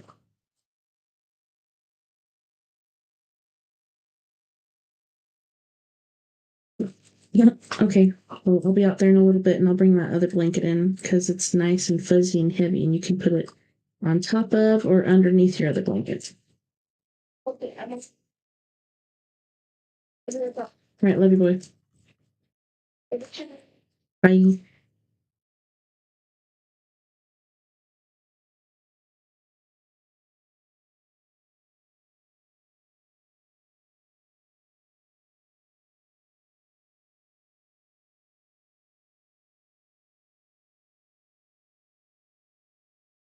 And then soon after, Augusta dies of a stroke. And this is true, but it wasn't after. It wasn't until a couple years after, actually. So they kind of sped up the timeline to make it more convenient for themselves. ESPN Bet is the sports book for sports fans. Bet confidently with player insights, get personalized picks based on your favorites, and bet your fantasy roster right in the app. Right now, new players get 100 in bonus bets when you bet 10. Sign up now and game on.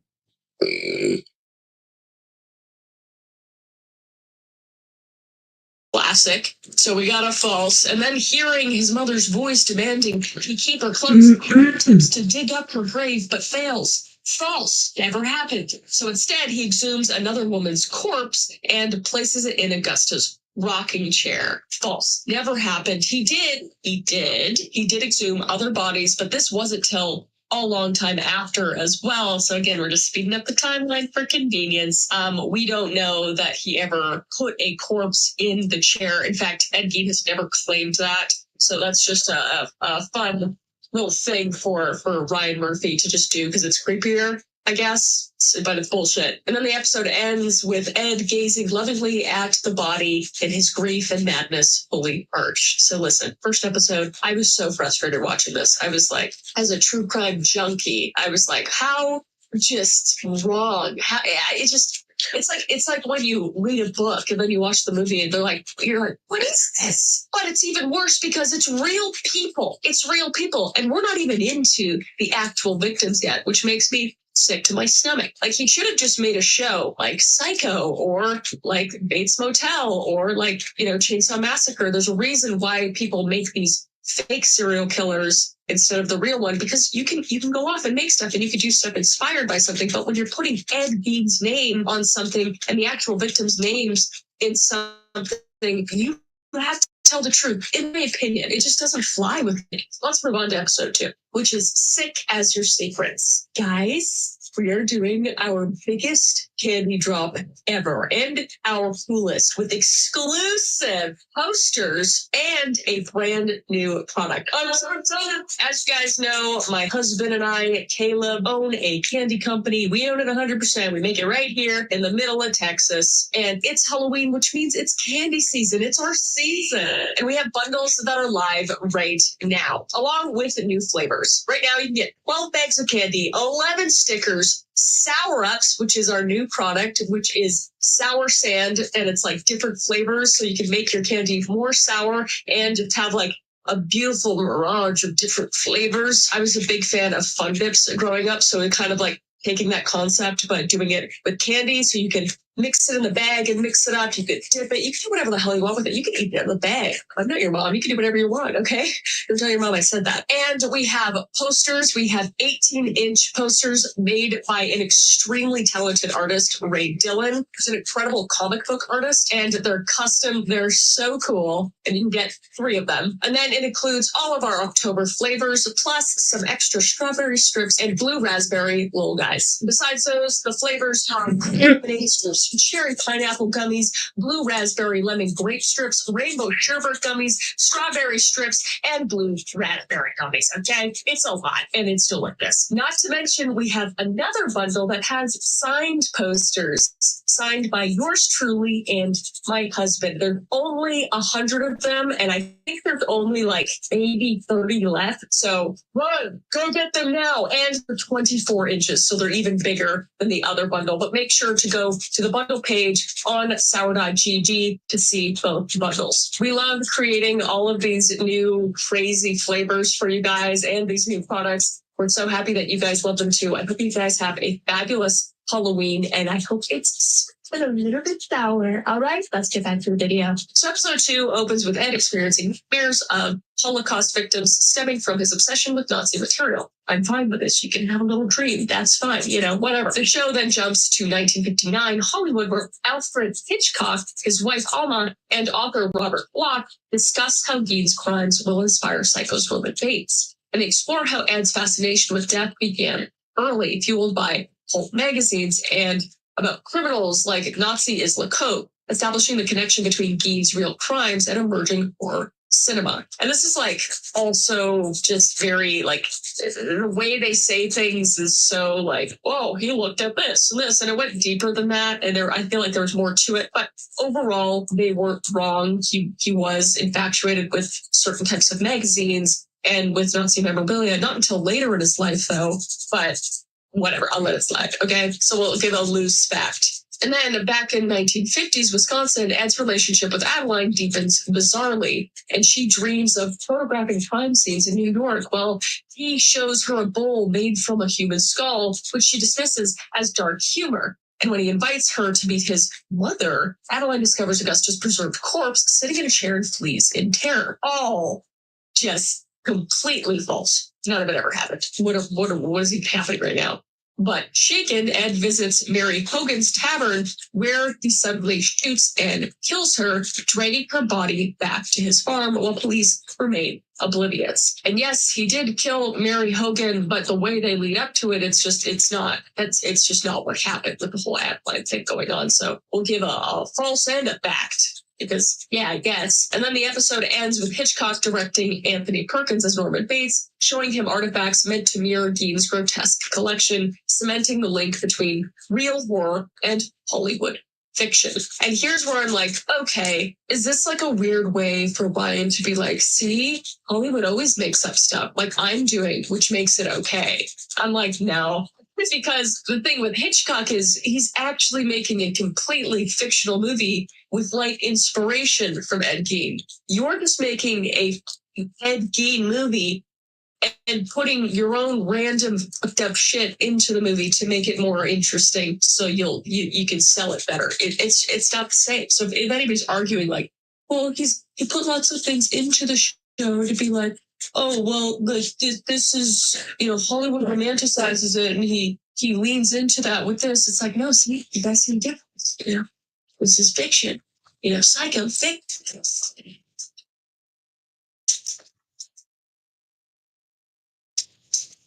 Eddie, nothing.